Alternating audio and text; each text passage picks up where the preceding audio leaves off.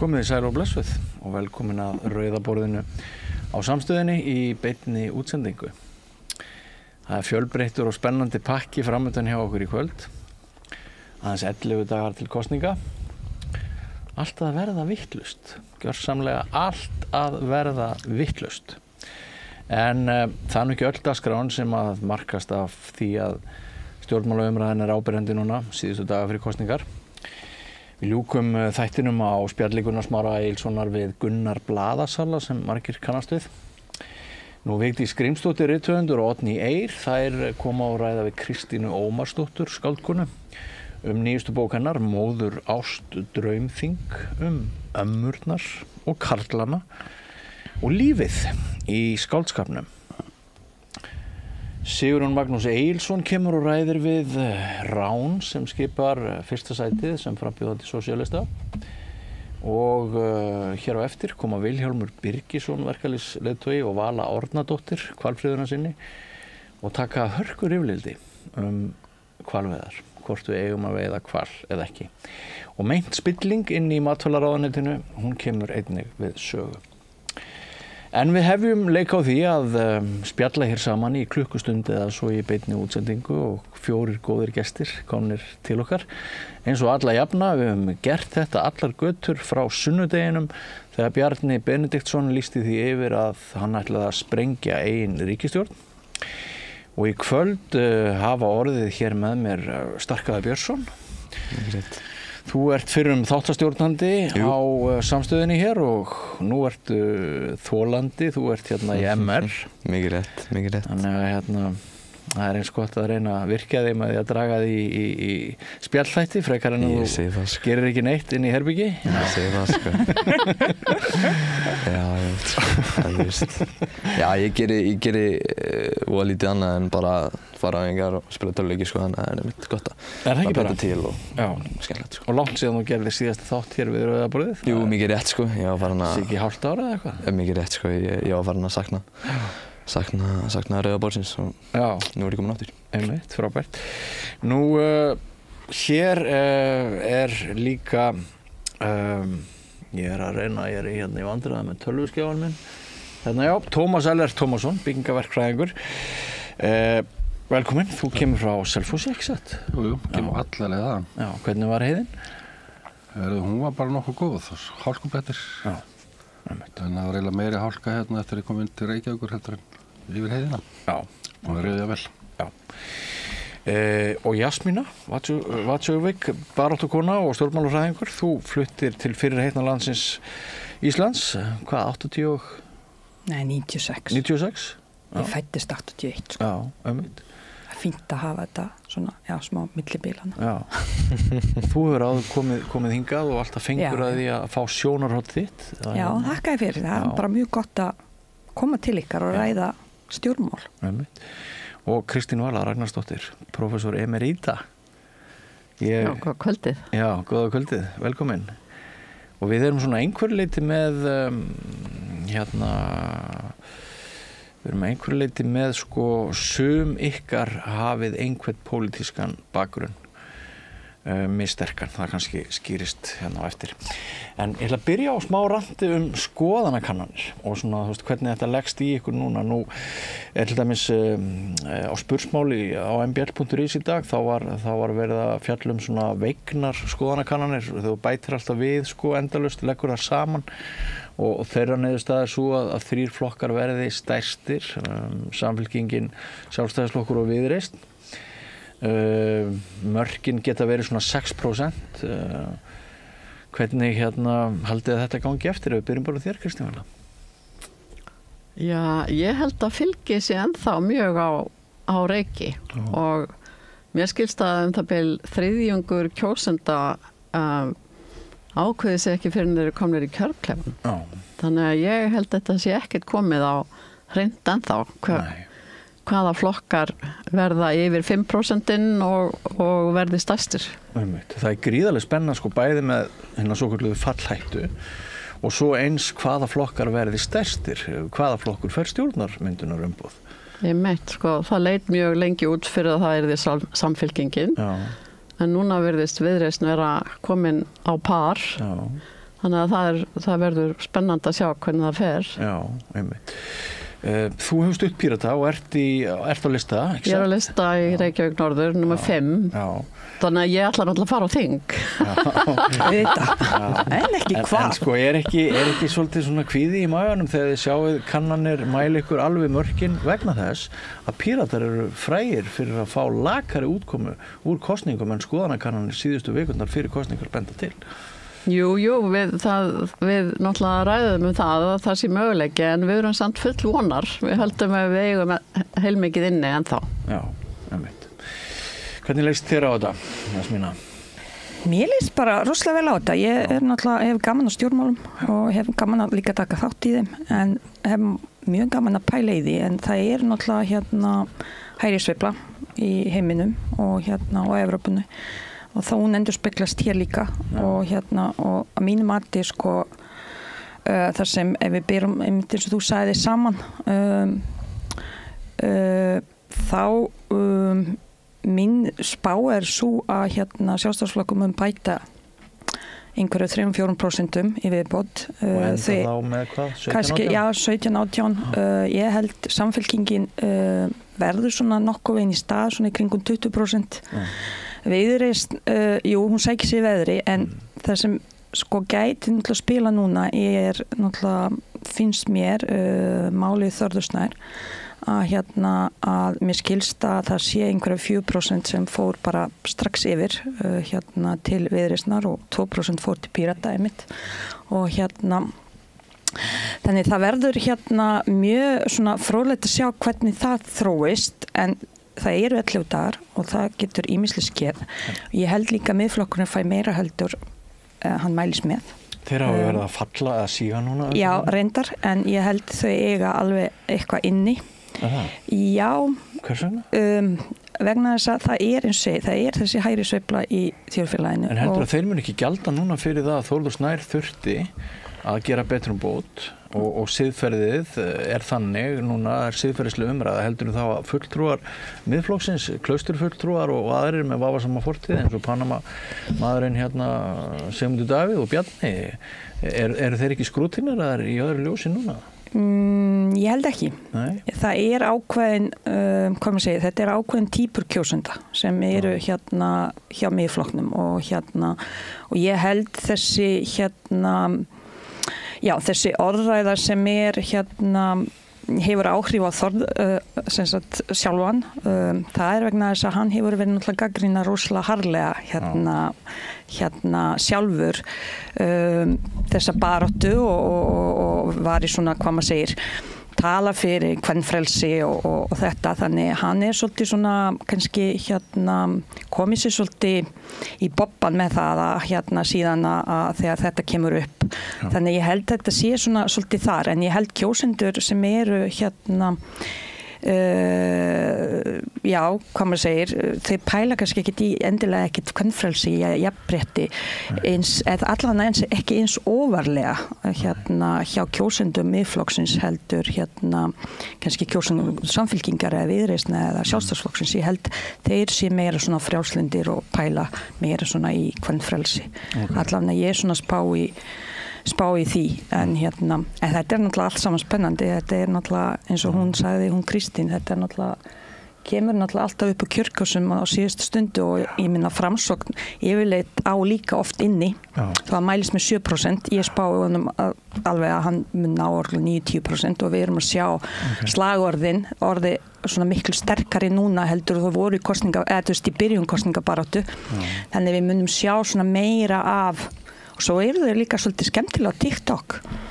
Ég skráði mig bara viljandi TikTok til að fylgjast með stjórnmálaflokkum að hvernig þau koma út þar og þau eru bara frekar mjög skemmtilega á samfélagsmiðlum þar. Það er gaman að skuli nefna þetta því að ein ástæða þess að við erum með þennan 16 ára drengi er nefnilega svo að hann er með mikinn pólitískan áhuga og hann fylgist mikið með TikTok. Já. Þannig að hann er kannski betri að segja okkur hvað flokkarnir eru að gera á TikTok heldur en mörg okkar sem eldri erum.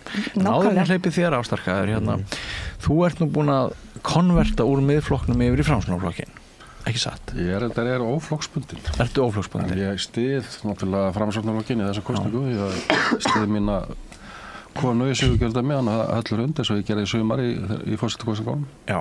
Vinkonu mína. Já. En opinber stuðningur þinn við Framsóknarflokkinn liggur einmitt fyrir samkvæmt þinni Facebook síðu. Já, það alveg klart mál. Já, og leistir vel á þetta sem að Jasmína var að segja að Framsóknarflokkurinn gæti átt inni núna? Já, ég hef bátt með að trúa því bara hreinlega að Framsóknarflokkurinn fái þessa kosningu eins og að koma fram í skoðanakönnunum. Ég held að það töluvert bara mikið inni. Já. Ég held að þú veist, ég var reynilega bara bátt með að sjá að fara undir 12% mikið. Er það? Já. Og er það orðræðan inn í Framsóknarflokknum að allir það að stefna því, eða? Já, við náttúrulega stefnum náttúrulega allir að reyna að fá eins mikið atkvæði maður geta, en ég er nú vonst þess að verði þarna milli 10 og 12. Hvaðan myndu þið taka það? Við taka vantarlega það frá Viðreisn og Samfylkingu og eitthvað frá Miðflokki. Já. Það myndi ég halda, það væri það Hvar væru þið staddir gagnvart ESB? Framsóknarflokkurinn náttúrulega hefur ekkert endilega verið hlynntur ESB gegnum tíðina en ég held að til í þjóðaratkvæði? Ég held að vilja þjóðaratkvæði. Ég hef ekki fylgst beint með orðræðu ég er nú nýkominn aðstoða og Já. En þeir hafa nú yfirleitt verið þannig við Framsóknarflokkurinn að eini sanni íslenski skynsemis flokkur hefur skynsamt fólk sem að inni og tilbúið til að ræða hlutina til að hægra vinstri og raunverulega skilur að skoða hugmyndir sem að koma víða að og ræða þær og við botnið þær.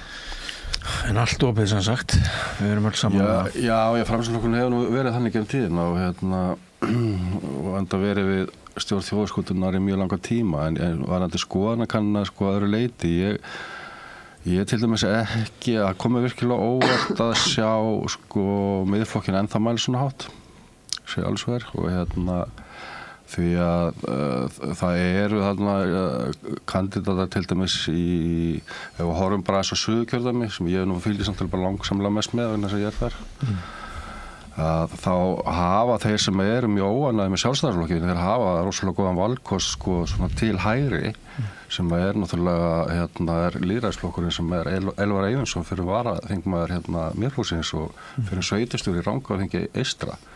Virkilega flottur maður þannig að þeir hafa þann valkost frekar myndi ég held og hann var náttúrulega þar sínum tíma líka.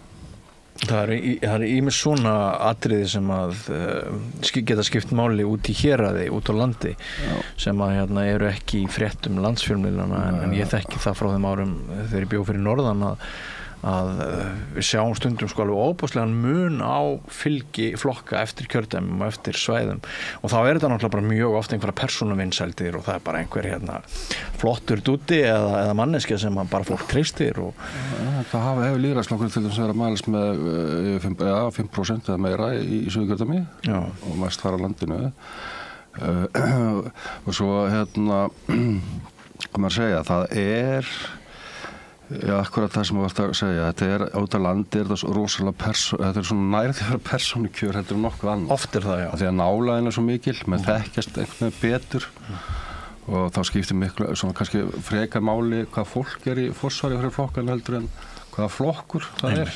Akkurat. En Starkaður, myndirðu segja að flest ungt fólk Þú ert reyndar ekki komið með kosningaldur. Það styttist í það 17. janúar og en ef þú væri með kosningaldur og ef þú væri að fara að ganga kjörborðinu núna hvernig myndirðu leita þér upplýsinga og gagna? Er þetta TikTok? Eru langflestir á þínum aldri þar? Langflestir á TikTok en ég myndi þá alls ekki segja að TikTok væri frábær upplýsingaveita. Nei. Þannig að ég tala um íslenska pólitík, ég tala þetta sem er að gerast núna. Ég tala þetta sem TikTok-væðingu íslenskra stjórnmála. Og það sem ég meina með því er að sérstaklega ég sem náttúrulega ungmanneska, ég er þó ekki komið með kosningarétt. En ég sé það mjög, ég hef verið að fylgjast með þessu núna í bara, þú veist, 4, 5, 6 ár. En ég tek samt alveg eftir því að fyrir 4, 5, 6 árum þá var þetta ekki svona.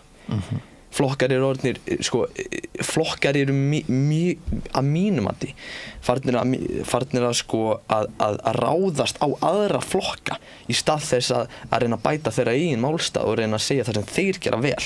Er það TikTok menningin núna að þú ert að gera grín að aðra flokki og ég vil bara vega á hana með eitthvað? Já, mér finnst það. En þess að mér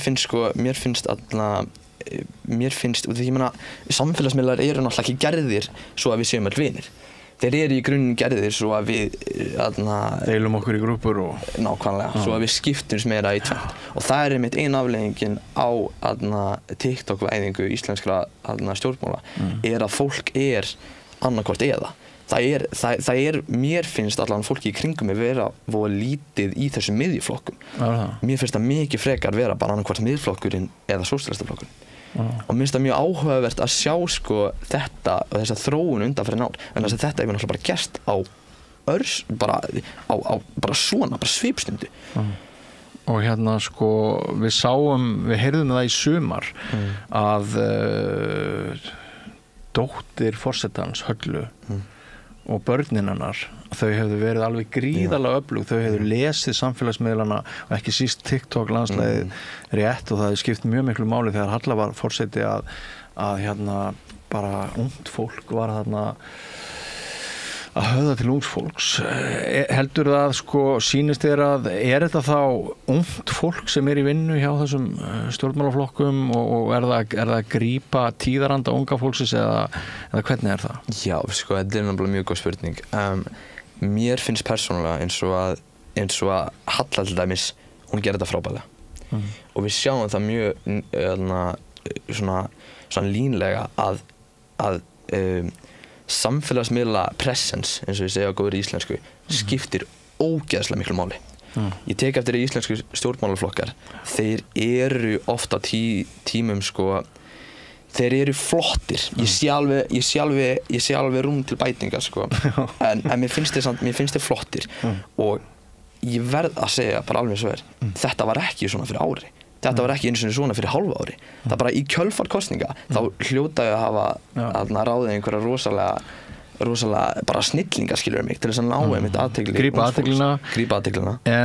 En við erum að tala um skrum og við erum að tala um árásir og aðra flokka og við erum ekki að tala um málefni. Nei, út af því að sko það sem mér finnst persónulega. Erum við ekki að tala um húmor svolítið mikið? Mjög mikið húmor. Og það sem mér finnst persónulega er að sko ég til dæmis heyri tökum bara miðflokkinn sem dæmi. Ég heyri miðflokkinn tala allskyns hluti. Ég skil ekki neitt. Öll þessi orð sem þau nota er bara ég skil þau ekki. Íslensku kunnáttu mín er bara einfaldlega ekki nógu góð til þess að skilja það sem við erum að segja. Þannig að í staðinn fyrir að reyna að útskýra fyrir okkur, þetta er mín sýn á máli sko. Í stað þess að reyna að útskýra fyrir okkur stefnu þeirra og hvað þeir ætla að gera og hvernig þeir eru öðruvísi en aðrir flokkar. Þá er staðinn reynað að grípa okkur með einmitt húmor með því að ráðast aðra flokka. Segja þess að þeir geta gert betur. En hvaða flokkur er þá að standa sig best við að kynna sína stefnu og hérna ná til ykkar? Einmitt. Sko mér finnst þér allir bara frekar svipaðir en svona kannski sá sem skara mest fram úr að mínu persónulega mati væri þá líklegast sko samfylkingin er góð, miðflokkurinn er góður og það eru þessi sem eiga mestan peningin sko, þeir gera sjálfstæðisflokkur líka sko, þú veist, og þetta budget sko sem þeir hafa til að gera flott vídeó, það líka skiptir álusköpum sko. Þetta sko leiðir hugana því að það náttúrulega er allt öðruvísi standi í kosningabaráttu í dag heldur en þegar við vorum ung. Já, akkurat. og hvað er það að segja sko? Er það gott eða vont fyrir lýðræðið? Hvað finnst okkur, Kristín Vala, það svona hvernig, hvar hildirnir eru háðir núna, samfélagsmiðlum mikið? Mér finnst ég er náttúrulega orðið 70 og ég fór á TikTok að því að ég var komin í framboð að því að mér langaði til þess að sjá hvernig þetta væri. En mér finnst þetta svo leiðilegt að ég nenni ekki að horfa á þessi myndbönd. Þannig að ég gafst upp, ég ákvaði nei, ég ætla bara að vera einhvers annar staðar. Ég bara á Instagram og Facebook og Twitter sem enginn náttúrulega horfir á, þannig að Ég meina, þú ert stjórnmálafræðingur, hafa verið gerað einhverjar rannsóknir núna nýverið á því hve margir gera upp hug sinn út af TikTok efni eða, þú veist? Ég reyndar ekki fyrst að segja þetta, en ég man 2016-17 kostningar þá, að þá fór ég með svona fræðslu og það var talið breska konu sem stjórnmálakonu, ég man ekki núna nafni, sem rak kostningabarátuna sína á Twitter og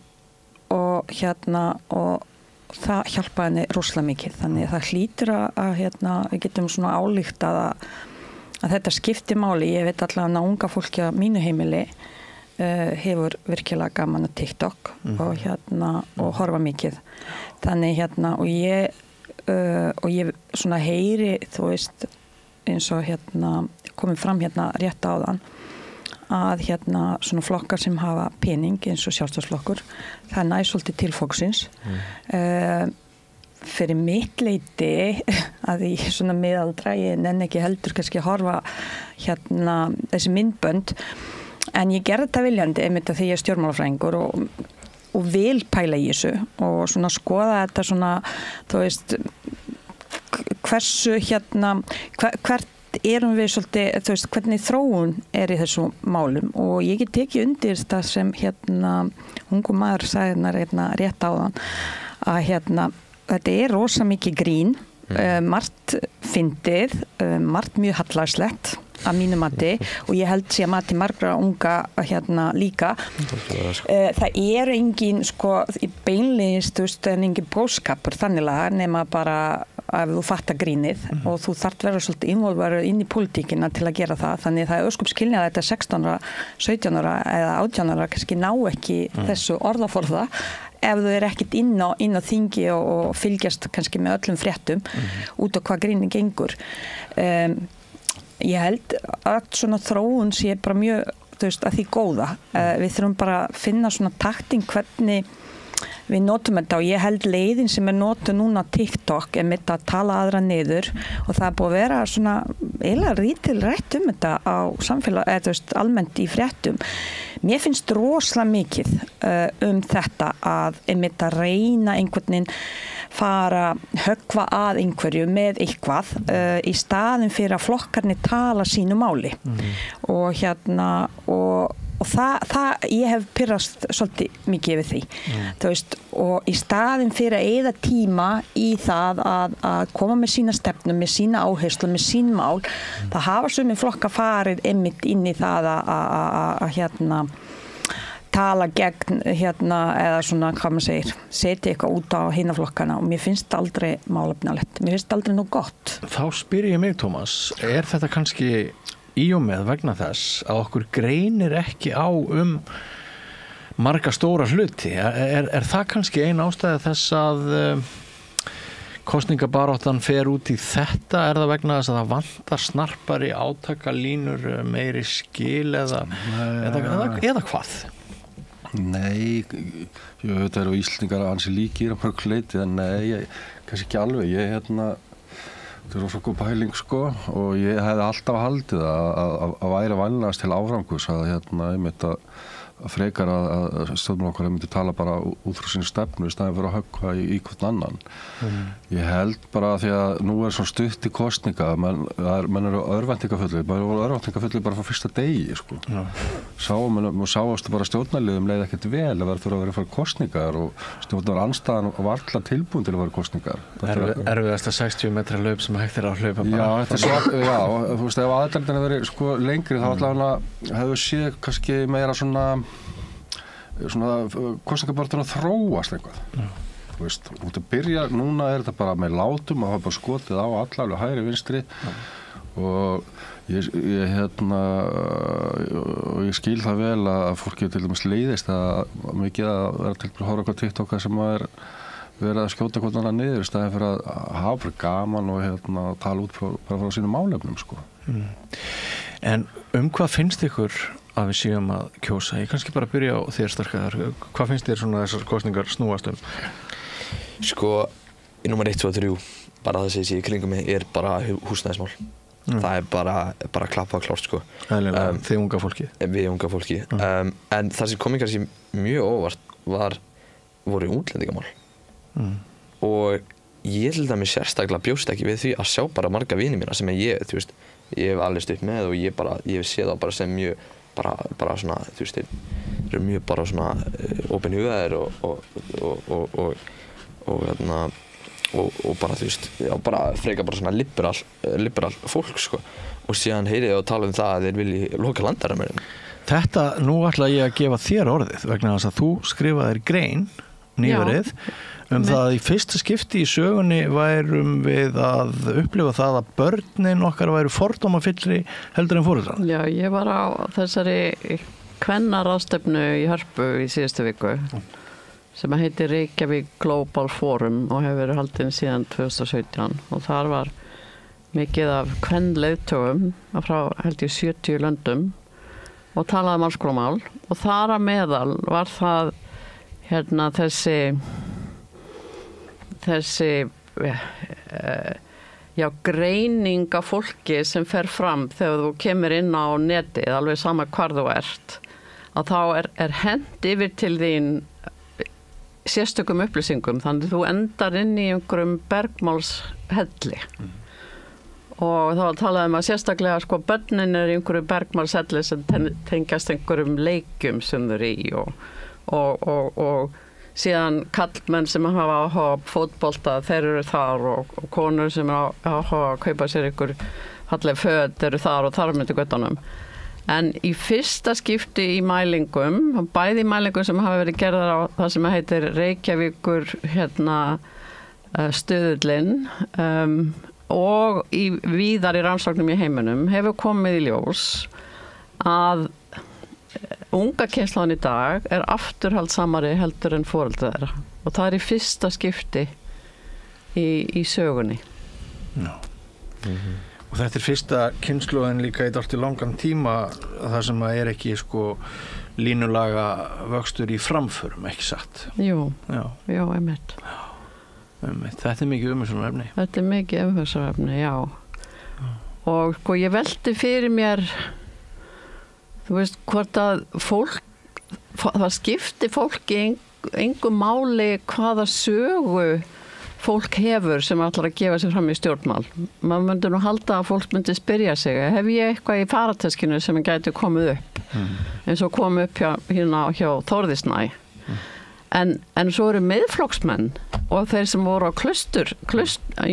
klausturumræðunum, klausturbarnum, það verðist engu máli skipta hvað þeir hafa í farateskinu. Og mál Jóns Gunnarsson. Og það finnst mér alvarlegt mál. Og svo náttúrulega Jón Gunnarsson og sonur hans og þessi og tengslinn við Kristján Loftsson, það sem var tekið upp á Edison hótelinu og sko fyrst var skrifið grein í heimildina og síðan var bara allt viðtalið á Vísi. Þetta náttúrulega mjög alvarlegt mál og þetta fólki ætti ekki að vera sama. Vill fólk kjósa sjálfstæðisflokkin sem með svona bakpetamall og semst ákveða það að geta gefið vinir sínum hvalveiðileyfi á bakvið tjöldin. Mér finnst það bara ömurlegt að við skulum vera komin hingað. Jasmína, ég velti því fyrir mér hvort þú hefði nokkuð getað komið til Íslands á síðasta áratug, síðustu aldar, þegar þú komst hingað frá Bosníu, ef húsnæðismálin hefði þá verið eins og þau eru núna? Já, það nú góð spurning. Það var náttúrulega ástand var ekkit þá alvarlegt eins og í dag, ekki að húsnæðismarkaði, en ég held ég sé bara en það var líka allt öðruvísi tímar þá. Það var náttúrulega á þeim tíma því ég kom, þá var náttúrulega Ísland ekki gengi í Schengen og og allt öðruvísi staða og þegar innflytjendur komu þá þurftu sækja dvalarleyfi, atvinnuleyfi og í dag erum við að fá náttúrulega stóran hluta af fólki sem að koma náttúrulega frá ESB-löndum út af þessum samningum sem við erum með. Þannig í raun og veru fólk getur komið bara eins og þeim sýnist og geta farið bara eins og þeim sýnist. Þú veist, að flest, þú veist, í Evrópusambandinu sem náttúrulega mörg ríki, þannig það náttúrulega ekki þá kannski svona í stóru samhengi ekki skríti að það húsnæðisskortur ef það ekki ef ekki byggt nóg og ekki gert ráð fyrir og við á Íslandi allavega menningin hér þannig að við hugsum svolítið eftir á. Við erum aldrei með plan svona struktúra svona fram í tíma og við þegar að því ég unni þessu málaflokki í mörg ár og þekki þetta bara mjög vel og stefna í þessu málum hefur og engin og hefur ekki verið og ennþá ekki daginn í dag. Við vitum ekki hvað við erum að taka á móti mörgum innflytjendum á ári og atvinnulífið svolítið hefur drifið þetta áfram án þess að það fylgi í raun og veru stjórnvaldsákvarðanir með. Þú veist, stefna hversu þétt ef við halda utan fólkið og hversu mikið þurfum við setja í innviði og allt þetta.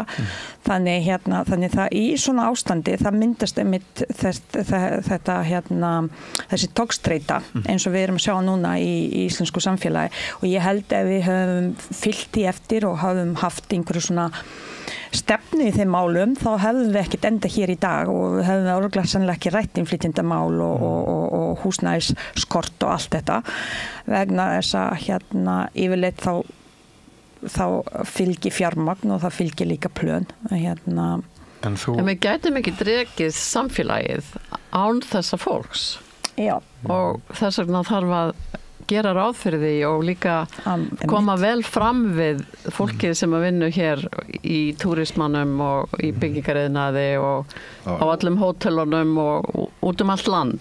En það kemur þér ekki óvart að heyra son minn, sterkari og sonur minn, svo hef ég glemt að segja það á þér.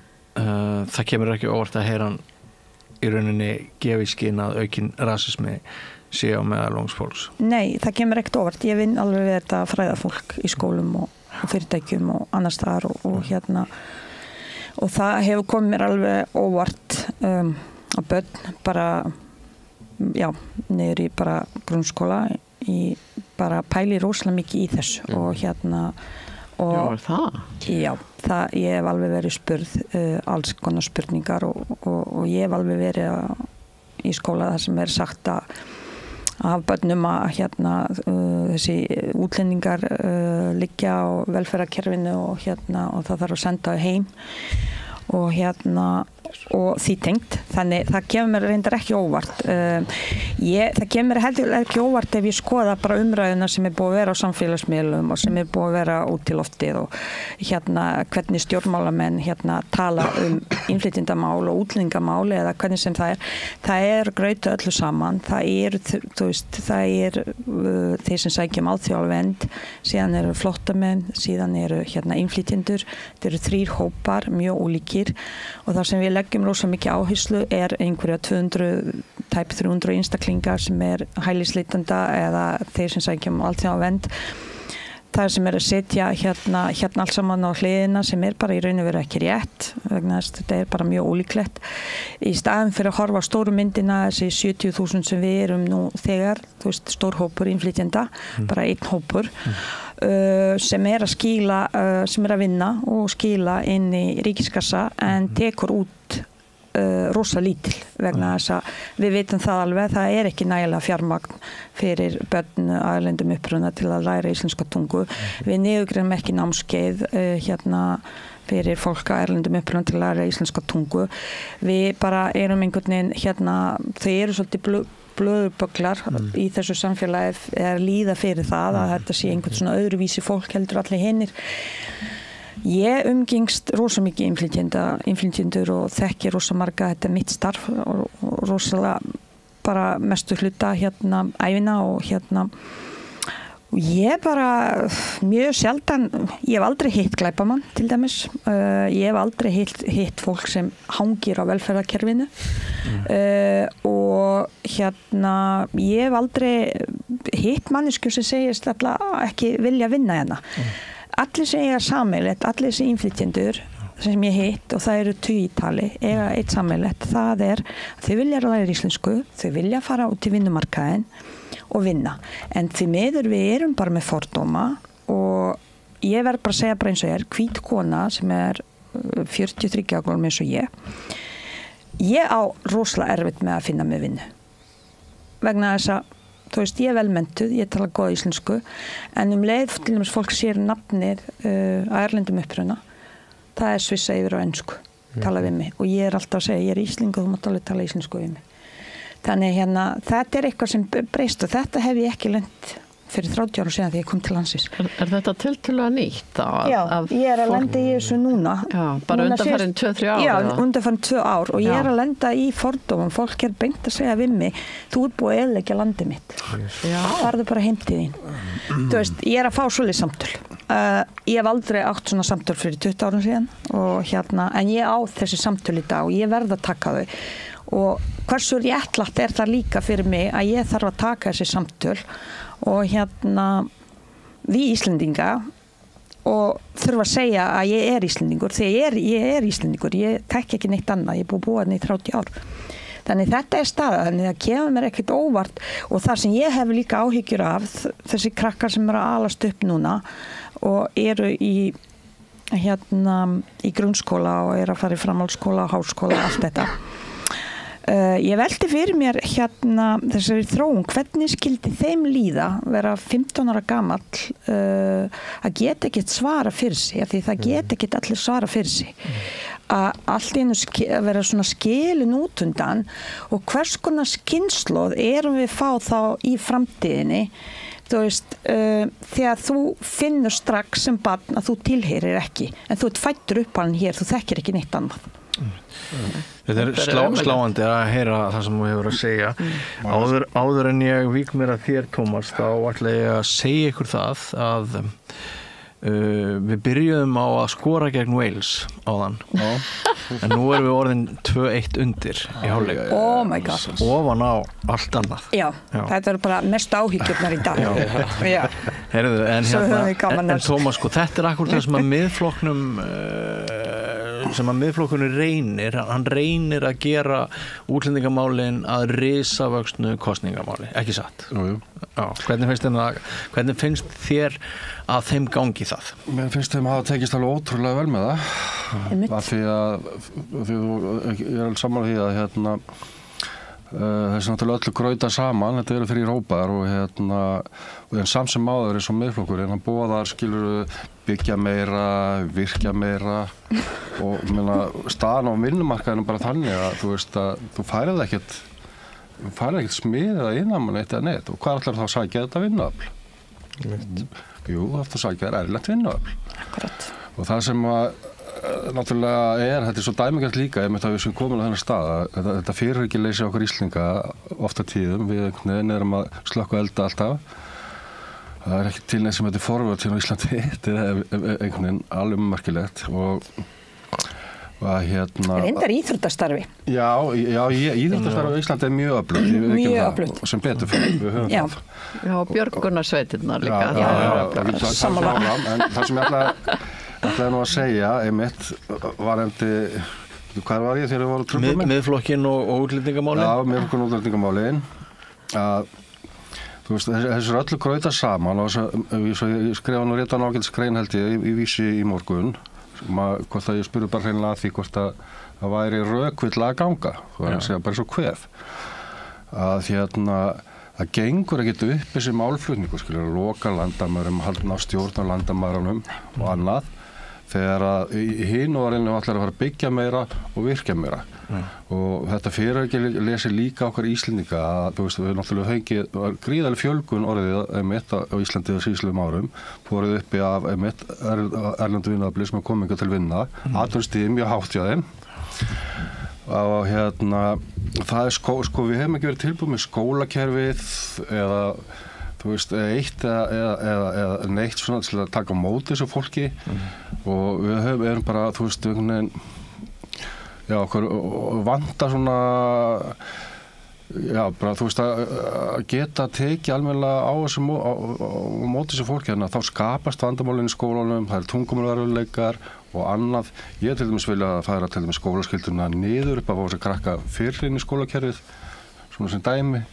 Þú veist, það er margar leiðir sem þetta er að fara í og þetta kostar, en atvið það líka þá, bara hvað þetta er að vinna að plefur að setja ríks.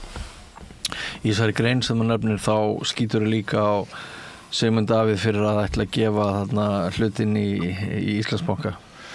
Já, sko, þú til almennings. Já, það rifjast náttúrulega upp leiðréttingin og Ég nefndi þarna 4 atriði í þessari grein og það er sko, þeir segja að virkja meira, byggja meira, lækka skatta og gefa hlut í Íslandsbanka. Það eru allir flokkar samt sem maður einhverju að tala að fara að byggja meira. Ekkert vola margir kannski hendilega að fara að virkja meira. En það er Sjálfstæðisflokkurinn, það er orkuskortur. Já, og og svo sem algjört rugl. Svo að lækka skatta og að gefa eða ekki gefa, heldur láta okkur hafa hlutin í Íslandsbanka. Þú veist bara þetta verður bara til þess að það verður bara einhver svakaleg þensla. Við fáum bara 2007 í öðru veldi, sko. Förum aðeins yfir í umhverfismálin. Já, ég vil alltaf einmitt að biðja að gera það. Af því að hér erum við með Miðflokkurinn segir bara hreint, eitt af stefnumálunum, hætta við borgarlínu, þvaðrið, hætta við borgarlínu, við trúum ekki að loftslagsbreytingar.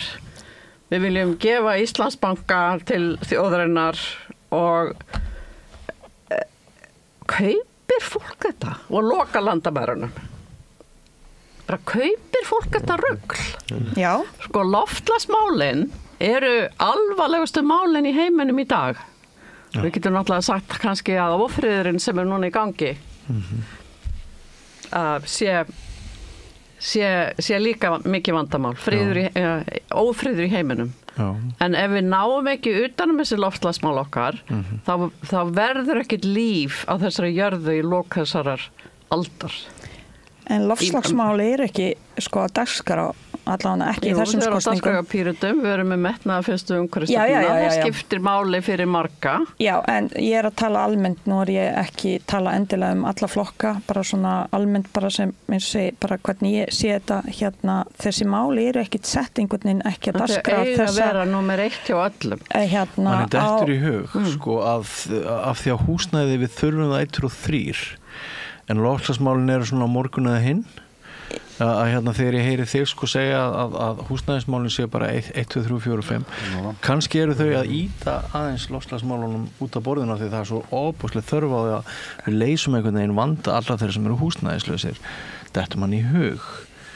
Já, og efnahagsmál, ég meina ég held þetta sé það og þú veist og margt sem er svona fólk kannski svona pælir ekkit í því og ég veit alveg fyrir víst að sumir stjórnmálaflokkar eru bara hreinlega að segja sko, loftslagsmál við erum með frábæra stefnu og eins og Píratar og fleiri að frábæra stefnu en við getum ekkit verið að tala þau vegna þess að þau selja ekki að því fólk er einmitt tala vextir, tala allt hækka í búðunum, húsnæðisskortur og allt þetta og þetta eru málin sem eru náttúrulega sem eru svona hjartansmál almennings. En af hverju vill fólk þá eða stór hluti kjósa sjálfstæðisflokkin, Framsókn og nokkri líka VG sem að hafa klúðrað þessum efnahagsmálum algjörlega og komið okkur hangað sem við erum í dag. Við megum ekki vera svona rosalega ósakjörn í þessu. Þú veist, maður megum ekki gleyma því að það var hér þetta COVID. Það var COVID, já. Já, það var svolítið dýrt spaug sko og fyrir aðra þjóðir líka og megum kannski slaga en þessi markaðshyggju-stefna sem við höfum fylgt hér á Íslandi, hún verður að víkja fyrir nýja haghugsun. Það er ýmislegt hugsun hér á Íslandi sem við þurfum að fara að byggja upp velsældarhagkerfið og auka jöfnuða því að það er orðin svo mikill ójöfnuður á Íslandi sem er hluti af mörgum vandamálum sem við höfum í samfélaginu í dag. Það sem er að dagskrá í dag og það er það sem að Björn ætti að þekkja mjög vel og það er flottasta slagur sem að hefur verið ritað, þetta snýst allt fæði, klæði, húsnæði sem flokkur fólksins sem flokkur fólksins sem fann þetta og það snúast þessar kosningar. Já, ég held ég sé sammála, ég er sammála því. Flokkur fólksins eiginlega tala alveg beint inn í hjarta. En það er hægt að nálgast mál á margan máta, en ekki endilega eins og flokkur fólksins vil gera það. Nei. En Kristín Vala, nú ert hún náttúruvísindakona, Já. Þetta sem hún sagði áðan, þetta alls stór orð, sko, þú heldur það virkilega að verði bara ekkert líf á jörðinni í lok þessar aldar? Nei, það verður stór hluti af jörðinni sem að verður óbýll. Já. Það er nú þegar mikið af loftslagsflóttamönnum og þegar hittnar meira og þornar meira og meiri skógareldar og meiri stormar og þá verður bara ekki hægt að búa í miðbygg jarðarinnar. Þá fara allir að fara annarkvort suður eftir eða norður eftir. Þá getum við ekkert lokanir og landamálur þegar eru komnir marg 100 milljónir af flóttamönnum, ef ekki yfir milljardur. Því var spáð af engum öðrum heldur en Pentagon í kringum árið 2000, ég held að það verið 2003 kom út skýrsla frá þeim loftslagsmálin. Það sem þeir spáðu að það eru 200 milljónir flóttamenn innan nokkra áratuga og við erum komin þangað. Já, þú ert sko, við höfum ekki staðið okkur í þessu loftslagsmálum og nú er alltaf Trump að draga okkur út úr Parísarsáttmálanum sem þýðir að hver þjóð þarf að gera helmingi meira ef að Bandaríkin eru ekki með. Hann skipar í ráðherraembætti forstjóra stærstu olíufélagana og svo framvegis. Já, og ætlar að meira og minna leggja niður menntamálaráðuneytið og líka er búin að setja einhvern sem ætlar að veikja umhverfisstofnunum þeirra eins og hann gerði þegar hann var forseti síðast. Já, sko við sáum það líka í síðustu viku að hitinn fyrir norðan, ég er að norðan úr Mývatnssveitinni, við erum stundum með svona 25-30 stiga frost þegar ég var krakki í nóvember, það gæti alveg orðið, það var 23 stiga hiti í síðustu viku og svo snjóaði í júní í Akureyri og Mývatnssveit og bara ískalt og þetta er svona aðeins til marks það að þetta er náttúrulega byrjað alveg á fullu sko. Já, þetta var á þessari á Arctic Circle ráðstefnunni hingað kom þýskur vísindamaður sem er sérfræðingur í hafstraumum og það núna komnar núna sjáum við það að Norður Atlantshafs straumurinn er að hægja á sér sem veldur því að nú erum við komin með svona kaldan poll milli Íslands og Grænlands sem kemur til með að sitja þar eitthvað. Þannig að það verður kaldara á Íslandi og ef að þessi hafstraumur hættir alveg og það hefur gerst áður í jarðsögunni, við getum bara að lesa jarðsögugögnin í setlögum af hafsbotni og úr jöklunum okkar að þá verður bara fer meðalhitinn á Íslandi niður marga gráður, jafnvel 8 gráður eða eitthvað slíkt. Það verður ekkert voðalega gaman að búa í Íslandi þá og það verður kalt í Norður-Evrópu. Þannig að loftslagsbreytingar þýða kulnum sumstaðar og hlýnun annar staðar. Já, við þurfum að minnka losun. Við þurfum bara að stórminnka losun. Það er stóra máli. Það er engin akkurat að tala um það núna. Nei. En það er liðið á tíma okkar. Ég ætla aðeins að fara út úr þessu. Ég ætla aðeins að spyrja ykkur um Pútín og kjarnorkuógnina. Mér finnst þetta bara að vera orðið eitthvað svo þetta er orðið eitthvað svo dimmt Skulum ekki tala um Pútín. Nei, við skulum ekki tala um Pútín. Skulum bara vona að þetta færi allt sem að vel með Pútín og kjarnorkuógnin og það allt saman. En það er eitt mál sem er mjög til umræðu í samfélaginu og skiptar skoðanir og einn kollegi minn Telma Tómasson, hún vakti athygli fréttaþulur á Stöð 2, hún var að ræða við kennara núna, í fyrra kvöld held ég að hafa verið og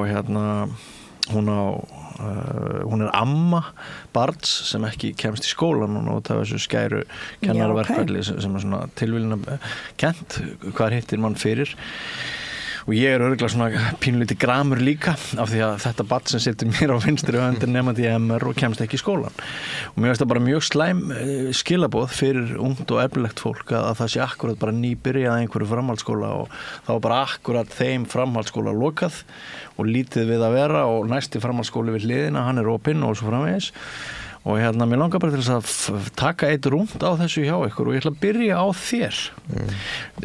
Þú stendur með kennurum eða hvað? Þú vilt þær fá hærri laun? Jú, vissulega sko og ég meina þessi kjörabarátta hefur verið í gangi núna í mörg ár og ég svo sem persónulega sé, þú veist, ég skil þetta alveg.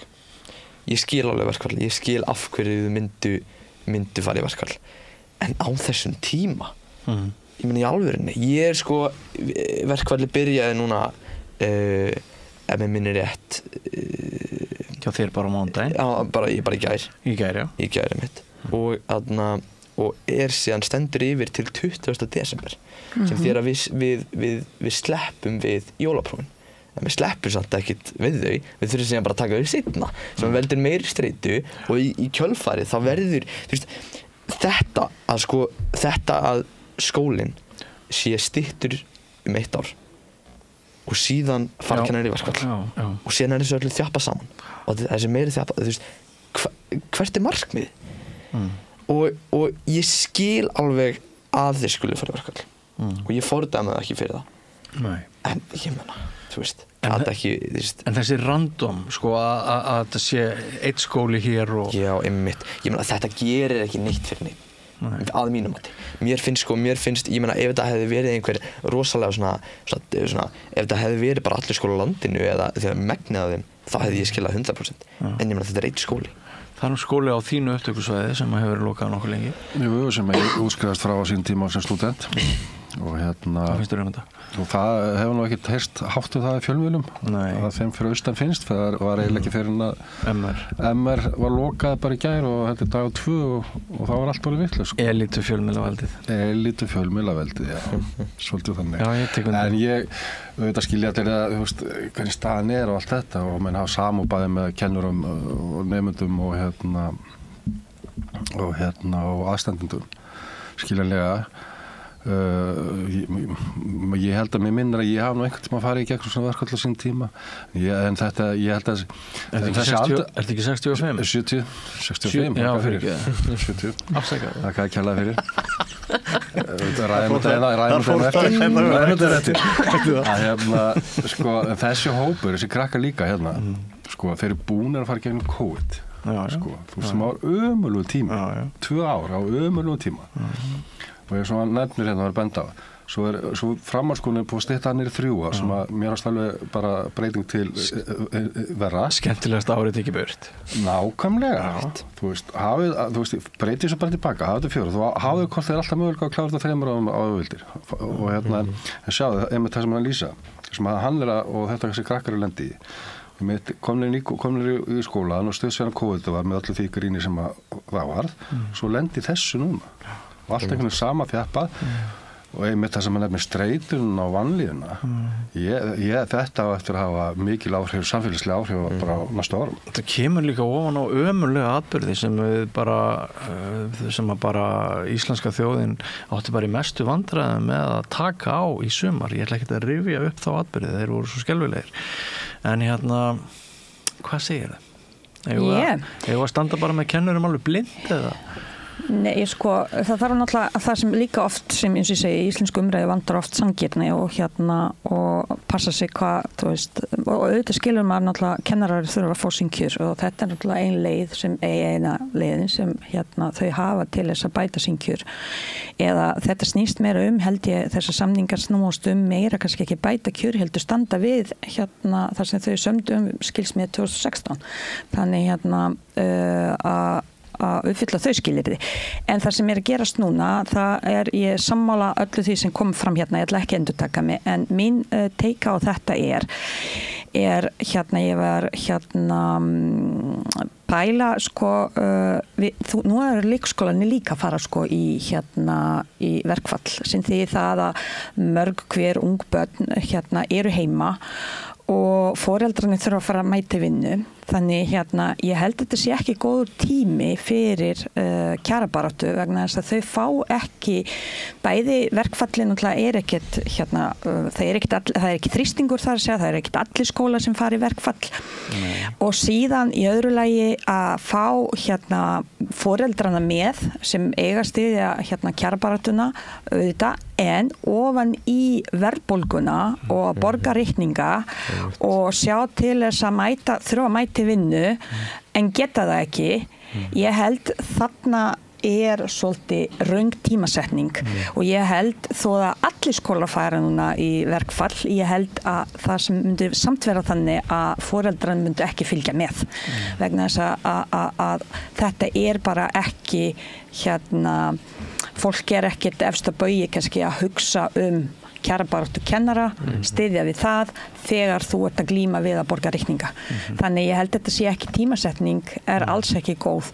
En mér finnst þetta viðtal var pínu, ég horfði á þetta vegna þess að allir voru að tala þetta, mér finnst þetta pínu ósanngjarnt að gagnvart Magnúsi að þetta komið þarna fram að því fyrir þetta þurfa náttúrulega aðalega að svara held ég Samband Íslenskra sveitarfélaga að hverju þau ekkert að halda sínustriki og sínum samningum síðan 2016 en auðvitað þarf náttúrulega gæta sanngirni þú veist eins og það var komið fram líka sjónarmið að sérfræðingar út á vinnumarkaði með 1100.000 í laun og kennararnir ætti vera kannski svipaðum launum en svo kemur á móti sem Samband Íslenskra sveitarfélaga líka bendi á þú veist þá eru veikindidagar og fríðindi og lífeyrissjóðaréttindi og fleira sem inni sem ekkert á almennu vinnumarkaði.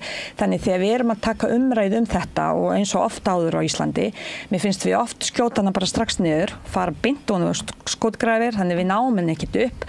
Þessi sjónarmið, það þarf að ræða þetta fram og tilbaka og það þarf að vera sanngjarnt, en það svo erfitt að koma inn og segja ég ætla ekki að standa með kennarunum, þá ertu bara skotið niður, þá ertu umulugur, eða ég ætla að standa með borgarstjóranum sem sagði daginn að kennarar sé hálfgerða latir en það einhver sannleikur í því líka þannig, en við megum aldrei taka þessa umræðu þú veist, mér finnst við alltaf einhvern veginn við þurfum að standa annarkvort með eða móti þú veist, mér finnst erfitt að koma og segja að ég ætla að standa með kennarunum en ég ætla ekki að standa með hinum eða þú veist, koma með bæði sjónarmið og tekið rökræðu það að hvað í þessum samningu, hvað rétt og hvað ekki rétt og alla upplýsingar þurfa að liggja á borði en við glímum í dag við upplýsingaóreiðu þannig Kristín Vala, þú sem fræðamanneskja og kennari til að taka þessi skólamál í víðara samhengi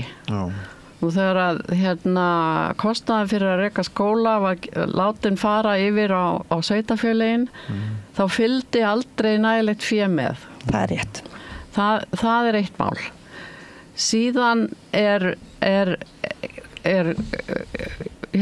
mikið af innflytjendum sem að kemur hingað svo við getum rekið hreinlega byggingariðnaðinn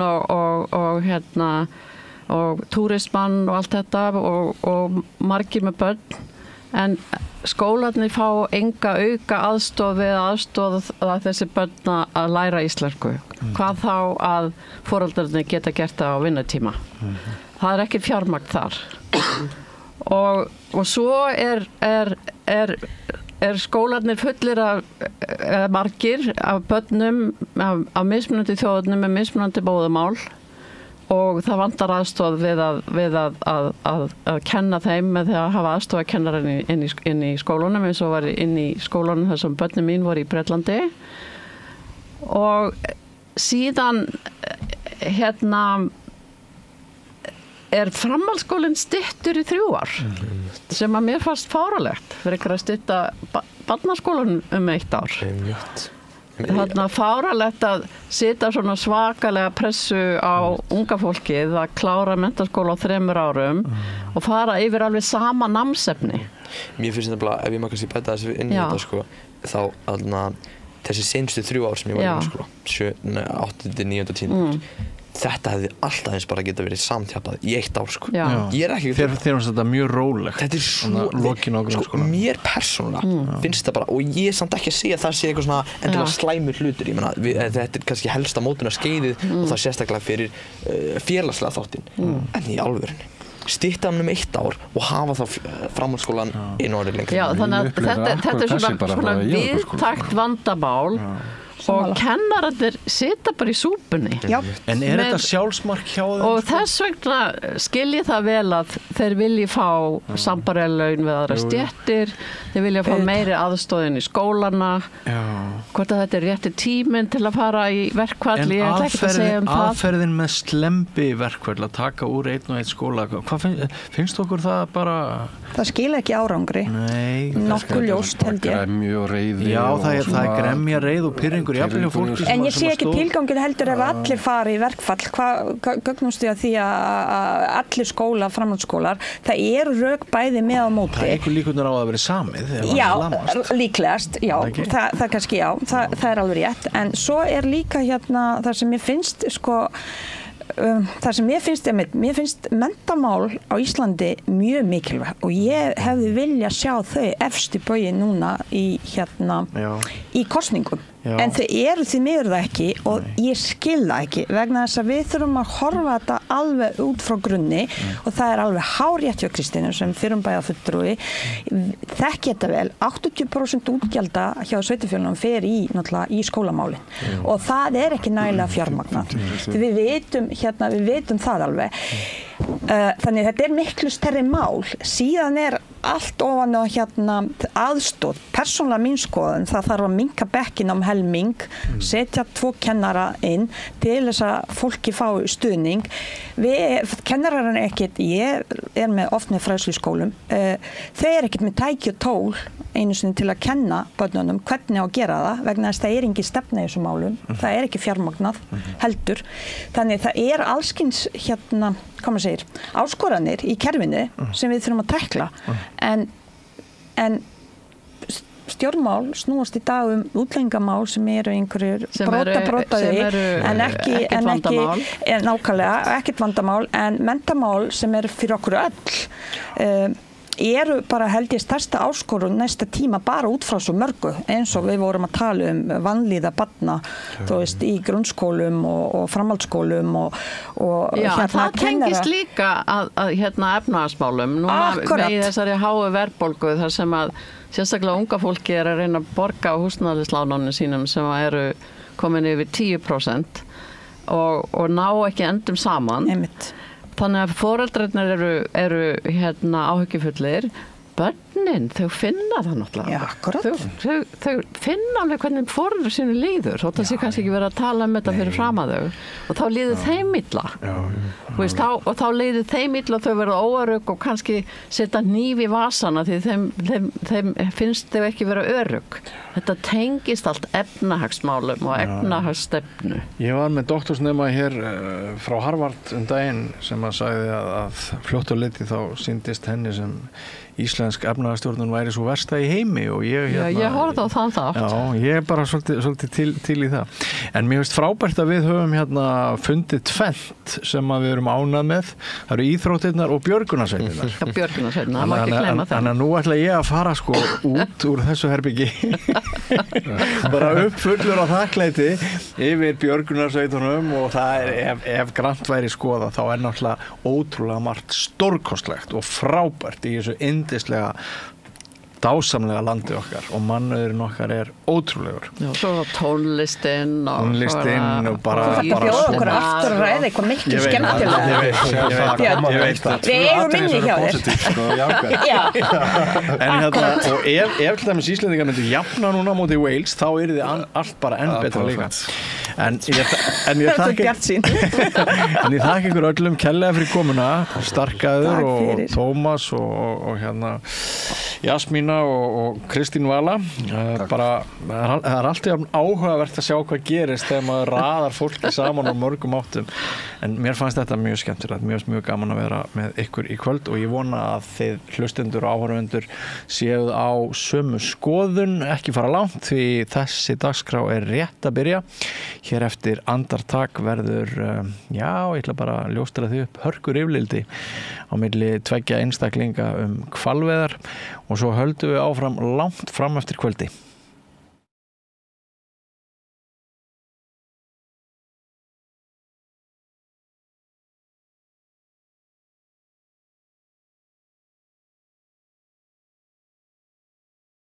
Gerist áskrifendur á samstöðinni og taki þátt í að byggja upp öfluga og róttæka samfélagsumræðu. Allt það besta ókeypis. Hrósaðu náunganum. Það betra. Samstöðin, þar sem manneskjurnar koma saman. Það komin tími til að breyta Alþingi. Hinn eina sanna breyting sósíalismi. Með því að ganga í leigjendasamtökin styður þú baráttu leigjenda. Leigjendasamtökin eru fyrir öll þau sem vilja vinna að réttlæti og öryggi á húsnæðismarkaði. Leigjendasamtökin.is.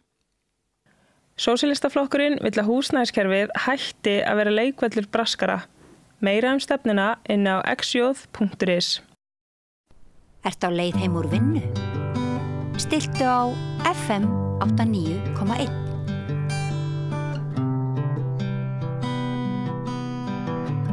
Já, komið sæl aftur. Við ætlum að ræða núna deilumál hvalveiðar. Eigum við að veiða hval eða ekki? Og við ætlum að rifja upp aðkomu Jóns Gunnarssonar að því, hneyksli segja sumir en aðrir bera blak af honum. Þau eru ýmis álitaefnin núna í aðdraganda kosninganna sem kannski getur verið ágætt að ræða hvaða stefnu stjórnvöld eiga að hafa í hinu og þessu og við höfum fengið hérna 2 manneskjur sem á öndverðum meiði hvalveiði. Valgerður Árnadóttir, þú ert talskona hvalavina, vertu velkomin. Takk fyrir það. Og hinum einu ásnum, Vilhjálmur Birgisson, formaður Starfsgreinasambands Íslands og Verkalýðsfélags Akranes. Verið þið velkomin bæði tvö. Takk fyrir það. Takk.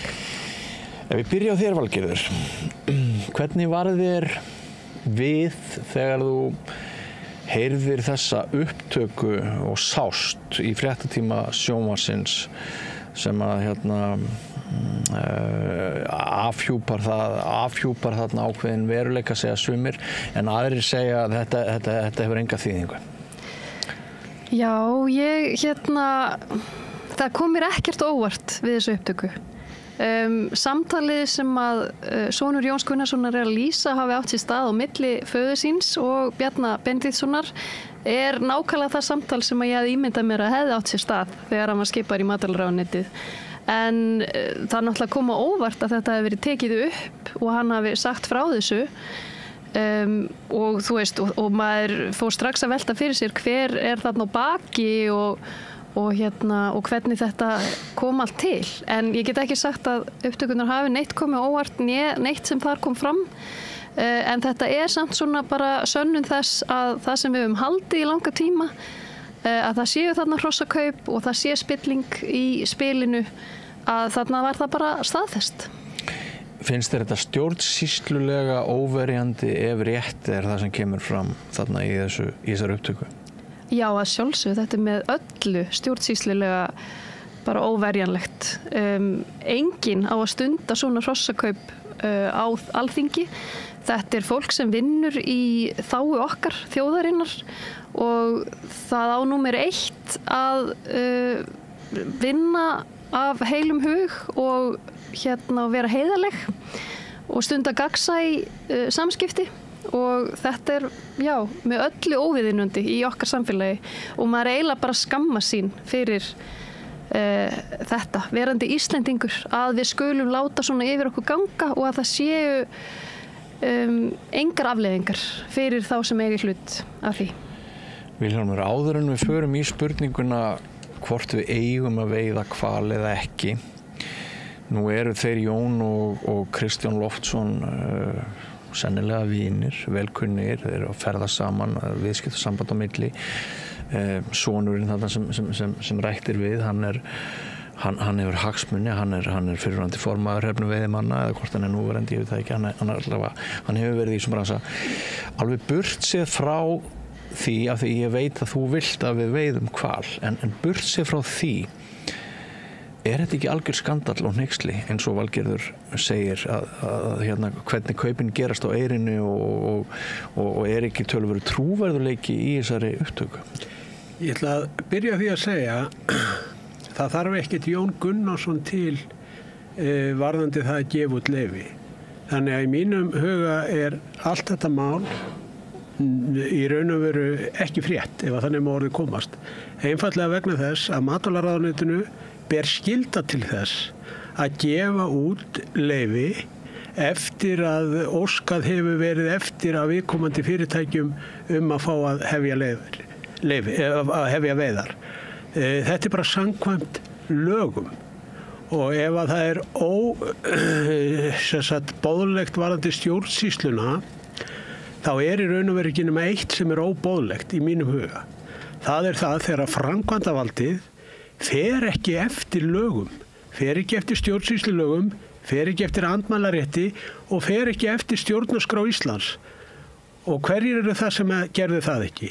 Það voru fyrrverandi matvælaráðherrar í ríkisstjórn Vinstri grænna, Svandís Svavarsdóttir og Bjarkey Olsen, sem fóru ekki eftir lögum með því að banna veiðar og beita sínum pólitísku klækjum til þess að koma í veg fyrir það að veiðarnar myndu hefjast og takk eftir, ég er ekkert að búa þetta til. Þetta er umboðsmaður Alþingis sem kemst að þessari niðurstöðu sem að mun gera það verkum að það mun falla á íslenska skattgreiðendur einhverjir milljarðir króna og ef það er eitthvað sem er óboðlegt í íslensku samfélagi þá er það þegar að framkvæmdavaldið og ráðherrar misnota pólitískt vald sitt til að koma sínum pólitísku skoðunum á framfæri og í gegn. Það var gert og það hefur verið staðfest af umboðsmanni Alþingis og þetta er alvarlegasti hluturinn. Það hefur ekkert með Jón Gunnarsson að gera. Það þurfti ekkert Jón Gunnarsson inn í matvælaráðuneyti til þess að gefa út eitthvað leyfi og þegar menn er að flækja saman hvort það eigi að vera sé eðlilegt að starfsstjórn gefi út leyfi eða ríkisstjórn. Það er hvorki starfsstjórn ríkisstjórn sem gefur út hvalveiðileyfi. Það er bara matvælaráðuneytið sem gefur út leyfi samkvæmt stjórnsýslulögum. Þannig hefur það alltaf verið. Þannig að allt þetta mál í kringu Jón Gunnarsson og vináttu þeirra tveggja, það er bara ekki frétt fyrir mér vegna þess að núverandi matvælaráðherra ber að fara eftir lögum. Og ef hann gerir það ekki, þá er þetta fyrst orðið að stór máli. En þú sér samt munin á því að ráðherra taki umdeilda ákvörðun og vinir hans og félagar hagnist á ákvörðuninni og hinum ráðherranum sem getur verið Svandís sem tekur ákvörðun og engir vinir hennar hagnast á þeirri ákvörðun. Ja, ég verð að svara þessu bara til. Mér finnst það undarleg afstaða ef að það er afstaða fólks til þess að framkvæmdavaldið og ráðherrar fari ekki eftir íslensku lögum. Það finnst mér bara mjög undarlegt og á þetta var bent strax í upphafi þegar Svandís Svavarsdóttir tekur þessa ákvörðun að banna veiðarnar 5 mínútum áður en að veiðarnar áttu að hefjast. Mínir félagsmenn voru mættir til vinnu þegar að þessi pólitíska ákvörðun hennar var tekin. Þetta snýst við skulum bara víkjum bara hvalveiðin til hliðar. Þetta snýst það hvernig framkvæmdavaldi fer með sitt pólitíska vald. Já. Og það stendur skýrt hjá lögreglunni með lögum skal land byggja og það verður að gilda líka varðandi framkvæmdavaldið og þá ráðherra sem eru í ráðherrastólum á hvernig tíma fyrir sig. Það er ekki að ætlast til þess að sé bara almenningur sem að bera að fara eftir lögum en framkvæmdavaldið fara ekki eftir því og mér finnst það ótrúlegt að sjá fólk vera með standandi lóaklappi yfir því margir hverjir margir hverjir eru með standandi lófaklapp yfir þessari ákvörðun hjá fyrirverandi matvælaráðherra, þrátt fyrir að umboðsmaður Alþingis sé búin að segja að þarna voru framin lögbrot og ekki bara lögbrot, heldur brot á stjórnarskrá Íslands. Og ég teki eftir því að sumt fólk sem hefur verið að kalla eftir nýrri stjórnarskrá vegna þess að núverandi stjórnarskrá hefur ekki verið að verja okkur nægilega vel. Þetta sama fólk hefur verið að klappa fyrir því að fyrirverandi matvælaráðherra braut lög 72. grein og 75. grein stjórnarskrárinnar og fólki finnst það bara allt í lagi. Og ég verð bara að segja á góðri íslensku, þetta hræsni. Valgerður, ertu að verja vonlausum ástað? Ég ekki komin hingað til þess að verja gjörðir Svandísar Svavarsdóttur, heldur að ræða þau mál sem að núna liggja fyrir. En ég vil árétta það að það ekki þannig að það verði að gefa út hvalveiðileyfi vegna þess að hér hefur ekki verið bannaðar hvalveiðar. Það má alveg skoða alla anga þess af hverju og hvaða forsendur liggja bak við nýju hvalveiðileyfi og sérstaklega þar sem að fyrirtæki sem á í hlut, Hvalur EHF, hefur margóftur uppvísað því að brjóta dýravelferðarlög. Og það þannig á Íslandi og í okkar laga umhverfi að ný lög trompa gömul lög og hvalveiðilögin eru frá 1949 en dýravelferðarlögin voru sett 2013. Þannig að þetta klárt brot á dýravelferðarlögum, það búið að úrskurða það. Og dýravelferðarlög eiga að trompa eldri lög sem eru hvalveiðilög. Og vegna þess að Vilhjálmur var nú hérna einn af þeim sem sendu frá sér grein fyrir nokkrum dögum ásandinni Heiðrúnu Lind hjá SFS, þá vildu þau koma því að framfæri til okkar sem erum í baráttunni gegn hvalveiðum að löggjafinn ætti að taka þessa ákvörðun og þá vil ég bara benda á það að það hefur tvisvar verið lagt fram frumvarp bæði 2023 og núna í ár að banna hvalveiðar en það Sjálfstæðisflokkurinn sem hefur dagskrárvald á Alþingi sem að stöðvaði það að þetta færi það ferli sem að þarf til þess að fara í kosningu á Alþingi og það vegna þess að þeir sem eru fylgjandi hvalveiðum á þingi eru hræddir það að þeir séu í minnihluta sem þeir eru mjög líklega vegna þess að þeir eru í minnihluta á Íslandi. Þannig að það ekki rétt að ríkinu beri að gefa út hvalveiðileyfi. Þeir mega gefa út hvalveiðileyfi vegna þess að það ekki búið að banna hvalveiðar.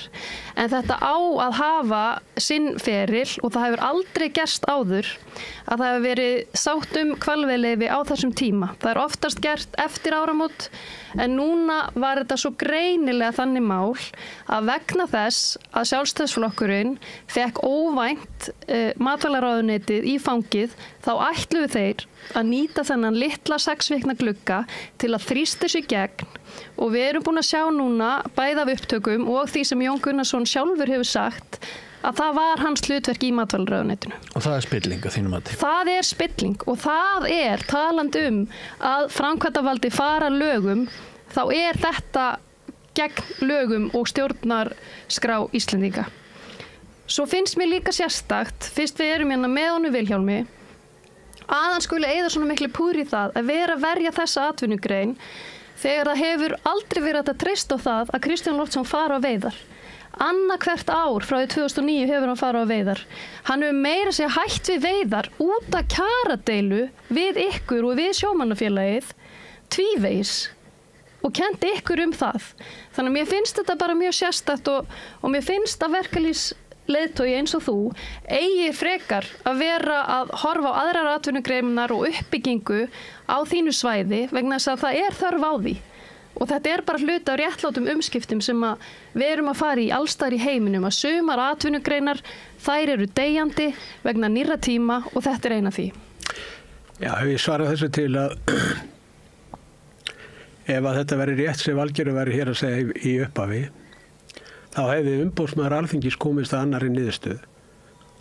Nei, vandamáli var að það var hvalveiðileyfi í gildi þegar Svandís tók þessa ákvörðun. Ég leyfi þér að tala. Það liggur alveg fyrir og þetta ekki eina álitið sem umboðsmaður Alþingis hefur gefið út varðandi hvalveiðar.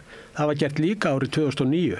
Þá gaf umboðsmaður Alþingis líka út og það alveg skýrt, þetta eru sérlög kringum hérna hvalveiðar frá árinu 1949 og það liggur alveg fyrir að ef að þau uppfylla þau skilyrði sem eru sett og vissulega hafa menn síðan tækifæri til að takmarka tímabil og búnað og annað slíkt og menn hafa verið að vinna í þessum málum statt og stöðut. Það hafa verið gerða 3 skýrslur varðandi dráp á hvölum.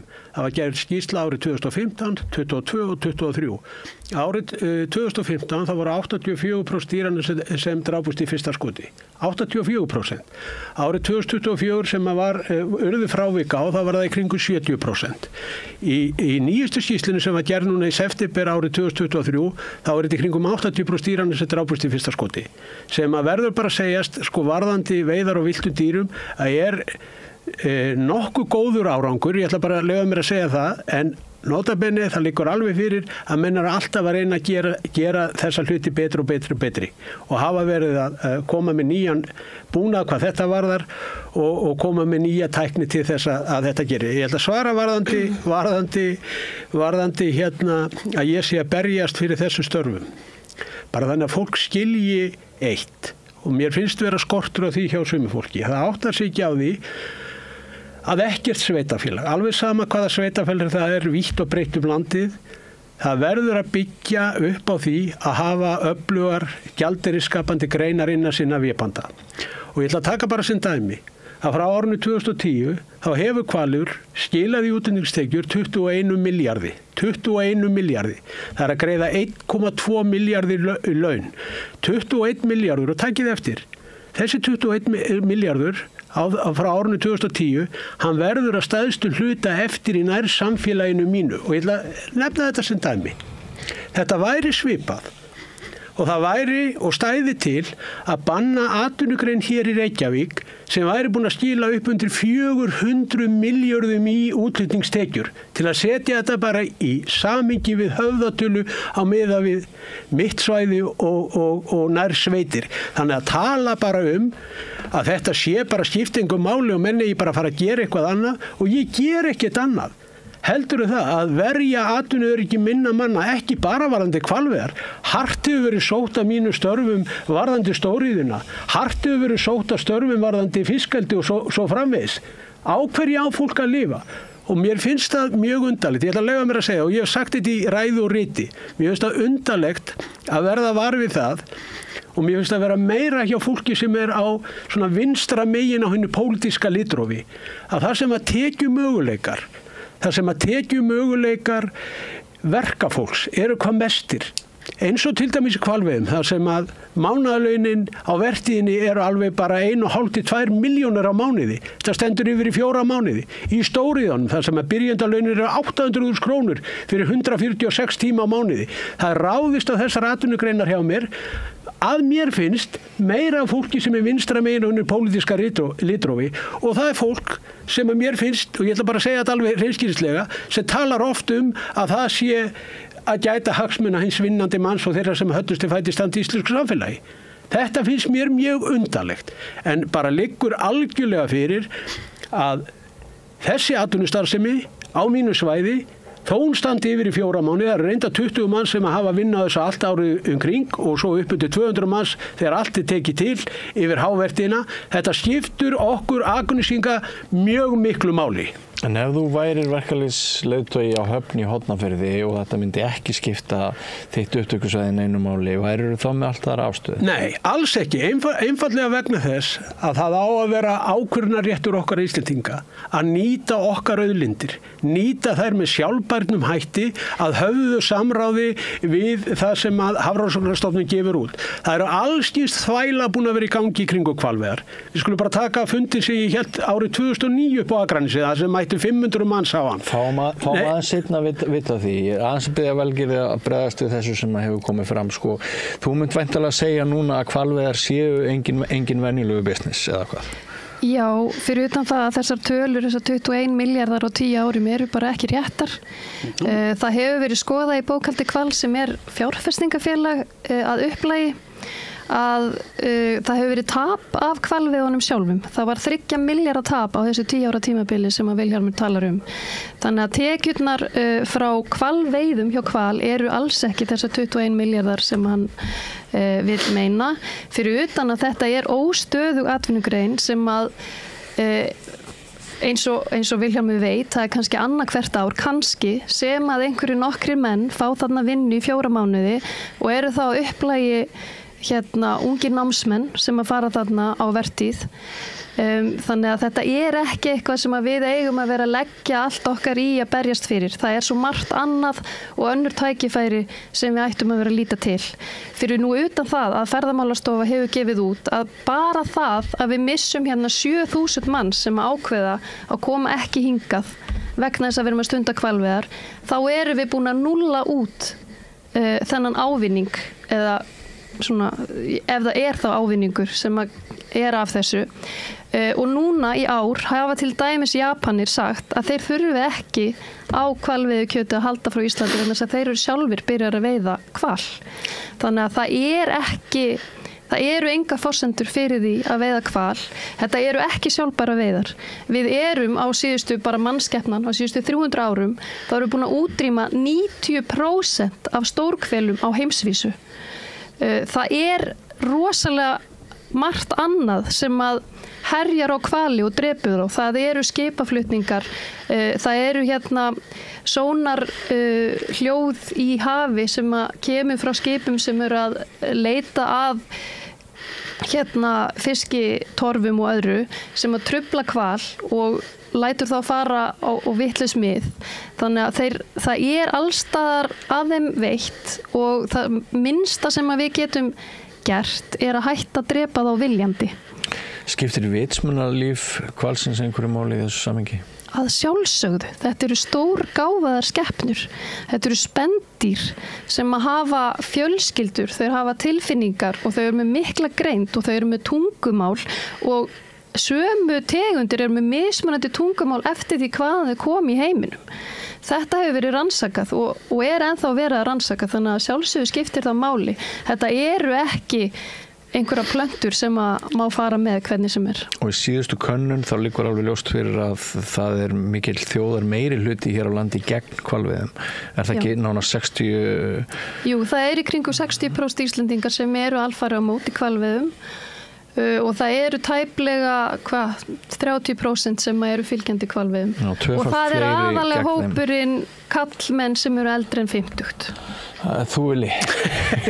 Já, ég verða, þetta eru kannski unga fólkið er svona að stærstum hluta á móti þessu. Þetta er kannski vandamálið sem er í þessar umræðu. Það er þessar rangfærslur. Og það er mjög gott að fá svona tækifæri í þessu þætti til þess að leiðrétta svona rangfærslur, af því hún segir að sé bara rangt að sé 21 milljarðar í útflutningstekjur. Er þetta að segja að Hagstofa Íslands sé að gefa rangar tölur út? Þetta er bara frá Hagstofa. Þeir hafa nú verið þekktir fyrir að gefa rangar tölur út. Veit ekki eins og hvað Íslandingar eru margir. Já, þetta eru samt frá Hagstofa Íslands og ef það ætlar að rengja þær 21 milljarðar núvert. Þannig að ég er búin að leiðrétta það. Varðandi Já, en svo kemur ekstra kostnaður á móti. Það skiptir ekki máli. Það skiptir öllu máli. Eða er tap. Rekstrakostnaðurinn er hvert? Nákvæmlega sama ég var að segja áðan. Verður eftir í nærsamfélaginu, nær samfélagið, í launum, í afleitum störfum, í þjónustuköpum. Fyrir 4 mánuði annað hvert ár. Þetta bara, ég er að segja það, ef við setjum þetta í höfðatöluna hér, þá er þetta 400 milljarðar á höfuðborgarsvæðinu og ekki láta þessu skiljir þetta ekki af því að þú kemur nú af landsbyggðinni. Varðandi útrýmingahættuna, þetta er nú eindellan. Hugsið ykkur að það sé boðlegt að halda þessu fram. Þegar Hafrannsóknastofnun hefur bent á það að stofnin hér, landreiðastofnin, hefur fjórfaldast. Veistu hvað eru mörg dýr núna af landreiðum í kringum landið? Það er eitthvað í kringum 20.000. Ok, þá þurfum við ekki að ágjöra þessu vegna þess að það er 43.000. Það er algjört lágmark í mínum huga þegar fólk er að tjá sig þetta á opinberum vettvangi, að fólk sé með staðreyndir á hreinu. Það er staðreynd að 90% af stórhvelastofnum heimsins hafa minnkað á síðustu 300 árum. Það er 43.000 dýr sem eru hérna núna og 160 dýr sem er verið að veiða hér við land hefur engin áhrif á stofnin. Það tala allir sjómenn, vítt og breytur landið, að vöxtur hvalastofnana í kringum hafið hefur haft bara gríðalega áhrif. Bara allar hvalastofnanir sem hér eru við, þeir hafa stækkað svo rosalega mikið. Varðandi ferðamanna iðnaðinn.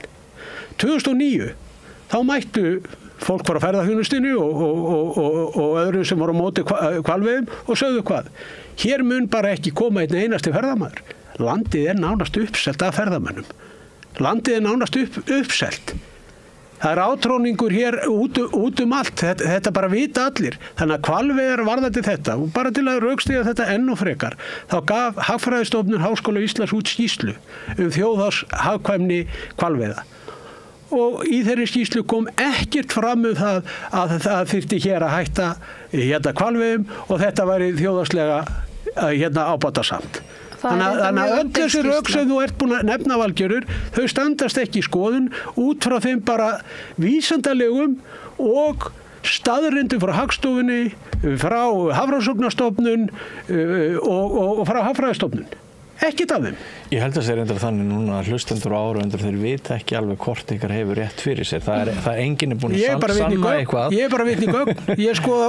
Fólk getur farið og skoða bara. Ég er búin að skrifa þó nokkra greinar þetta og í mínum greinum þá set ég alltaf hlekk á þær heimildir sem ég er að vísa í. Það er ekki rétt að afrán hvala sé svona mikið og sérstaklega ekki stórhvela. Þó að einhverju sjómenn telji það, þá er það ekki eitthvað sem kemur frá Hafrannsóknastofnun. Fyrir utan það að það er eiginlega alveg sama hvað eru nákvæmlega margir hvalir við Íslandsstrendur akkurat núna. Það er ekkert sem réttlæti það að murka lífið úr neinu dýri svo tímum skiptir. Það er ekkert sem réttlæti það. Það hefur engan veginn frá tímabilinu þegar það kom í ljós hversu hræðileg þessar veiðaður eru 2022 til 2023 þá var ekkert sem að Hvalur EHF gerði til þess að bæta sig og niðurstöðurnar í fyrra voru á engu leyti betri heldur þurfti tvívegis að stöðva skipin vegna þess að þeir hittu ekki hvalina á réttum stað og þeir týndu meira segja einum hvali, þeir eltu hann í 5 klukkutíma og hann hvarf og dó einhver staðar úr sárum sínum. Þannig að það er ekkert sem að réttlætir þetta. Nú var ég gamall sjómaður og ólst upp á sjó við veiðar, þannig að ég veit alveg hvernig þessi hluti ganga fyrir sig og ég ætla ekki að gera Varst þú í hvalveiðum? Ég ætla ekki að gera lítið úr tilfinningarlegum þætti að fólk sé með einhverja tilfinningar í því, alls ekki. Það var til dæmis bara nýleg frétt sem birtist núna bara fyrir 3-4 vikum af hreindýra veiði. Það sem að tók 15 mínútur að aflífa eitt hreindýr. Var skotið 6 sinnum. Það verða alltaf frávik við veiðar á villtum dýrum. Hvað halda menn til dæmis að gerist á rjúpnaveiði þegar menn er að skjóta rjúpu á löngu færi og fara einhver x-mörg höglin í þetta og þær fljúa í burtu og láta svo lífið. Svona er því miður lífið svona. Það er nákvæmlega svona en það er ekki verið að segja frá því að 84% hvala drafst í fyrsta skoti í rannsókn sem gerð var 2015 og aftur í fyrra þá var 80% hvalana sem drafst í fyrsta skoti, drafst samstundis. Þetta bara kemur fram í 11 mínútur þetta samstundis síðan koma frávíkin. Það var akkurat, það er að finna atriði þar sem að byrtist núna nýlega bara á að banna hreindýraveiðar, á að banna gæsaveiðar, á að banna rjúpnaveiðar. Við þurfum samt að vanda okkur við það þegar við erum að deyða dýr og það hefur Hvalur svo sannarlega sýnt að hann er tilbúin til þess að gera og enda hefur árangur verið nokkuð góður þó að séu frávik frá því. En grundvallaratriði það að við Íslendingar, við myndum ekki búa við því lífsgæði sem að við búum við í dag ef við værum ekki að nýta okkar sjávarauðlindir með þeim hætti sem við erum búin að gera í 150 ár. við stæðum ekki hér í þessu sporum við Íslendingar ef við hefðum ekki aðgang að sjávarauðlindinni og gætum búið til þau verðmæti útrunni sem við þurfum. Við séð það í laxeldinu, sjókvíeldinu að afstaða fólks í héraði, hún önnur heldur en eiginlega allra annara Íslendinga ef það verða til nokkur störf og það ekki hægt að gera lítið úr því að afstaða fólks einhvers staðar í héraði það getur skipt öllu máli hvort fólk hefur tekjur í nokkra mánuði, hvort fasteignir þeirra helst í verði og svona, þannig að afstaða ræðst mjög oft af hagsmunum. Heimurinn, Vilhjálmur, hann hefur svolítið komist að þeirri niðurstöðu ef við förum þá út fyrir þessa hagsmuni að siðferðislega séu þessar hvalveiðar bara eiginlega ótækar. Já, ég skal svara þess aðeins til. Býta aðeins. Af því að þú sagðir áðan að skipti ekki máli þetta væru fá dýr sem við værum að veiða hér í heildarsamhenginu. Þá heyrði ég líka bara síðast í morgun í pallborðsumræðu orkumál. Þá heyrði ég einn pólitískan fulltrúa segja það að skipti engu máli okkar losun Íslendinga í heims samhengi þá skipti hún engu máli. Það náttúrulega gengur ekki það að við getum endalaust réttlætt alla okkar breytni, hvort sem það losun gróðurhúsalofttegundu eða eitthvað svoleiðis, með því að í stóra samhenginu skipti það engu máli, eða hvað? Nei, og ég get alveg, ég skal svara þessu varandi loftslagsmálun annað á eftir, en ég ætla að byrja á því að segja, jú, það eru háar raddir út í heimi, varandi andstöð við hvalveiðar. Og ef við byrjum bara á því sem að gerðist til dæmis 2023 þegar hér Hollywood-elítan, takið eftir, Hollywood-elítan hótaði að fara í verkfall á Íslandi ef að hvalveiðar eru heimilar Þau komi ekki með verkefni hingað. Já, komi ekki með verkefni hingað. Nú ætla ég bara að leyfa mér að segja eitt, því að þennan sama dag á þessi frétt kom, þá birtist frétt að 4.368 börn hefðu fallið vegna skotvopna í Bandaríkjunum á síðustu 2 árum. Að þetta fólk skuli nú ekki frekar einblínað það að reyna að bjarga börnunum í Bandaríkjunum sem að féllu 4.638 á 2 ára tímabili. Þetta ekki tækur samanburður finnst ykkur það? Þetta ekki tækur samanburður. Þetta var ekki bara Hollywood, þetta var kvikmyndagerðarmenn allan heim. Vilhjálmur, við vorum með frægustu Mér finnst þetta ekki tækur samanburður vegna þess að annars vegar eftir að tala stjórnvaldsákvörðun sem ríkið hefur stjórn á og hins vegar eftir að tala brotið fólk sem að meiðir annað brotið fólk og enginn hefur alvöru stjórn á. Við erum að tala að algengasta dánarorsök barna í Bandaríkjunum er vegna skotvopna og þetta fólk hótaði einhverjum aðgerðum gegn Íslandi vegna þess að við vorum að veiða 160 langriðar. Ef að fólki sér ekki hræstnina í þessu, þá bara segi ég, þá verður bara fólk að eiga það við sig. Ég að tala hræstnina, fyrst og fremst. En svona þrýstingur svona, hann er náttúrulega margþekktur Ég held að þetta fólk ætti að beita þrýstingi það sem að raunverulega að bjarga börnunum út í Bandaríkjunum og setja hér harðar skorður við skotvopna Bandaríkjamanna, en að vera að velta fyrir sig hvort að við Íslendingar séum að nýta okkar sjávarauðlind einhverja 160 langreiðar. Mér finnst þetta bara svo mikið hræstni. Mér finnst þetta hlægilegt. Það er punktur það er ekki eins bara ég ætla að draga tilbaka, þetta er ekki eins og hlægilegt. Það er punktur hjá Vilhjálmi að stundu finnst manni svona að við séum of að velta fyrir okkur einhverju sem er handað við hornið í stað þess að líta okkur nær. Eru þið hvalavinir segum það? Nei, ég held ekki. Fyrir utan að ég vil árétta að þetta er ekki bara Hollywood kvikmyndagerðarmenn sem að tóku þátt í þessu, heldur voru þetta kvikmyndagerðarmenn allan heim sem að tóku þátt í þessu, meira að segja Bollywood kvikmyndagerðarmenn. Þannig að þetta var ekkert eitthvað sér bandarískt átak sem að beindist á okkur.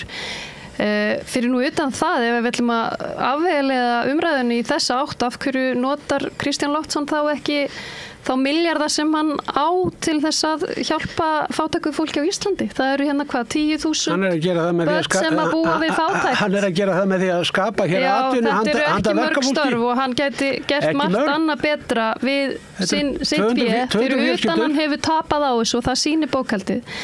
En ég nenni eiginlega ekki að vera í svona ómálefnalegri umræðu. Nú ert þú búin að afvega þetta út í allt aðra átt og ég held að við ættum bara að koma okkur að efninu aftur. Og það er það að kvikmyndagerð iðnaðurinn á Íslandi skilar tugum milljarða og það hefur gríðarleg áhrif ef að þetta fólk ákveður að koma ekki hingað með verkefni sín.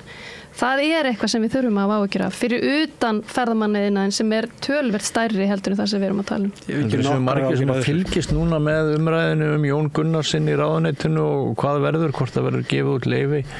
Já, það er það. Það er margir í kringum okkur utan Íslands að fylgjast með. Já, það er sannarlega. Það eru bara fyrir nokkrum dögum þá sendu 114 alþjóðasamtök dýravelferð og umhverfisvernd frá sér áskorun til Bjarna Benediktssonar þar sem að þau hafa fylgst með þessu og fordæma það sem þarna fram kom og vilja árétta að Íslendingar hætti þessum hvalveiðum.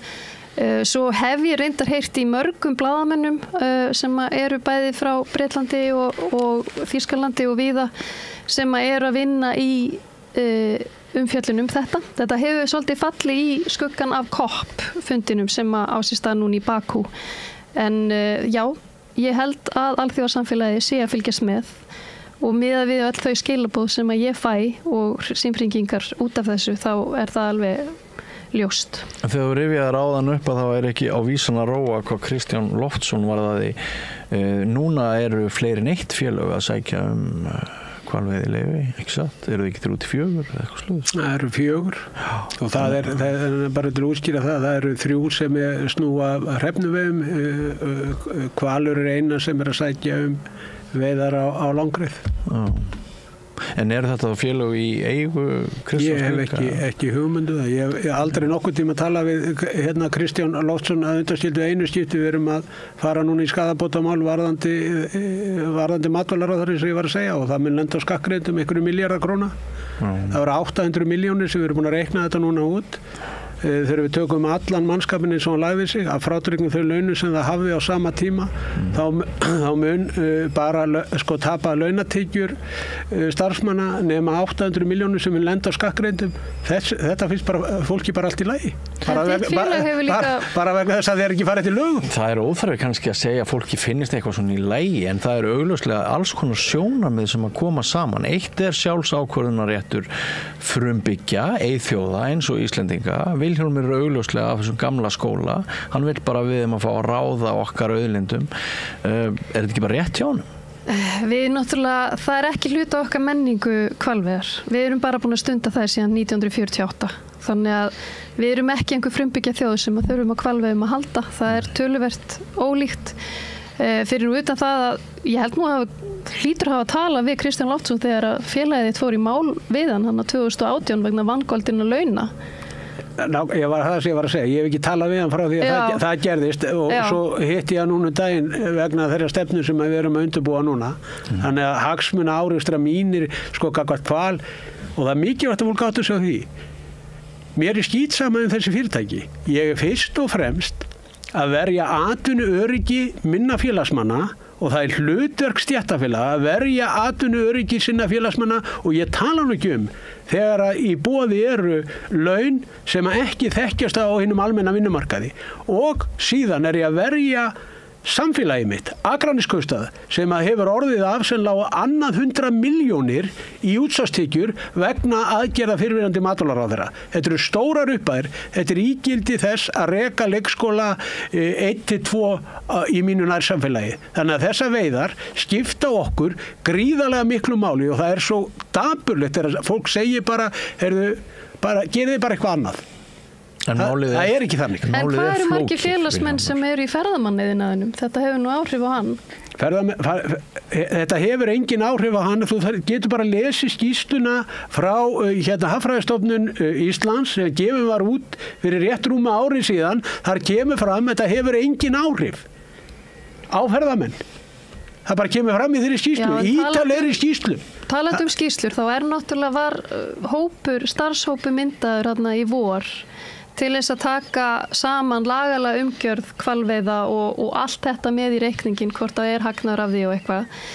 Sá hópur að fara að gefa út á skýrslu núna í lok árs og það var búið að ákveða hjá ríkisstjórninni að bíða eftir þessari skýrslu áður en einhver ákvörðun væri tekin í þessu máli.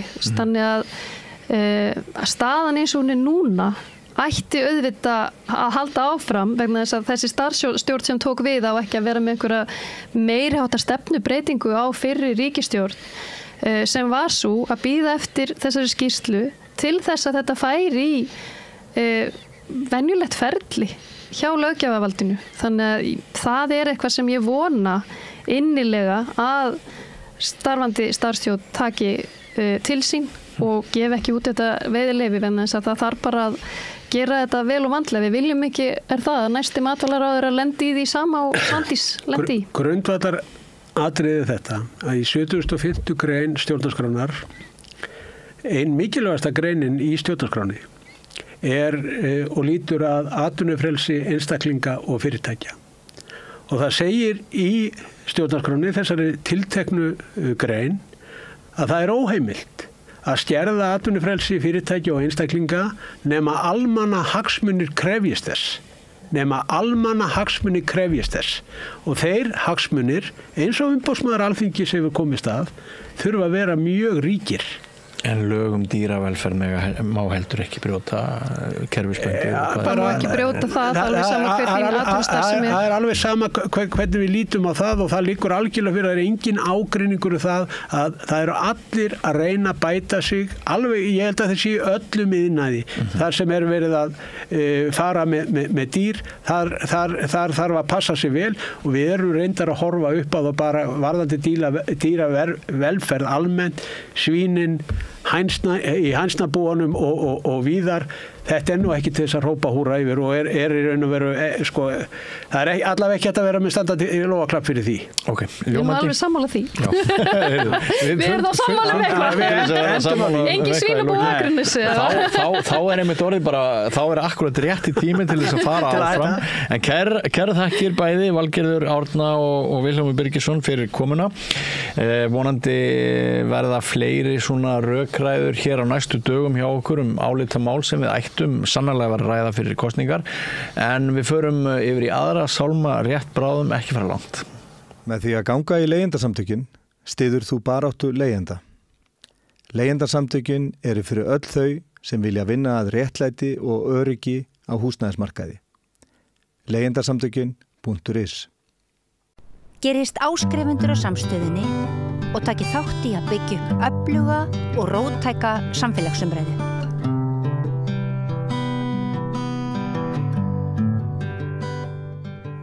Það komið sæl, til mín komin Unnur Rán Reynisdóttir sem oddviti Sósíalistaflokksins í Suðurkjördæmi. Ég ætla að tala við alla 6 oddvitana, einn í einu og spyrja þau út úr því sem þau vilja og hvað þau ætla að gera. Vertu velkomin. Takk fyrir. Þegar þú ert í Suðurkjördæmi sem náttúrulega mjög sérstætt kjördæmi, bæði það flennistórt og mjög blandaðir atvinnuvegi til dæmis, það landbúnaður, sjávarútvegur, ferðaþjónusta og það verði ekki? Jú, já. Þetta alls konar. Já. Og ég búin að vera að ferðast kjördæmið til að kynnast fólkinu og einmitt mismunandi áherslumálum. Þetta er mjög breytt svið sem að þetta spannar. En það líka að lesa stefnuskrá Sósíalistaflokksins að þá opnaði þetta byggðamálin og þar segir að vilji flokksins að tekið verði upp 3. stjórnsýslustigið með stækkun sveitarfélaga í landshluta stjórnvaldseiningar, svona héraðsstjórnir einhverjar. Hefur rætt þetta við kjósendur í kjördæminu? Ég hef rætt það til dæmis að við leggjum mjög mikla áherslu á að vera einmitt lýðræðislegur flokkur. Já. Þannig að með þessu þá getum við náttúrulega aukið svolítið íbúa lýðræðið eða lýðræðið í hverjum hluta fyrir sig. Sem skiptir mjög miklu máli að fólk hafi eitthvað sína eigin hagi að segja. Það sem ég hef upplifað til dæmis núna þegar ég var að ferðast við fórum í Vík, við fórum í Mýrdalinn og Höfn og við vorum að hitta til dæmis bændur sem hafa verið að upplifa það að það ekki verið að hlusta á þeirra þekkingu og þeirra þarfir. Það eins og að komi bara ákvarðanir að ofan og jafnvel gjarnan virðist fólk ekki vita hafa tilfinningu fyrir málefninu til dæmis hvað varðar dýrin eða landbúnaðinn. Já, þeir sem setjaðin fyrir reglugerðir og fleira að þau virðist ekki hafa nógu mikið vit á atvinnugreininni. Og þau upplifa að það sé alls ekki verið að hlusta á þau. Og með þessu móti til dæmis, þá gætum við bara gefið þeim sterkari rödd. Það þarf að styrkja röddina á hverjum stað af því að sjálfsögðu þekkja bændur best hvernig annars skal dýr og þeir þekkja landið sitt líka. Já, þegar talum sem sagt að það sé ekki bara eins og Hornafjarðar, sveitafélagið Hornafjörður heldur náðu það eitthvað lengra þannig að það veri öflugri rödd sem kemur. Já, og það náttúrulega líka haldast í hendur kannski sumir hagsmunir eins og samgöngumál og slíkt þannig á milli. Þannig að það ekki bara íbúar í Vík sem að hafa með það að gera hvort að komi göng eða slíkt. Það náttúrulega, þú veist, það þarf að huga... Eða brúin yfir Hornafjarðarfljóti. Akkurat, það þarf að huga að örygginu og maður fatt að orðið svolítið langt síðan ég fór alla leið í Hornafjarði síðast.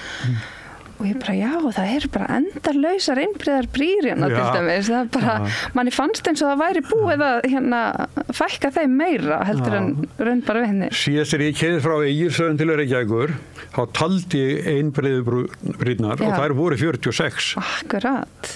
46 á þjóðvegi 1. Já. Frá Egilsstöðum til Reykjavíkur. En svo náttúrulega hættu þær, þetta er náttúrulega ekki eftir að maður komið það vest á landinu nær höfuborginni þá fækkar þeir náttúrulega stórlega. Nei, þetta var eiginlega þegar þú varst komin vel austur að þá allt í einu nær eingöngu innbreiðar brýr. Já, sem stórhættulegar, eldgamlar. Já, og með allan að fjölda túrisma þannig að náttúrulega Suðurkjördæmi að taka obban af túristunum þannig að það þarf til dæmis það mál þarf líka að ræða í samhengi við íbúa og til dæmis heilsugæslan að höndla allan þennan túrisma. Það ekkert verið að veita auka fjárveitingu til heilsugæsla á svæðinu í samræmi við það. Já, að því að þetta kjördæmi náttúrulega fær langflesta ferðamenn til sín. Einmitt. Og þessan það svo sjávarútvegurinn, hann sterkur í kjördæminu, það náttúrulega Höfn, Vestmannaeyjar, Þorlákshöfn og Grindavík það sem þar. Þetta búið að vera mjög sterkir póstar. Og þarfir allra þessa greina eru mjög misjafnar. Einmitt. Og þegar við tölum ferðaþjónustuna þá var það þannig að þetta gistináttagjald ætti þá að verða eftir í héraðinu, eftir í kaupstaðnum eða hjá því sveitafélagi sem tekur við flestum, en það verður ekki orðið? Nei, það verður ekki orðið. En þetta þarf náttúrulega, það þarf að efla þetta með því að styrkja innviði en ekki eins og rukka vegtolla eða endalaus bílastæðagjöld hjá hverju meinasta ferðamannastað. Núna kostar þetta bara allt formúi fjár. Ég sjálf til dæmis ekkert að stoppa að selja Landsfoss lengur eða eitthvað svoleiðis, þetta kostar allt saman. Og svo verið að tala þetta, þú veist, það náttúrulega búið að tala það allt of lengi að byggja nýja brú yfir Ölfusá sem bara gerist ekki þó svo að því hafi verið lofað trekk í trekk. Já, ég held að ég verið að skóflustungan á morgun. Að sjálfsög, kortir í kostningar. Gott að það var ekki bara fyrir síðustu kostningar líka. En samt ekki nema með í skóflustungu. Einmitt. Og þá getur þú verið langt eftir. Já, en svo það náttúrulega stefnumál okkar að vera ekki með þetta í einkaframkvæmdum og vera ekki að rukka vegtolla. Af því hvernig það að þurfa alltaf að vera að borga fyrir hverja einustu ferð fyrir fólk sem þarf að fara títt á milli. Það getur náttúrulega verið bara skattur fólk sem vinnur hinum megin við eða eitthvað slíkt. Já, sem að kannski ofta fólk einmitt á landsbyggðunum sem að sækir vinnu langt. Já, mjög gjarnan einmitt að fólk á Selfossi sé að sækja vinnu til Reykjavíkur. Já, til dæmis, já, eflaust mikið það. En fólk kvartar væntanlega líka við ykkur Já. Hvað helst að? Já, það var náttúrulega til dæmis það sem ég var að nefna, bara að það sé ekki hlustað á það. Það eiginlega svona það sem það mest kvartað yfir. Það líka kvartað yfir einmitt hræðslan við hversu lítil þjónusta á heilbrigðissviði og velferðarsviði. Fólki finnst erfitt til dæmis að barnasálfræðingar, það sé erfitt að nálgast slíka og það svona þjónusta sem þú ert ekki að nota hana endur með eins. Ef þú þarft á henni að halda þá þarftu samfellu í þjónustuna. Þú er ekkert að fara með barn til sálfræðings í janúar og svo aftur kannski í júní eða eitthvað slíkt.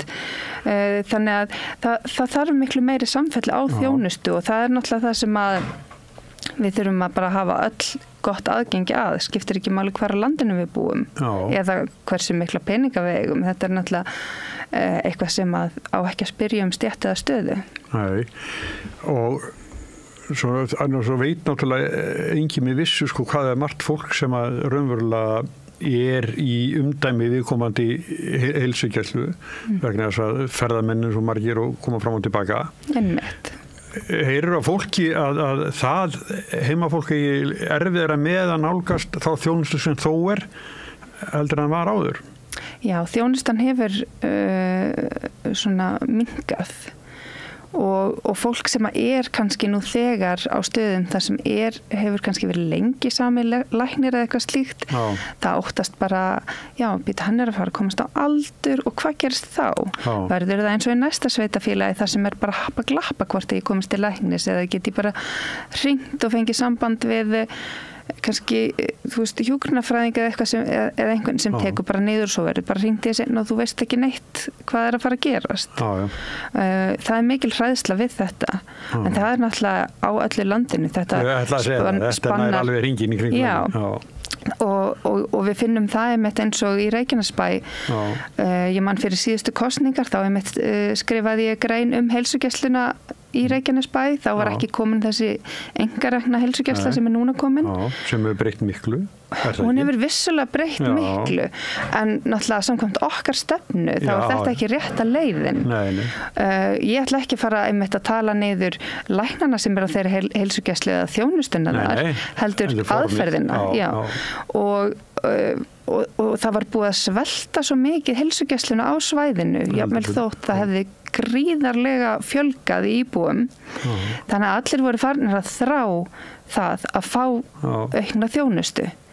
Og þannig þetta bara búið til, þannig að við myndum öll fagna nýrri heilsugæslu. Á meðan var ekki verið að líta til þess að þegar þetta enga framkvæmt, þá þetta bara dýrara og enga aðilar ekkert að fara, þetta ekki samfélagslega rekin heilsugæsla.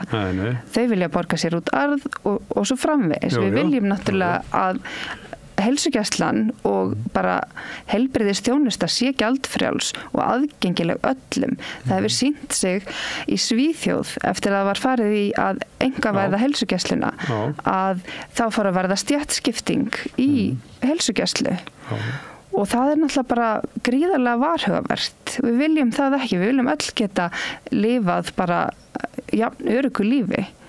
Í staðinn þá það fara bara auknir sjúkdómar að leggjast á fólk sem á minni pening og slíkt. Það náttúrulega, við erum í einhvers staðar svona 10 árum eftir Svíum kannski í þessu, en við sjáum á hvaða leið við erum og þar fyrir utan þá bara enginn að vera að græða á heilbrigðisþjónustunni okkar. Ef að ég verð veik eða þú. Það ekki siðferðislega rétt á mínum mati. Þannig að fólki þá greiðir sér arð af ríkisframlagi. Akkurat. Það sem gerist. En sko, þetta hérna samt eins og þú segir, þetta svona, það algjör neyð á svæðinu, það vantar læknaþjónustu. Svo kemur einkarekin stöð og opnar og allir fagna. Einmitt. Hitt var verra. Akkurat. En það var búa til. Já, þessi fagnaðarlæti urðu bara af því við fengum heilsugæslu. En svo einhvern veginn reynt að matreiða þetta ofan í okkur að einkarekstur sé málið á meðan að við vitum það að ríkið fær betri lán til að byggja upp svona. Af hverju var ríkið ekki bara löngu búið að gera þetta? Það hefði verið hagkvæmara á allan máta. Svo eitt stórt mál sem að, ég alveg sem að fagnar ekki allir þegar heldur þessari stefnu að fiskveiðistjórnarkerfið verði stokkað upp svo að þau byggðarlög sem þurfa að treysta á gjöful fiskimið geti dafnað og byggði landsins njóti góðs af auðlindu sínum. Hann brött brekka. Þetta brött brekk en í rauninni þá eru ótrúlega fáir aðilar sem myndu tapa á þessu kerfi. Nei, þeir eru bara svo sterkir. Þeir eru svo sterkir, en ég hef ekki hitt þeir eru ekkert að koma nálgast mig en ég meira að hitta fólki sem myndi græða á þessu. Það eru bara einhverjar 8 fjölskyldur sem að bara sitja á öllum auðlindunum okkar og það í fyrstu grein fiskveiðilaga segir bara að þetta sé okkar sameiginlega auðlind en þetta fólk lætur eins og þetta sé þeirra enga eign og það bara ótrúlegt við eigum náttúrulega Svo eiga þeir svona magniltöflur við höfuverknum að til dæmis í Höfn þegar ég veit rétt að þá byggði skinni Þinganes yfirbyggðan fótboltavöll. Já. Já, það einmitt, já. Þetta náttúrulega, þú ert að kaupa góðvildina. Já. Þú ert svona... Takka niður í gagnrýni. Já, þú gefur smá, en þú ert að taka svo mikið meira. Og fólk bara, við náum ekki að gera okkur grein fyrir hversu mikið þau eru að taka. Og hvernig höndla... norðmenn með sína auðlind. Þar fær samfélagið að njóta góðs af. Auðvitað þetta samfélagið hér að njóta góðs af okkar auðlindum. Það bara eðlilegast í heimi og mér finnst, kannski ég svona einföld, mér finnst bara erfitt að skilja að fólk sjáu það ekki.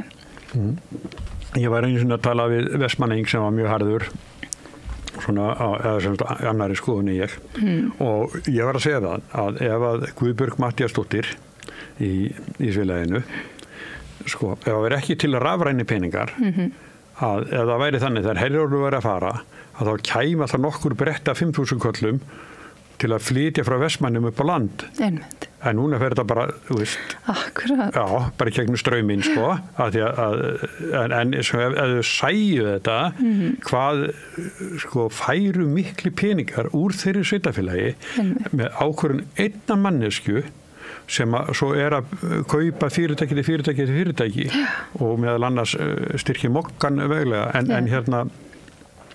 þetta eitthvað sem að eru náttúrulega fjölskyldurnar og sem standa bak við þessi fyrirtæki þegar mikil hagsmuni geta og svo jafnvel einhverju fleiri sem eru svona innundir Já, það náttúrulega alltaf einhverju sem eru innundir en fyrir fjöldan, bara til dæmis með það að slíta virðiskeðjuna til þess að það sé ekki verið að koma, það er verið að koma fisk til útlanda þar sem að sömu fyrirtækin, þessi íslensku fyrirtæki eiga dótturfyrirtæki útlöndum sem þau koma svo peningunum í skattaskjól. Við höfum ekki hugmynd hversu gríðalegt magn af peningum, bara milljörðum sem að streyma í burt og kemur aldrei hingað til lands af þessu. Einföldu dæmi að þá var það þannig að íslensku útgerðirnar þær selja eigin fyrirtæki úti, kannski á tíkall sena bara, en svo selur það fyrirtæki áfram á 20 krónur. Akkurat. Og þannig til dæmis hafnagjöldin, þau líða fyrir þetta og talningin sjómenna og svo náttúrulega þið opinbera bara skattar af fyrirtækin fiskvinnslufólkið, allt starfsfólkið, skattarnir það væri hægt að fá betri laun einmitt fyrir að vinna í þessu ef þetta væri bara allt á hreinu, engin feluleikur eða undanskot. Þannig að það þarf að stokka þetta upp. Það er alveg hreinar línur. En það er ekki flókið og fólk verður slátt að halda af því að til dæmis bara verið að þetta fólk bara að leigja kvótan þó að það hafi látið eins og þetta sé einhver þeirra sér eign sem þau geta selt og keypt og eitthvað slíkt. Og þá eru þau bara að leigja kvótan til 1 árs í einu. Já, en það eru flokkar sem hafa verið svona að tala gegn þessu kerfi og það verið að finna upp einhverjar aðra aðferðir, afskriftakerfi og hæna, en eins og þú segir, það máttu allir vita það sem keyptu kvóta að þau voru ekki að borga eigandanum þegar þau keyptu það. Já. Það var, og mér finnst það eins og áður fyrr, það var rætt að leigja kvóta.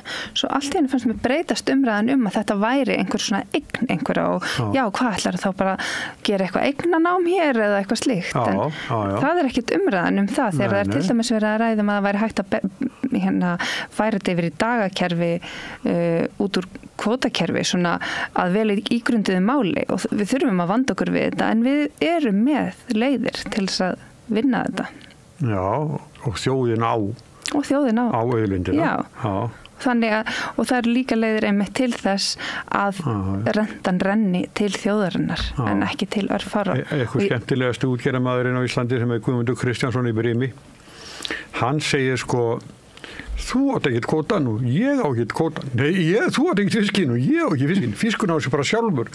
Hann svona skemmtilega. En hann á kvótan, vil hann halda því fram þá að hann í kvótan og fiskun er þessu sjálfur?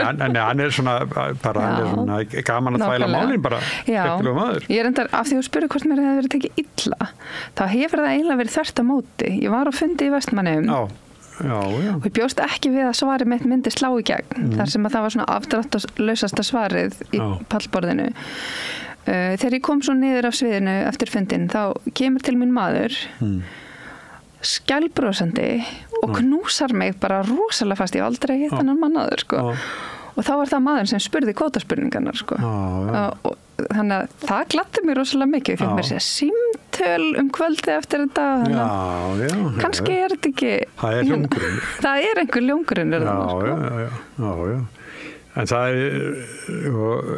svo það meira svo þannig að útgerðirnar það vigta sjálfar aflan akkurat og þær gefa upp íshlutfallið hvað er mikið ís á móti fiski þetta er allt það er náttúrulega einmitt einn partur af því sem þarf að koma í veg fyrir að það sé hægt að svindla á kerfinu mjög einfalt núna það er verulega einfalt gefur bara upp 20-25% ís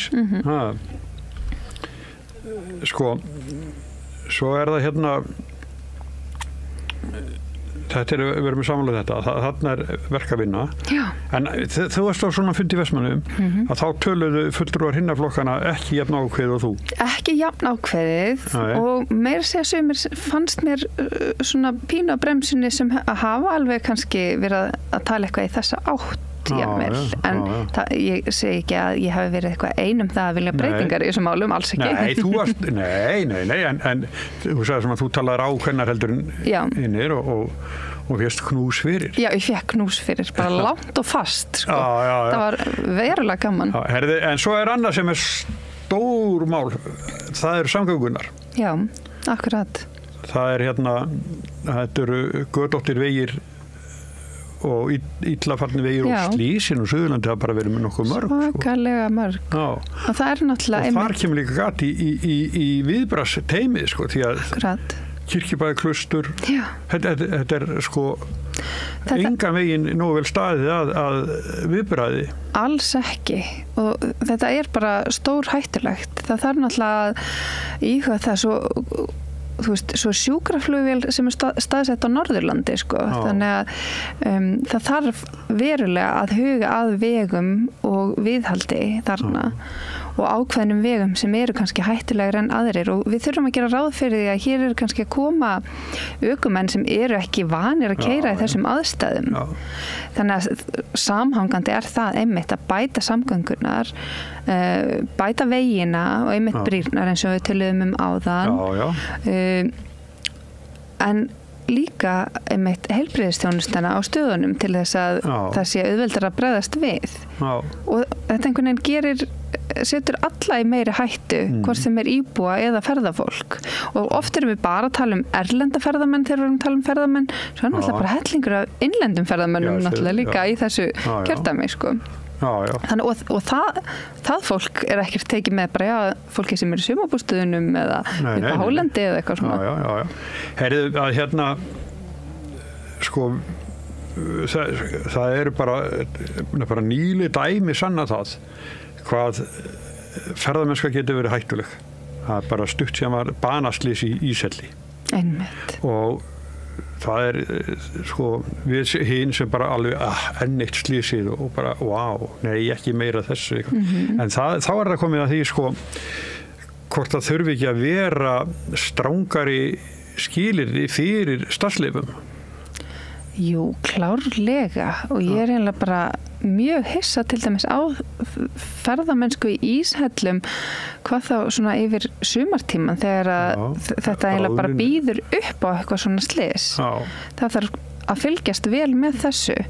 Það líka stór fyrirtæki sem að koma inn, kannski erlendir aðilar þekkja ekki til aðstæðna stórfyrirtæki með þá einu hugsun að græða pening og þá þetta kannski bara ok, þetta var smá hérna en það tekur það kannski ekki persónulega eins og einhver ferðaþjónustubóndi sem að hefur svolítið svona ástríðu og hugsjón og stoltur af sínu landi þannig að það líka varhugavert að enda viljum við styrkja við lítil og millistór fyrirtæki en við viljum ekki fá einhverja braskara til að braska hérna með bæði fjármuni hvað þá líf og limi fólks og slík stefna einhver braskvæðing í ferðaþjónustu hún alltaf fórnar einhverju. Nú langar maður að segja þér smásögum.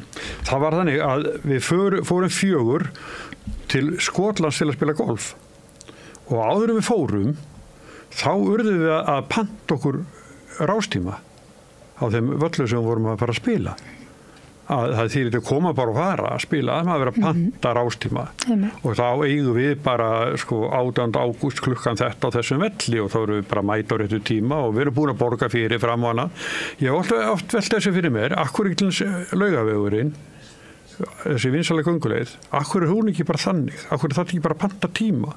Ég bara mjög sammála þessu að bæði upp á öryggi og umhverfisvernd. Já, og þar eru sko úti, þar eru skotar í tvít jakkafötum og alls ekkert viðrar og svona og leiðbeina að henni fari, sko, svo er búin með 10. braut og þá kemur þið Middelhás og þar fáið ykkur að drekka og haldið svo áfram. Ég hef gengið Laugaveginn og ef það væri bara ræsir sem bara segja, já því gáðu að því með farið í Hrafntinuskálan og hann hér og svo kolli, svo kemur hætta þarna, af hverju ekki?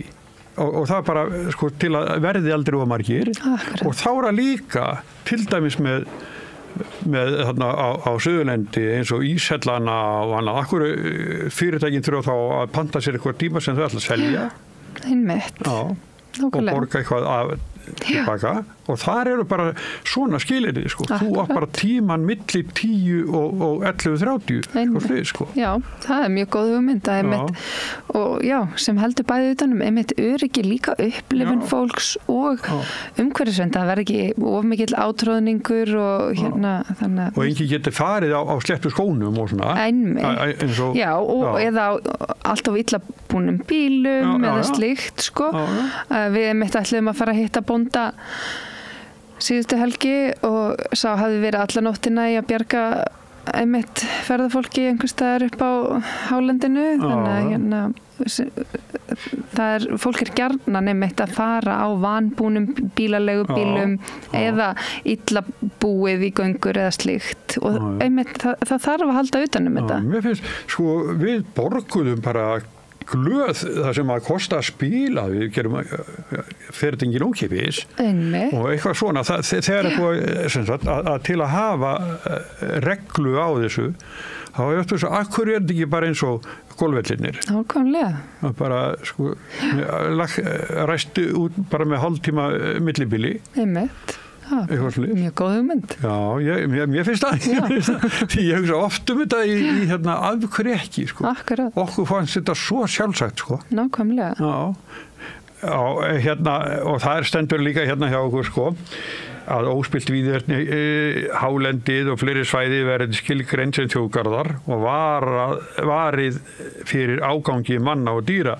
Þarna er þetta til dæmis, þarna þetta heima að hérna það sé gengið vel þetta er oft viðkvæm náttúra Já, og þetta er það er svo mikil traffík eins og þú nefnir Laugaveginn sko, það er bara orðin gríðarleg traffík og þá þarf einmitt að fylgjast með til þess að við séum ekki að skemma bara náttúruperlur. Já, það getur verið víðar sko. Já. Þetta er náttúrulega bara viðast hvar sem maður kemur núna já, sko. Þú talaður hérna Seljalandsfoss sko, Seljalandsfoss við vorum með sko 2 barnabörn með okkur og þau hefði ekki komið þarna. Þannig að við letum okkur hafa það að hérna borga bílastæðið til að fara og svona sko hvað er mikla breytingar reyndar svo margfalt fleira fólk heldur þegar ég var ekki náttúrulega. Já, það er svo stutt síðan að það var mjög fátt fólk þannig. Yngstu börnin mín 2. Ég hef ekki ennþá lagt í að fara með þau að Seljalandsfossi af því að ég fer mjög oft sem sagt þessa leið þarna framhjá við dveljum mikið í Skaftárdal þannig að og svo maður alltaf, það var nú gaman að labba með krakkan á baku fossinu og svo þetta bara nei, ég tími ekki að vera að borga fyrir þetta, ég hvort að fara hérna út í náttúruna bara sem að ég þarf ekki að vera að borga eitthvað sérstaklega fyrir og svona, en samt það væri alveg gaman fyrir þau, það er upplifun að labba á baku fossinu og svo leiðis. Ég get alveg lofaði að börnin sem við vorum með þau bara allir ekki að trúa þessu.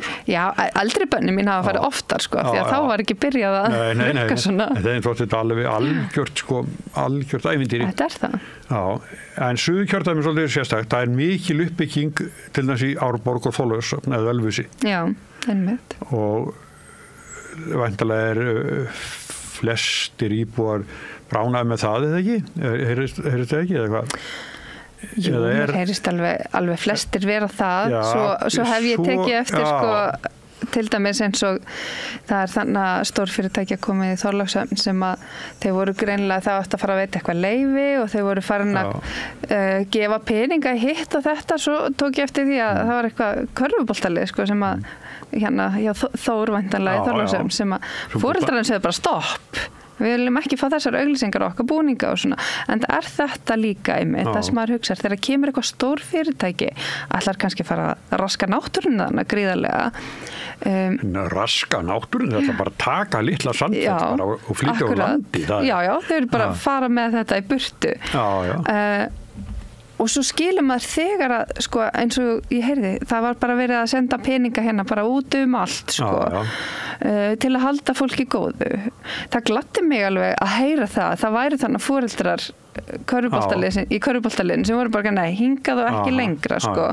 Og mér finnst sorglegt þegar það er verið að reyna að einhvern veginn kaupa svona aðgangin að þessu og mér finnst þetta þó að það sé eitthvað fólk ánægt með þetta þá mér finnst þetta gríðarlega alvarlegt mál.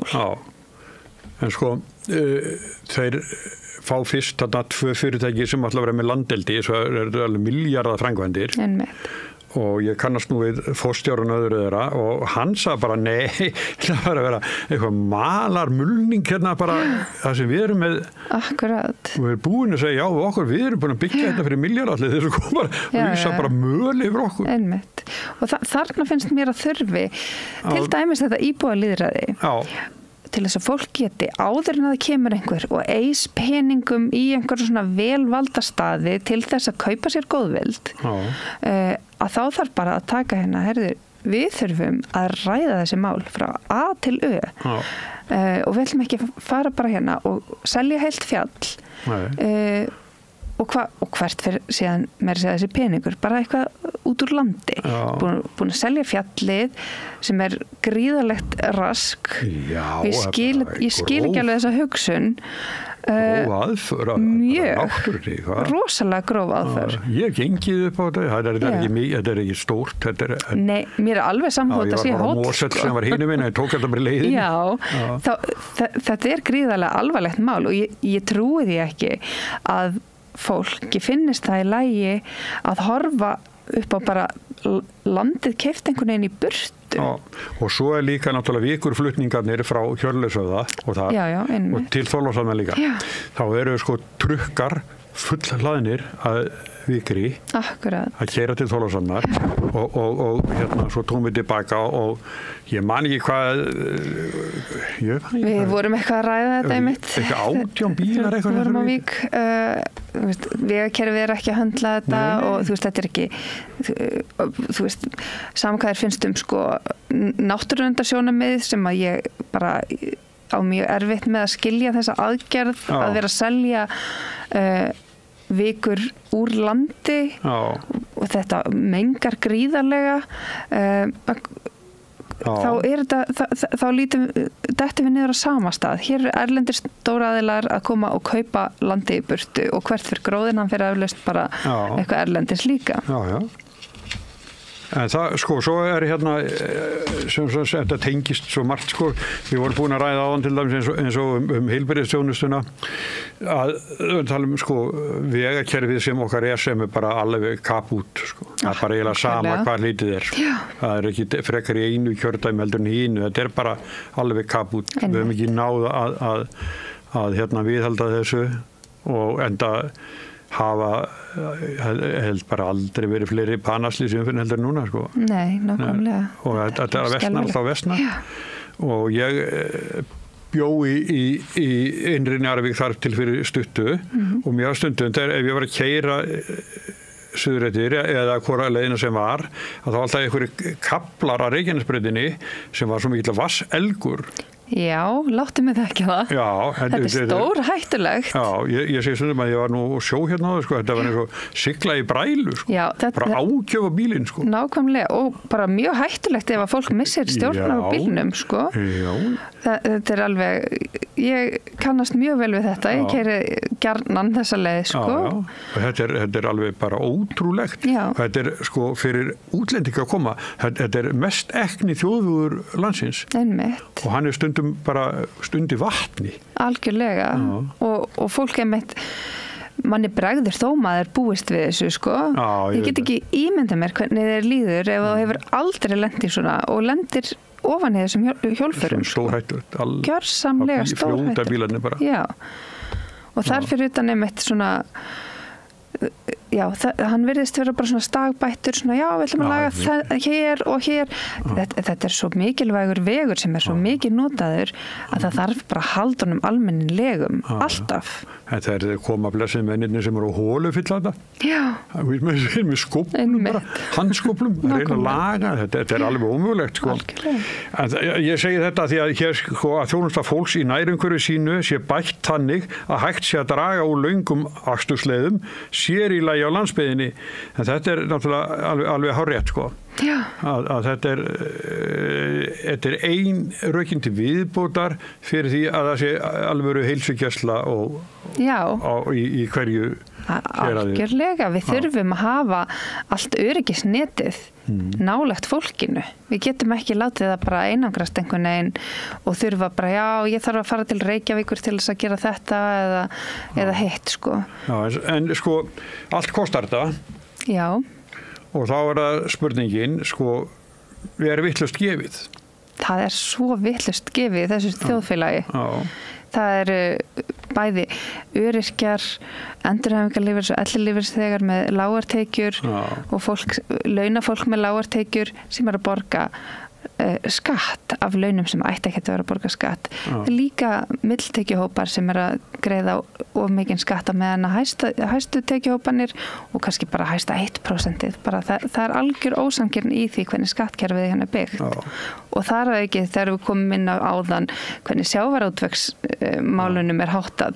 Þar verulega illa skipt. Þannig að það vel hægt að laga mjög mikið til í þessu landi án þess, þetta ekki einhver innantóm loforð það hæglega hægt að laga hérna og breyta samfélaginu í samfélagi jöfnuðar en ekki ójöfnuðar eins og það hreinlega í dag. Já, og þá líka þetta samfélag sem við eigum, ekki bara þetta samfélag sem við eigum eins og samgöngukerfin og allt og heilsugæslur og löggæsla og allt þetta þetta fjársvelt alltaf og það það eitthvað sem við þurfum að snúa þeirri braut og þannig að við getum ráðstafað í sameiningu meira þeir verðmæti sem verða til.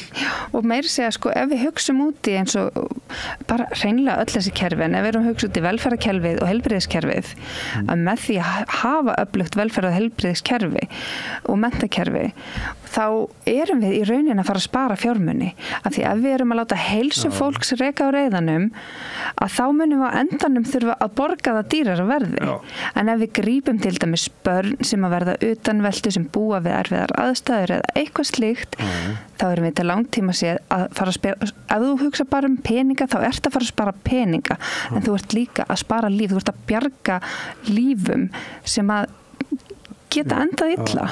Og þannig einmitt kemur misjöfnuðurinn birtist einmitt kannski í ofbeldi, glæpum og einhverju slíku sem kemur bara fram af vanlíðan. Já, og hérna að því að hvert svona líf er dýrmætt, sko. Öll, dýrmætt. Já. Og hvort sem þau eru hér frá Íslandi eða einhverstaðar annars staðar. Já, við hefum verið heppin með það hvað við hefum sem sagt við erum ánum 400.000 og það er ekki möguleiki að halda uppi kerfinu á Íslandi án aðkomufólk. Það var ekki hægt, nei. Ekki möguleiki. Ekki sens. Nei. Það er alveg undantekning ef maður fer einhvers staðar inn að fá sér kaffisópa að sé pant á íslensku. Akkurat, og heilbrigðiskerfið okkar töluvert borið upp á erlendu fólki. Já, það er rétt. Herðu, við erum búin að sýta sko bara í 45 mínútur. Já, í alvöru. En ég, þú segir að gangi vel. Já, það er gangur í þessu. Já, hvað keyrirðu mikið? Guð minn góður, ég er örugglega búin að keyra bara svona 1600 kilometra undanfarnum dögum, sko. Já. Ég er ekki mikið fyrir það. Ég vil einmitt ókeypis almenningssamgöngur. Já. Það er eiginlega dýrar að taka strætó á milli heldur en að keyra, sko. Já. Gengur strætó hvað er langt austur?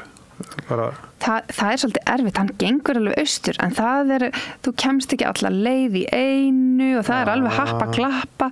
Það þyrfti að hafa til dæmis fyrir námsfólk og bara fyrir ferðafólk, bara við getum létt á vegunum með því að ferðamenn væri frekar að taka almenningssamgöngur heldur en bílaleigubíla og það væri umhverfisvænt í leiðinni. En það er vesen. Ég hef ætlað að taka strætó á Kirkjubæjarklaustur frá Reykjanesbæ og það var bara algjört púsluspil og hefði kannski gengið einhver einu sinni í viku eða eitthvað slíkt að gera þetta í þokkalegni leið eða eitthvað þannig. Það þarf að laga þetta. Ég held að með þessu móti þá getum við haga hlutunum allt öðruvísi. Þegar við förum erlendis þá erum við til í að taka almenningssamgöngur, sko, ef það eru vel skipulaðar. Já, ég vinnur án. Það er nú ekki hægt að tala um kjördæmið því að tala um Grindavík og jarðeldan á Reykjanesi. Nei, þetta er náttúrulega bara eitthvað hrikalegasta mál sem hefur komið fyrir. Við erum náttúrulega bara með heilt bæjarfélag á flótta undan náttúruhamförum. Já, veglegt bæjarfélag sem var. Gríðarlega veglegt bæjarfélag og virðist hafa verið mjög góður bæjarbragur þar líka og fólk saknar samfélagsins og þannig að það er mjög sárt að horfa upp á það. Og núna er í rauninni bara beðið eftir næsta gosi. Einmitt. Og það er við veitum ekkert, það veit náttúrulega enginn hvar það kemur upp í þessari gígaröð en Nei, svo fyrir maður óttast einmitt Vogana á Reykjanesbrautina. Já, síðast var það nefnilega þarna norðan við og ógnaði brautin í hefur komið nær og nær þangað, sko. Þetta er mjög ógnvænlegt þó þetta sé tignalegt, sko, að horfa einmitt heimann frá mér er mjög gott útsýni yfir þessi gos sem hafa verið undanfarið. En einhvern veginn að horfa á þetta og hugsa til fólksins sem hefur þurft að flýja heimilin sín og líka einhvern veginn hvernig yfirvöld hafa tekið á móti þeim. Ég hef pælt í því, það er ennþá fólk sem er ekki búið að fá lausn sína mála varðandi húsnæði. Sem er ótrúlegt. Já, og þau voru bara sett beint á almenna markaðin sem var fyrir í rjúkandi rústum. Bara gjöra svo vel og reddið ykkur. Lítil fyrirtæki kannski og þar eru bara einstaklingar á bakvið sem að fá heldur enga lausn sinna mála og eru bara eitthvað svona að berjast kannski í snörinni, sko. Og ég hef velt því fyrir mér persónulega til dæmis hvernig átti ríkið að bregðast við þessu fólki. Nú í Vestmannaeyjagosinu þá var bara riggað upp viðlagasjóðshúsum frekar fljótt örugglega. Kom það aldrei til tals til dæmis að gera eitthvað slíkt, að bjóða fólki upp á slíkt? Nú, einmitt þegar ég búin að tala nokkur sinnum íbúalýðræði þá skiptir máli hvað Grindvíkingum sjálfum finnst æskilegt að gera og einhvern veginn get ég ímynda mér að töluvert af fólki hefði verið til í að fá þessa lausn að geta fengið öruggt húsnæði, sitt húsnæði í staðan fyrir að velkjast á leigumarkaði sem bara happa-klappa hvernig hann hagar sér sko. Ég bjó í Innri Njarðvík þar til bara síðsumars og í raðhúsi og það eru sem sagt 5 íbúðir í því húsi og nú eru Grindvíkingar í 3 íbúðum af þessum 5. Akkurat, nákvæmlega. Já, og það samt sko, það mjög erfitt einmitt að fá húsnæði í Reykjanesbæ núna og það ekkert út af Grindvíkingum, það bara mjög erfitt að fá húsnæði og það allt of dýrt. Fólk ekki að fá rétta húsnæði fyrir sig endilega, kannski þarf að borga alltaf 70% af laununum sínum í húsnæði og það þýðir bara að miðjan mánuðin þá áttu ekkert eftir. Þú átt ekki pening fyrir mat eða neinu sem bara þetta fátækra gildrur. En við held ég að þurfum að taka betur utan Grindvíkinga og hlusta á Grindvíkinga sjálfa. Já, finnst þeim að það hefur ekki verið haldið upp talsambandi við þau? Mér heyrist að þeim finnst þau vera glemt og hafa fallið þannig á milli hluta einhvern veginn. Og þó að við höfum náttúrulega öll samúð með þeim og getum ekki ímynda okkar þessa stöðu, þá eins og þetta mál hafi bara einhvern veginn týnst. Það bara, þau bara fóru frá Grindavík og þau ljóta hafa rætta sér eitthvað, ég veit ekki og við getum ekki ímyndað okkur hvernig það að þurfa að yfirgefa ekki bara bæinn sem heldur samfélagið sitt. Alveg, stimpla sér bara út úr eitthvað sem þau þóttu vænt En Þórkatla, þarna ríkisfyrirtæki sem eru kaupegnar, það einhverju sem eru ósáttir við hana? Jú, það einhverju sem eru ósáttir við hana og hafa bara einmitt reynilega ekki fengið lausn sinna mála. Síðast ég heyrði voru svona cirka kannski 100 manneskjur sem að höfðu ekki fengið lausn. 100 fjölskyldur. Já, ég veit ekki hvort það voru fjölskyldur af manneskjur eða einstaklingar. En það bara óásættanlegt. Það komið meir en ár síðan fólk þurfti að fara og þá var það þegar búið að búa við töluvert ógnar ástand. Gríðarlega jarðskjálfta og örugglega ótta hvað yrði. Auðvitað átti bara að taka strax á þessu máli. Við höfum ekki að vera hérna ári síðar en þá að ræða þetta.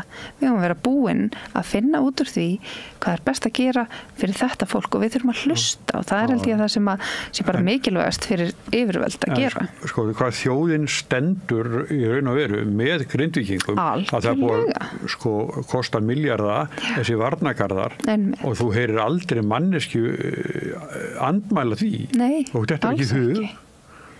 Bara vegna hamfarana þá þarf að gera eitthvað og ekki fyrir við að setja peningur í þetta. Það ekki þannig. Alls ekki. Það enginn sem finnur að þessu. Nei, og sem betur fyrir, þá stendur þjóðin með Grindvíkingum.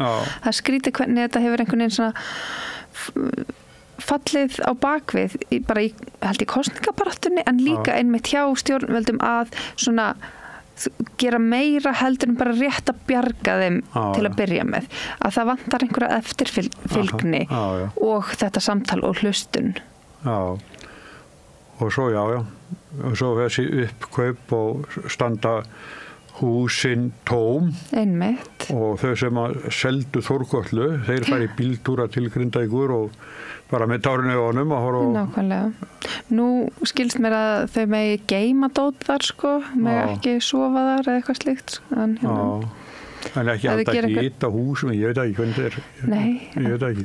Það er náttúrulega, ég held, var ekki Þórkatla að skuldbinda sig til þess einmitt að gera eins vel og þau gætu til þess að þetta myndi ekki eyðileggjast. Svo annars stórmál.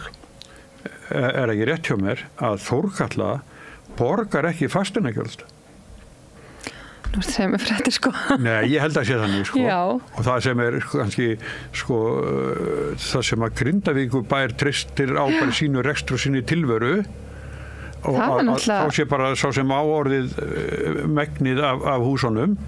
Þetta er ótrúlegt. Undanþegin lögum fasteignagjöld. Ég held ég hafi lesið eftir einhvern Grindvíking með þetta. Já, ef það er svo, það er bara, ég þarf að fara að kanna þetta. Þetta er bara, það er hrikalegt ef að þá einmitt síðan að kippa því undan sko bæjarfélaginu líka. Já, því að einhver stað var sagt daginn að sko bæjarsjóður Grindavíkur stóð mjög vel. Einmitt, þetta var vist bara stönduðasta bæjarfélag á landinu. En svo er það núna, hvort það ekki bara geti átt fyrir nauðsynlegum útgjöldum og starfslaunum, starfsfólks þeirra og svo slís. Og ef það er rétt að þau missi fasteignagjöldin, þá er bara tappinn tikkin úr baðinu. Gersamlega. Það er bara skelfilegt, já. Nei, þetta er erfitt. En þessar jarðhræringar eru líka afskaplega erfiðar. Já. Og jarðskjálftarnir sem voru, þetta er búið að vera í 3-4 ár bara på ganga á með látum. Já, þetta er eins og litlu börnin mín sem eru 6 og 7 ára. Þau muna allan eitt annað en að séu annarkvort jarðskjálftar eða eldgos. Þau eru alveg orðin vön því. Mér finnst þetta alltaf magnað einhvern veginn sko, og ótrúlegt. En bara svona sem dæmi þá vakti ég börnin og hugsaði nú að það eru auðvitað að koma inn skólan í dag þegar eitt eldgosi byrjaði svona að mótni til. Og ég segi eitthvað, það byrjaði að gjósa og dóttir mín bara, og hvað með það? Já, hugsaði. Nema hún var síðan aðeins hræddum eftir að hafa séð sko einmitt fara yfir hús í Grindavík, þá var hún hræddum að það myndi koma til okkar eitthvað ásbrú sko sem að það er svona. Það er eðlilegt. Já, nákvæmlega. Þetta er, já, en heldur þetta ekki svona samstæð líka meðal frambjóðanda allar að flokka Grindavík, ekki er það tekst á það? Við höfum ekki ennþá tekist á það. Ég hugsa bara líkt á þjóðin að þá hlýtur að vera samstæð á milli flokka það. Já. Heyrðu, en sko, eftir að vera búin að tala við þig í hátt í klukkustund, að þá ætla ég bara að segja það, þú átt fullt erindafþing. Takk fyrir það. Þú ert prófið. Frábært. Gangi bara sem best. Takk fyrir. Já, og það er Unnur Rán Reynisdóttir, sem er oddviti Sósíalistaflokksins í Suðurkjördæmi, en Rauðaborðið heldur áfram hér eftir augnablik. Það er komin tími til að breyta húsnæðiskerfinu. Hinn eina sanna breyting er sósíalismi. Sósíalistaflokkurinn vill ríkari hömlur á skammtímalegu Airbnb til ferðamanna. Meira stefnuna inn á xjóð.is. Allir þættir samstæðvarinnar eru fáanlegir á öllum helstu hlaðvarpsveitum.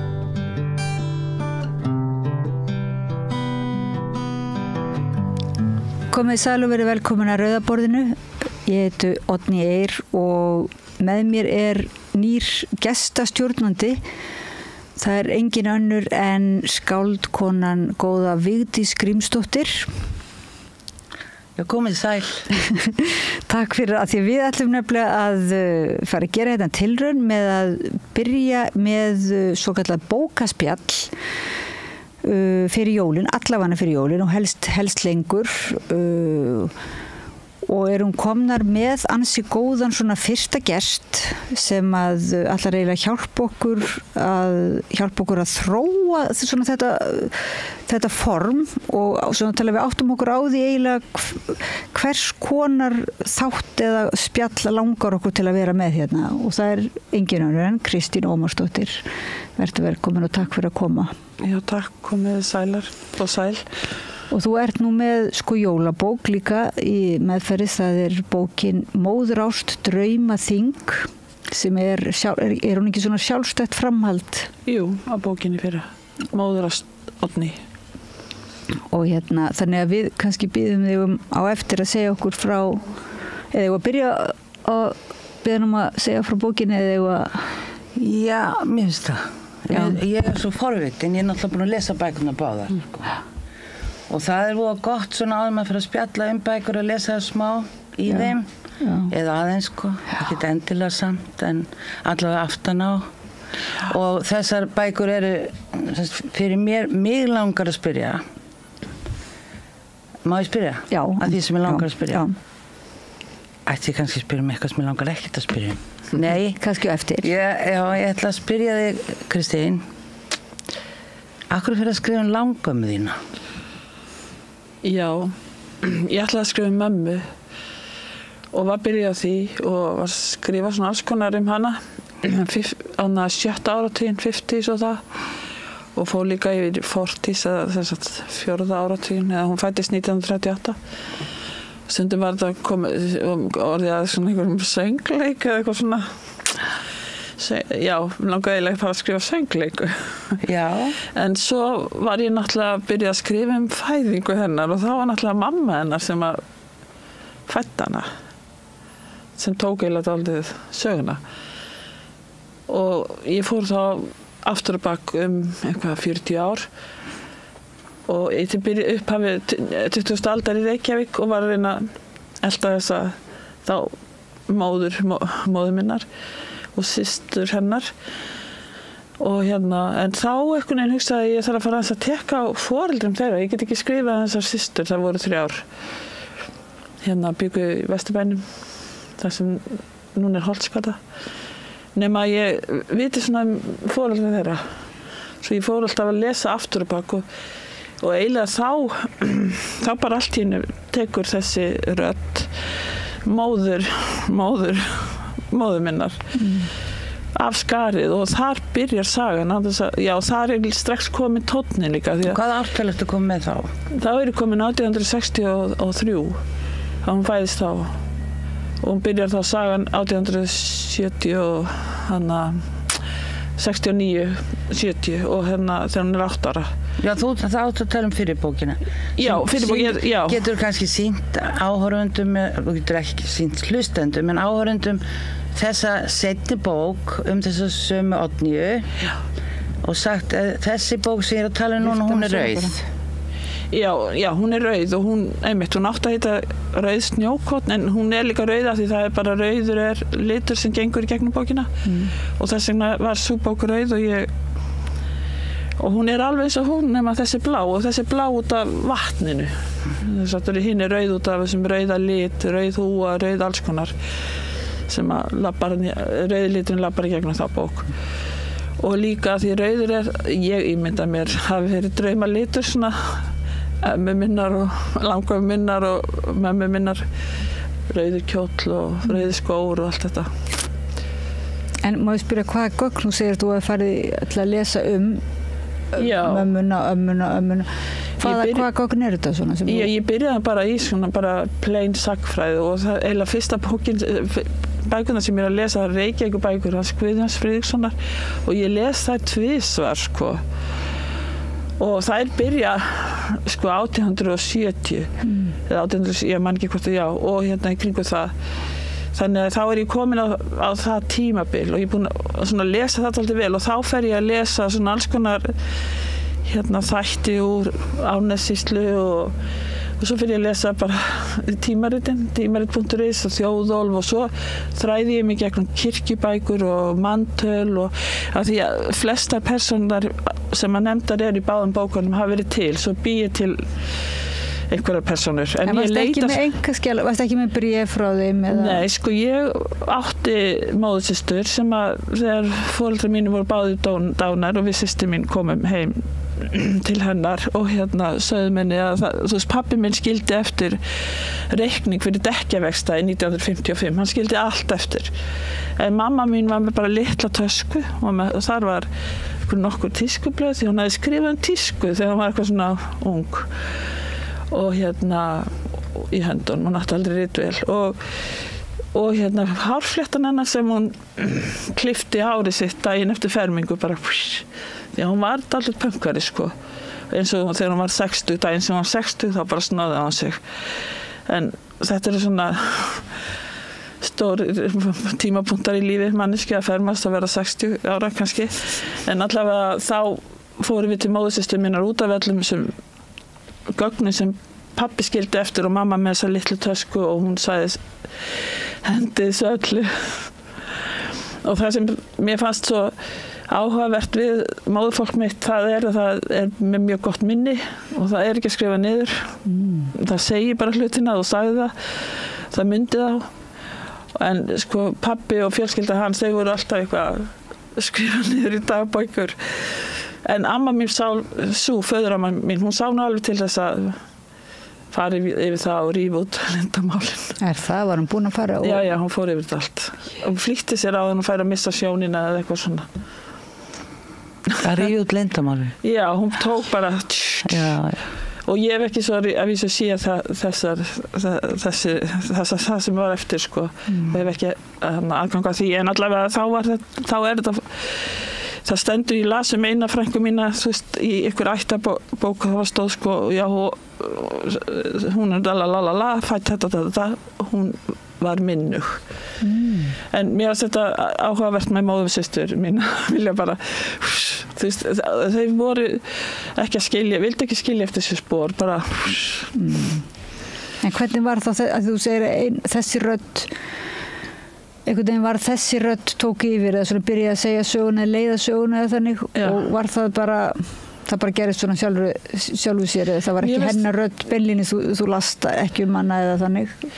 Nei, ég náttúrulega ég fann náttúrulega dálítið hana sko og ég fundi, þú veist, ef maður leita grænt, þá finnur maður ýmislegt og það ekki mikið en þú veist, það þarf bara lítið til að byggja á sko. Ég fann þú veist, í minningagreinum hana og gæti aðeins svona, já, og mamma hafði sagt mér ekki mikið en dálítið hana og hún, sem sagt, já, þannig ég veit litla punta hana sko.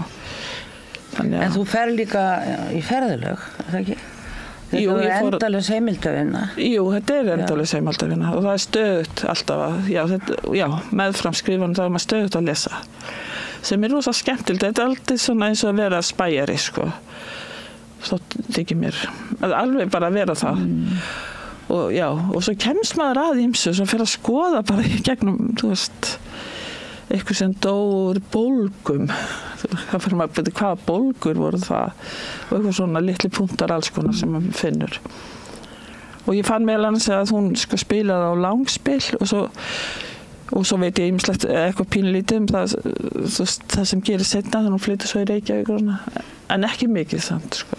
En Bræðratunga, þú fórst? Já, í Bræðratunga, hún ólst upp á Bræðratunga sem mér fannst náttúrulega rosa skemmtilegt út af því að Bræðratunga kemur fyrir Íslandsklukkunni og svo líka í Njálssögu og þá fannst mér svona þá verðum að skrifa inn í þú veist, bókmenntirnar að nota eitthvað svona stað sem að kemur í sögu og ég náttúrulega hef lesið aftur Íslandsklukkuna og leik mér svolítið af því stundum að og hann var held ég, hann Magnússon að fyllivittan þar forfaðir þú veist verðandi manns held ég minni, eða hennar, ég man ekki hvort.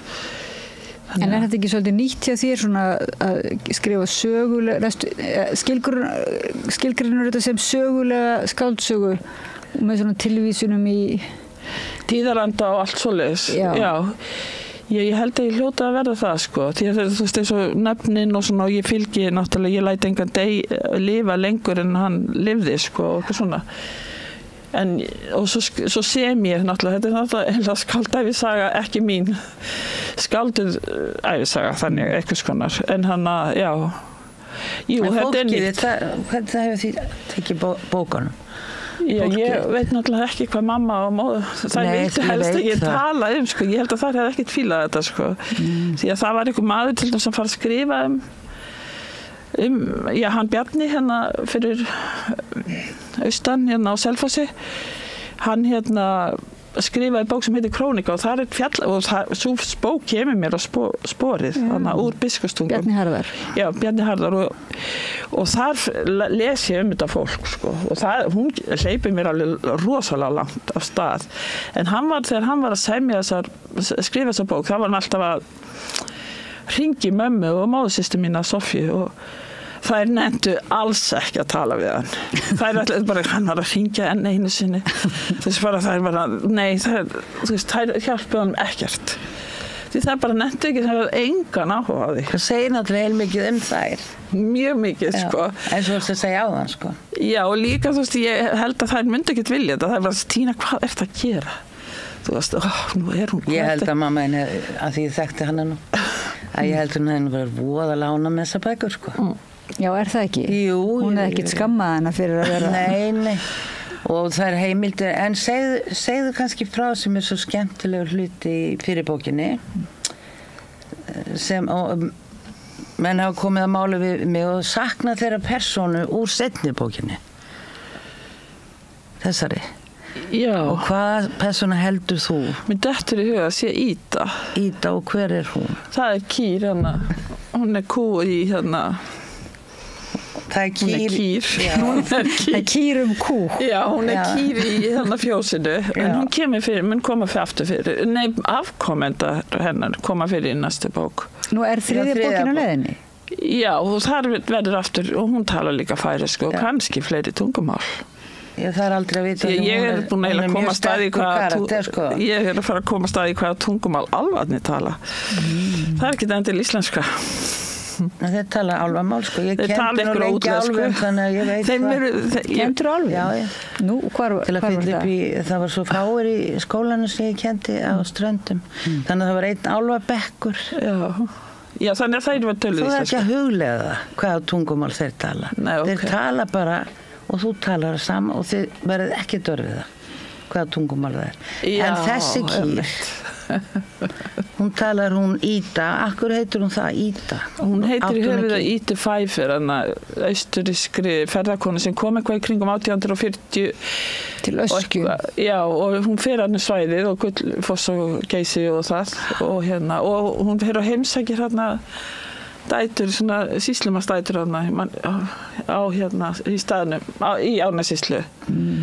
Og ég fatt, hún kemur í minni mömmu Oddnýjar sko, þannig að þess vegna er minningin hana til þegar bókin að gerast þarna 1871, já. Og hún skrifaði þessa ferðarbók sem ég las og hún fór aldrei inn á hún hafði anstið á sem, hún gæti ekki farið inn á bæina, það var svo ógeðslegt. En hún fór til ríka fólksins og hún gæti sofið þar. En svo eignast hún nöfnu. Og svo eignast hún nöfnu, já, í fjósinu. Já, í fjósinu. Sem tala færisku. Já, en ég er að rugla, þetta er ekki konan sem að misti unnustu sinn ofan í Öskjuvatn. Nei, þetta er ekki. Nei, ruggli mér og ég teka nú líka fram að ég er ekki búin að lesa bækurnar sem er svona algjör mínus fyrir í svona bókmyndaspjalli, sko, eins og þú segir, það er alveg lágmark að maður sé búin að lesa bækurnar. Ég sagði ekki lágmark. Það er ekki skemmtilega, en hittu vel hægt. Já. En Ljónatönnin sem vendari þessa þáttar, að hún bjargar þessu þú dæðislega og ekkert síður að eitt sé ekki búin að lesa. Nei, ég er alltaf búin að lesa mjög marga bækur eftir, segir svona, já, eiginlega allar eftir þig, svona, þannig að ég er búin að glugga í þessar, en ég ætla að lesa þar og kannski ef þú væri til ég að koma aftur, það verður gaman að við myndum þá. Við ætlum samt ekki að vera með svona bókadóma eða þannig, sko, er það nokkuð? Nei, en sko, til dæmis, ef ég er hrifin af þessum bókum, ég ætla ekki að segja endilega ég sé það, því ég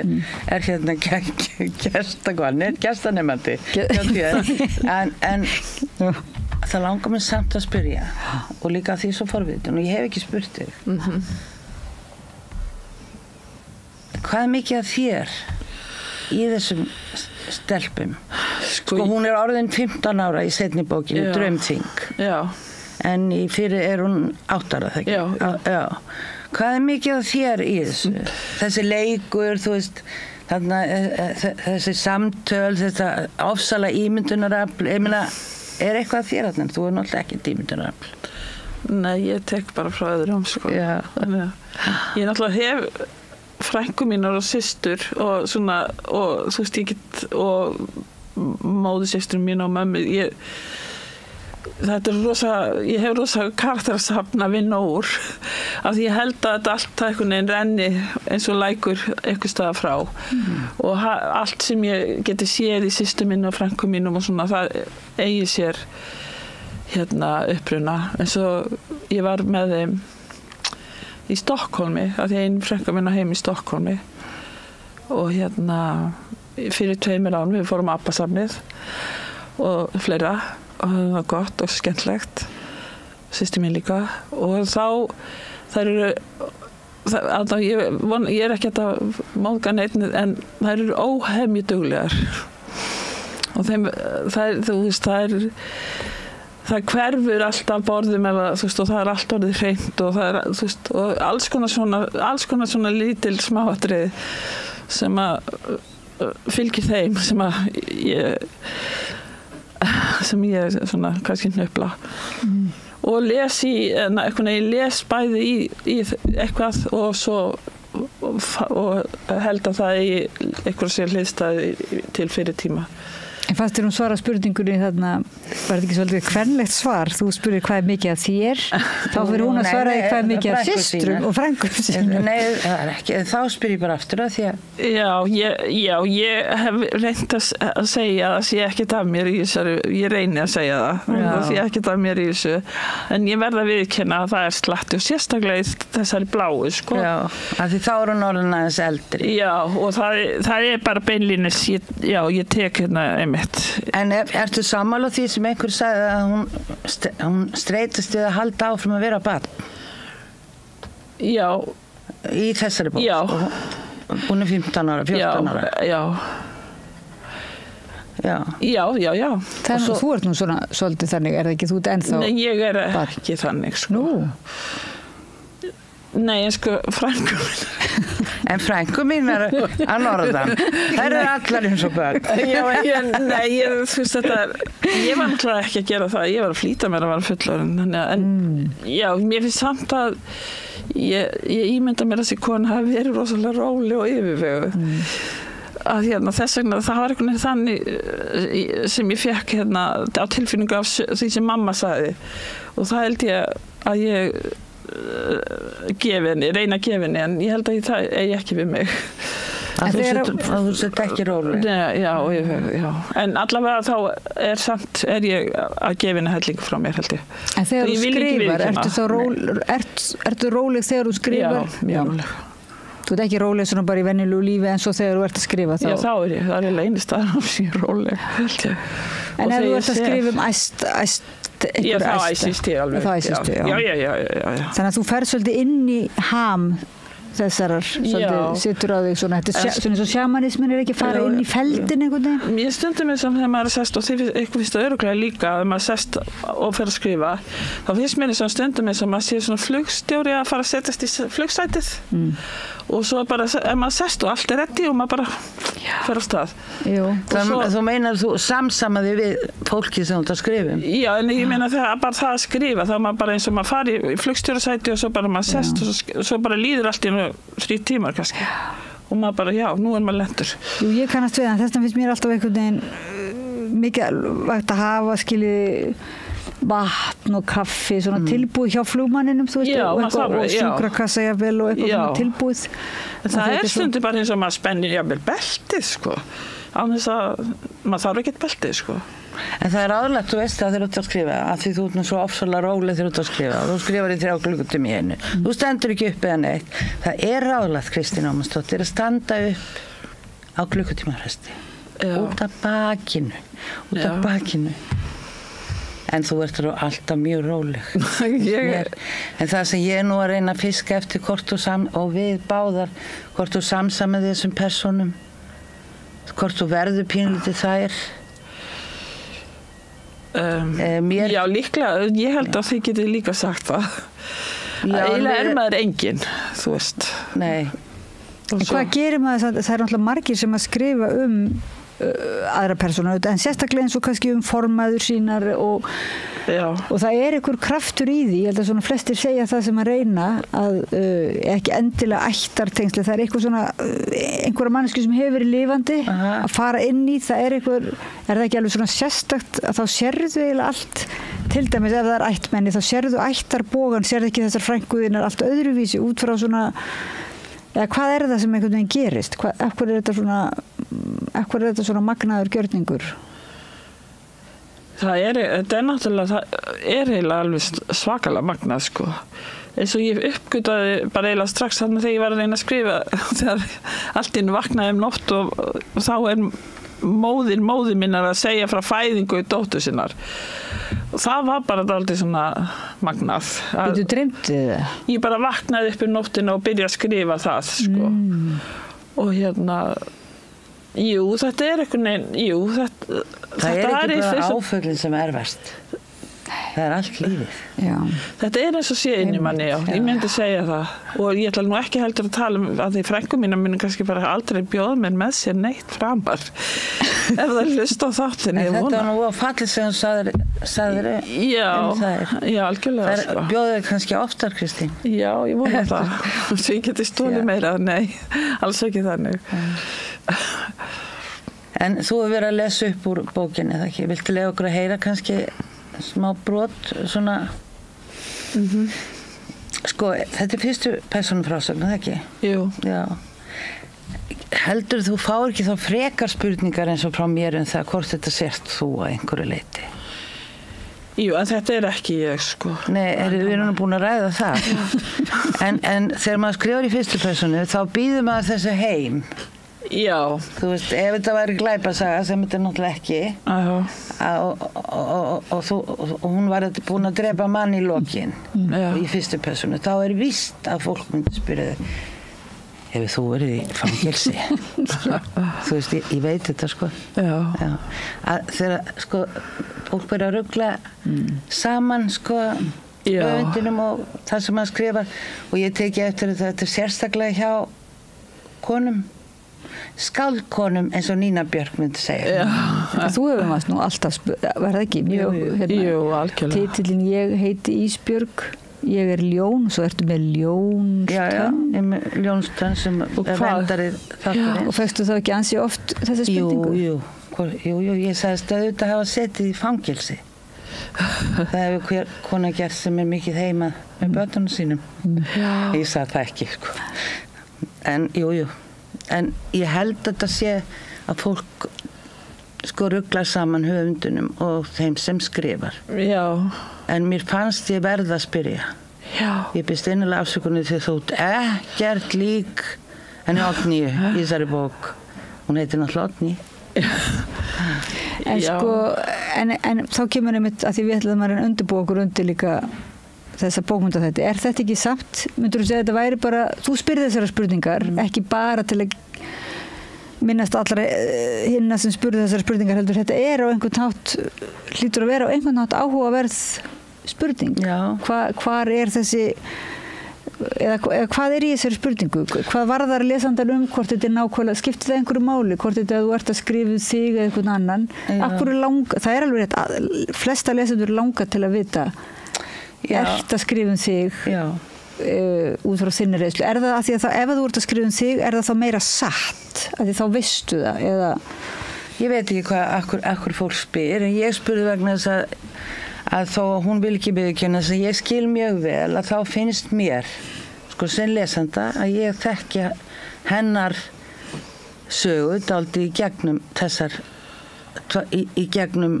tvær bækur, sko. Og þegar ég náttúrulega þekkti þið ekki þegar þú varst 8 ára, en ég get vel ímyndað maður að hafa einmitt verið svona að ræða með hunda og ketti og það skipti ekki máli fyrir þig hvort það væri maður, kona, hundur eða barn, sko. En finnst þér eins og þessi spurning sé eins og þú hefur verið að setja á þig gerfi, þú veist, á öskudag eða fyrir jólaskemmtun og að þeir fullorðna hefur bara séð í gegnum, þetta er nú bara þú, Kristín, þú veist, séð í gegnum gerfi þetta, að því þú ert að skrifa sögulega skáldsögu. Já. Og þá sé eitthvað svona mínus að þetta sé bara svona að þú skínir í gegn. Þú ert ekki að spyrja svoleiðis. Nei, guðun minn, ég er mjög ánægð með þessar bækur. Þetta er ekki gagnrýni. Nei, ég veit. Ég er mjög ánægð með þessar bækur, mér er alveg sérstaklega vænt þær. Og ég hlakka til þess svo 3. koma, svo 4., svo 5. og alltaf ekki hægt á með miðun eða 4. eða hvað. 8. Ég er náttúrulega, segjum svo, ég skrifaði mig, segjum svo, sem ég er rosalega hrædd við að gera. Þá er þér ekkert spurð. Nei, þá er ég ekkert spurð, en það er þér rosalega öðruvísi. Sko.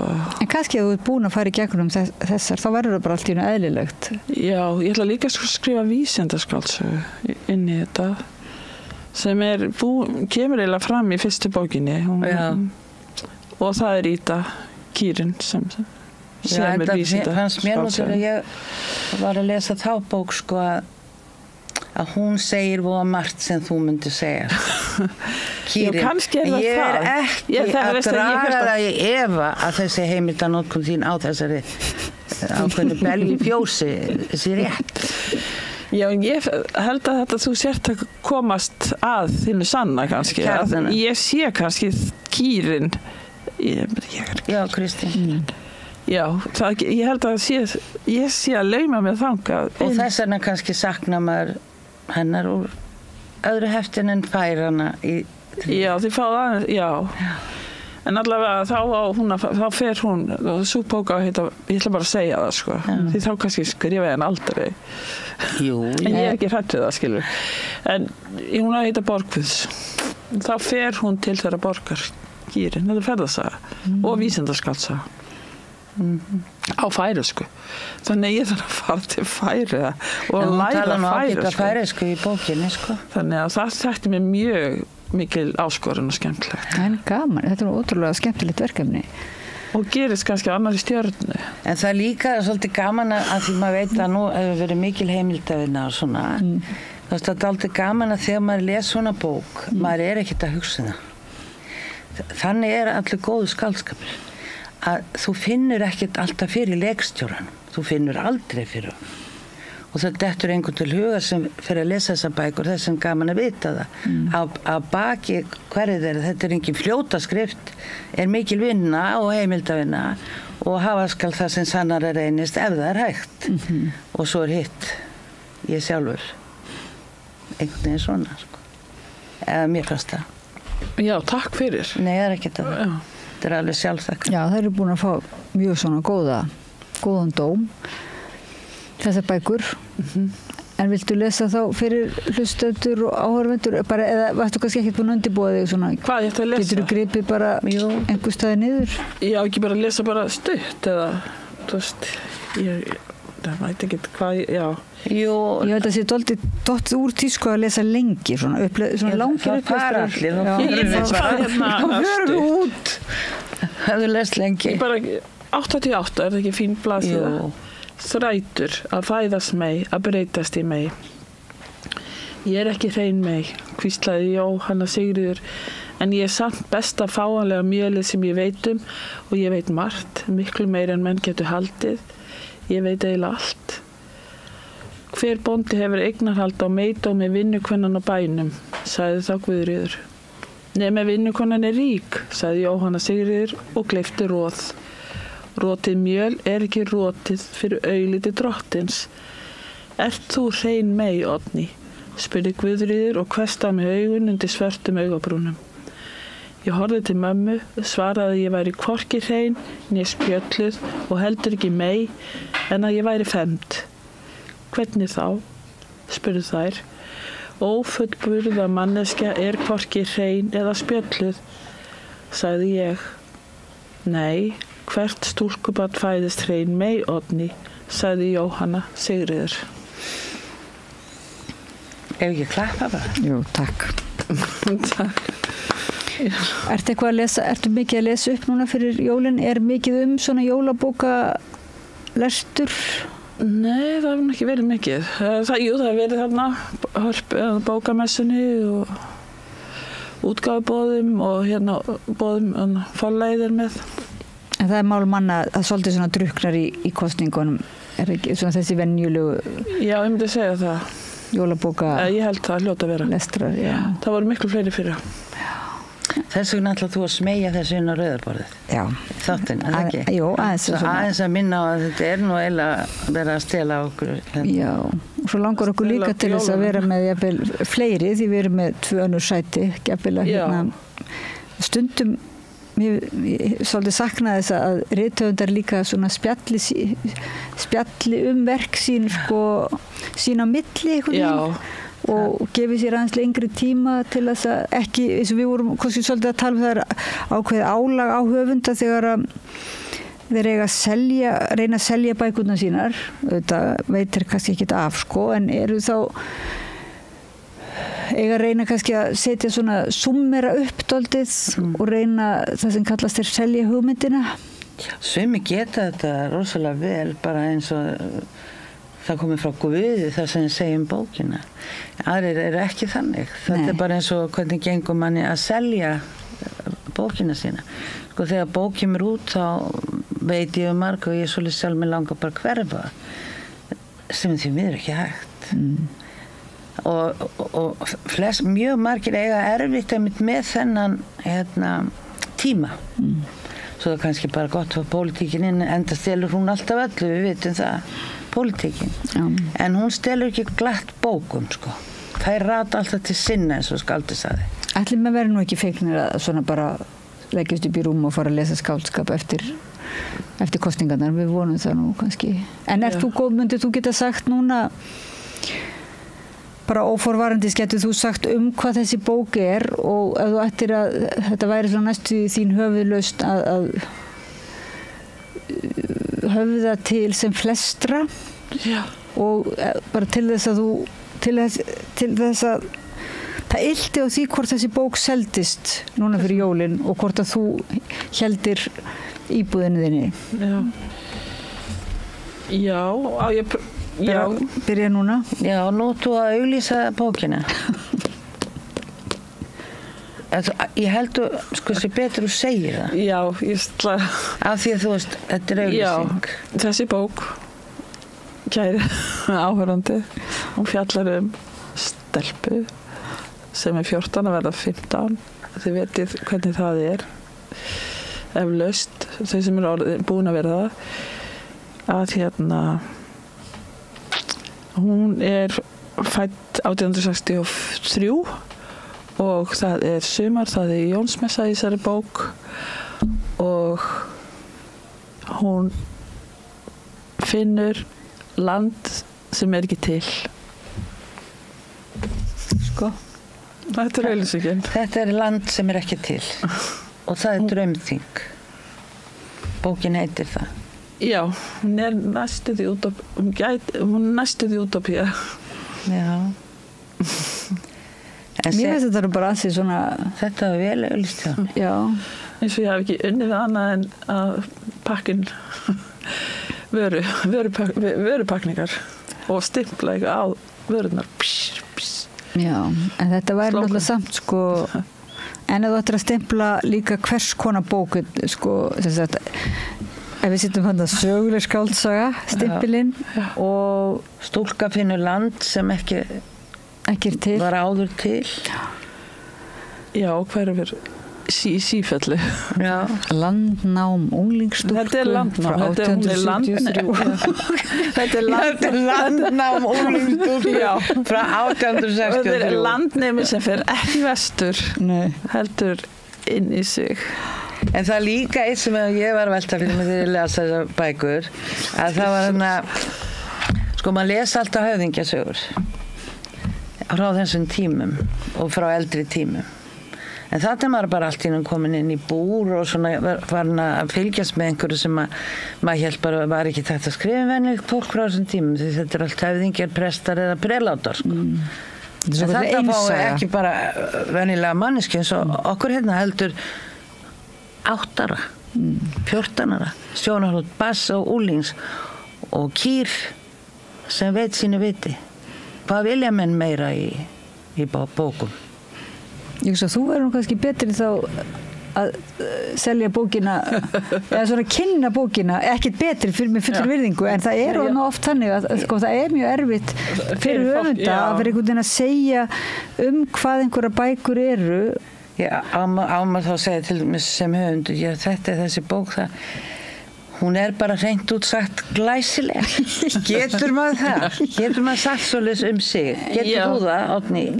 Nú ertu búin að skrifa bók sem er hreint út sagt glæsileg. Afreksverk. Þú ert búin að skrifa þrekverki. Já, þakka fyrir. En þrekverki, já, þetta er þrekverki. Einmitt mömmu mína og ömmu líka, það er svolítið svona, eða ég fyrir inn í þann hand. Með skáldsögu inn í eftir því. Með skáldsögu, já. Heitli skáldsögu inn í, já, alveg rétt. En þakku fyrir. Nei, ég myndi nú ekki geta sagt sko sjálf glæsilegt, en þar sem ég er útgefandinn líka þá þurfti ég til þess að skrifa káputextan og þar gat ég nú ekki mitt sagt glæsilegt, en hvort ég sagði ekki metnaðarfullt eða vandað eða eitthvað svona jákvætt. Nei, ég sagði ekki segðandi, en þetta er erfitt sko.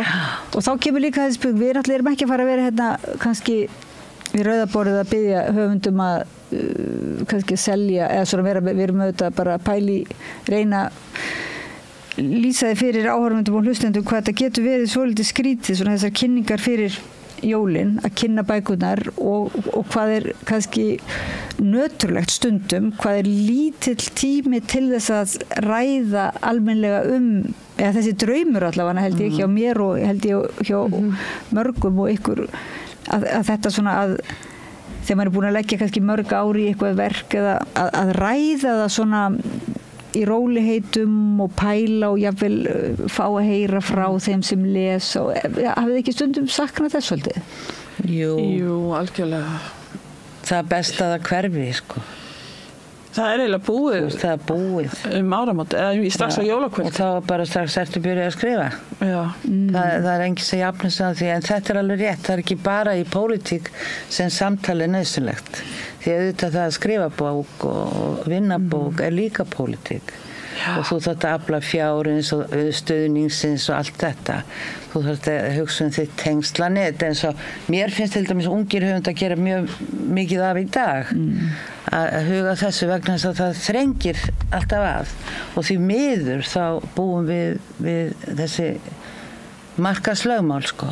Það við verðum að gera allt jafnvel þó við þurfum að skipta algjörlega karakter. Þegar við erum að kynna þessar elsku bækur. Já, sumir af yngri höfundum einmitt bara hafa gripið til þess og eru góðir bara að segja eitthvað mjög jákvætt eigin verk og svona og þetta sló mann dálítið upp að við núna auðvitað dáist maður að því að bara geta því það er ekki kannski annar að fara að segja það. Já. Sannleikan þessi verk. Já, þeir sem eru svona mikið á svona hátíðum og svona, þeir kunna þetta. Ég var eins og á Gautaborgarmessunni og fylgdist með höfundum. Þeir voru sem bara alveg snillingar í þessu að tala bara, þú veist, þetta er svona, þú veist, alveg bara búið að pakka þessu inn í bara mjög góðar, já, stutt og skorinort og hnitmiða mál, sko, sem hitti alla í, þú veist, einhvern veginn náði öllum, svona. Já, í salnum. Já, og ég fór svona á milli og var bara að fylgjast með og sjá hvað fólk var ógeðslega gott í þessu. En svo náttúrulega eru þetta viðtöl, það eru bókmyndaþættir og það eru blaðaviðtöl voru allavega, þú veist, útfarsviðtöl, það voru sérstaklega útfarsviðtöl sem voru ansi góð og maður lærði alltaf eitthvað nýtt en ég man eftir, ég sagt það líka þegar ég og Eiríkur Guðmundsson heitinn gáfum út sama dag, sko, ég gaf út mína fyrstu bók eða svona aðra bók og hann líka og þá var bara svona upplestur og svo vorum við að tala eftir að hvað væri gaman kannski bara hittast og ekki verið í viðtölum heldur bara við myndum að rappa og spyrja hvað er það að meina með þessu og allt það, já. Og kannski við myndum bara taka upp á band og eiga það. Það væri nú frábært. Já, ég sé og svo gerðum við aldrei, sko. Ég því þá hefði verið bara svona podcast. Já. Langt á undan öllum podcastum. Já. En núna er hann nú dáinn og svona og nei, en þess að hugsa maður, hvers myndum maður þá vilja spyrja ef við myndum spyrja, við höfum örlítinn tíminn er nú að fljúa frá okkur. Já, að verða búinn tíminn er að verða búinn en að því mér langar, Kristín, þú hefur nú tekið mitt viðtöl við höfunda í tímarit Máls og menningar varstu með hvað bara fjöldan allan af viðtölum sem voru sérstök og einhvern veginn nálguðust höfundana og verkin á mjög frumlegan máta. Minnist þú svona spurningar sem að höfundum fannst allega gaman að svara sem að þú getur kannski gaukað að okkur hérna? Já, ég held að sem hafi þótt gaman að tala benskuna og hvernig þið byrjuði að skrifa, hvernig þið voru að skrifa, já, hvernig þetta byrjaði allt saman og svo fannst þeim bara held ég þótti bara gaman að svara yfir höfuð, öllum spurningum og þetta voru svona ólíka spurningar og mér varst líka þá var ég náttúrulega bara í því markmiðið var náttúrulega að skrá niður, að búa til heimild þessa höfunda á þessu skeiði sem það voru þá og ég hugsaði mér, sko, ég ætlaði bara að gera þetta til eilíðar þannig að svo myndi ég gera aftur þú veist, þegar fólk var 10 árum eldri eða 20 árum eldra og alltaf þú veist, taka, þú veist, þegar fólk ungt og svo og ég ætla alltaf að taka aftur viðtal til dæmis við Álfrúnu Gunnlaugsdóttur og við höfum alltaf það annað viðtal sko, þá einhverjum svona já, ég veit ekki hvað mörgum árum 6 árum síðar eða eitthvað og og já, fyrst og fremst var þetta líka og já, ég tók nú bara eiginlega viðtal við höfunda með kvenkins en það var einn maður held ég sem ég tók, einn kall en það, já, í svona til já, og líka mér langaði að sjá einmitt hvernig höfundarnir breytast líka í gegnum ferilinn alveg, já, af því það svo rosalega stóra breytingar sem verða ungur höfundur og svo höfundur sem á svona þessum miðjukarriér komin að létta þessa skeiði já, og því allu og svo, já að því líka svo forvitnilegt að því að ævi kalla og kvenna þú veist, í þessum hlutverkum sem okkur sköpuð svo ólík og hún talaði mitt það hún Álfrún að þú veist, kalla höfundarnir þú veist, þeir rísa svona alveg og svo eftir 20 ár þú veist, ná hápunkti svona 45 ára eða eitthvað, já, þú veist, og þeim hlíf og þeir eru sko vendaðir miklu meira, þú veist, þeir þurfu ekki að gera allt, þetta var líka í fyrir tíma, þeir þurftu náttúrulega aldrei að laga mat og allt það áður, eða sjá börnin og eitthvað svona, en leið einangraðist líf þeirra, en á meðan æviskeið kvenhöfundar svona jafnara, þú veist, þetta verður nú kannski eins og bara eftir testosteróni, það svona nei, það þú búið þarna en allavega það æviskeið kvenhöfundarinn jafnara og hún fær náttúrulega aldrei þetta big break eða það þeir svo kallandi fá og hún ekki vendu og hún ekki einangruð en sko þegar þeir Ertu að tala Álfrúnu? Já, Álfrún var að segja þetta konurnar en þegar þeir eru orðnir 50, 60 þeir eru búnir þú veist, þeir eru bara búnir já, 70 en þú veist, þetta hún talar þú veist, fólki að sinni kynslóð og líka alla þessar snillingar, kalla snillingar sem voru ólust upp með henni voru rosalega snillingar sko, ungir snillingar það vantaði þá ekki þar en konan bara, konuhöfundurinn þú veist, hún á miklu lengra tímabil, miklu og allt öðruvís og við vitum það ekki af því að þær hafi ekki fengið að blómstra, við vitum ekki hvern æviskeið höfundar og hún vildi meina að það hætti ekki að því hún var náttúrulega að skrifa bækur sko 77 ára, 78 þú veist og gefa út bara frábæra bækur og allt það og hún vildi meina að ástæðan fyrir því að konurnar voru ennþá að skrifa frábæra bækur eldgamlar innan gæsalappa væri að því þær væri svo góðum tengsli við lífið en kallarnir væri svo einangraðir og þú veist þeir bara, og það væri alltaf náttúrulega allir að passa upp á að þeir væru hefði frið og frið sem að við vitum náttúrulega allar þrjár að friður það bara friður og næði þú veist, þú skrifar ekki án þess það bara grunn elementin og maður veit alveg leiðum að fer eitthvað bara í eitthvað þorp eða eitthvað í burtu í nokkrar vikur það skrifa svona 10 sinnum meira heldur en maður í miðjunni á storminu með hauga stormsins eða hvað sem það og þess vegna var ég líka og hafði áhuga á þessu með, þú veist, og hún það bara, við vitum ekki hvernig æviskeið, hvernig ljóðskáld ég meina, kalla ljóðskáldi þau voru að skrifa frábær ljóð þegar gömul og allt það Stefán Hörður og svona en þetta bara svo en við vitum ekki með konundar í raun það deyja nú yfirleitt en allavega eins og með myndlistakonundar og svo það verðlaunaði fyrir þol og úthald og þær verða frægar þegar það eru 95 ára eitthvað Bourgeois og Agnes Martin sem deyr með pensilinn í hendi og það hinn með hamarinn í hendi eða eitthvað og eru frægar þú veist, Agnes var nú já, hún hafnaði þessu sko, sem henni bauðst, sem var mjög flott fannst mér, en þetta er bara svo ólíkar ævir sko. Og svo verða það kannski einmitt frægar eftir þær deyja og þá getur það ekki svara fyrir sig sko. Já, og svo náttúrulega líka helst ekki fyrir eftir 70 ára eftir að deyja svo enginn fái peningana Já Sko, mér finnst þetta sem þetta segja núna, þessi monológur sem kom núna, sem mér finnst mjög góður, sko. En það er svo margt sem þetta er að ræða innan úr honum, sko. En svo hvernig þú segir með kallmenn, sko, svo þeir bara búnir. Já, hún var að, þeir fá, þú veist, þeir náttúrulega þegar hlaðið undir þá, alveg bara bla bla. En svo núna... Ekki alla kalla. Ekki alla, ég langar bara aðeins að setja flegi í þetta vegna þess að ég var hrifin af Álfrúnu og allt það og margt að ég og flest sem hún sagði var frábært. En mér langar sinna aðeins að setja flegi í þetta eins og með Einar Kárason, sko. Ég þarf bara að segja nafnið. Þú veist, hann á einhverja hápunta, hann hættir ekkert og hann á marga hápunta í dag. Já, hún ekkert heldur að tala. Hún var ekki að tala heldur sko, kynslaðan eftir. Hún var að tala sína og fyrir. Hún var að tala Halldór Laxness og þessa kalla. Hún var ekki, hún var líka að tala það. Ekki, þú veist. Ekki okkar. En það samt, það sem ég vildi meina út frá þessu okkar, það ekki búið að skrásetja kvennævina á sama hátt og við hefum sko 1.000.000 bækur staflana af skrásetti kallaævi. Ævisögum, já. Og ég stundum sammála henni, Ælínu Miles og henni vinkonu hennar, þáverandi kæristu Solveig, held ég hann hætti, já, þegar það gerði þarna Parísar manifesto og þessum fannst að kallmenn ættu að taka sér frí í 100 ár frá listsköpun.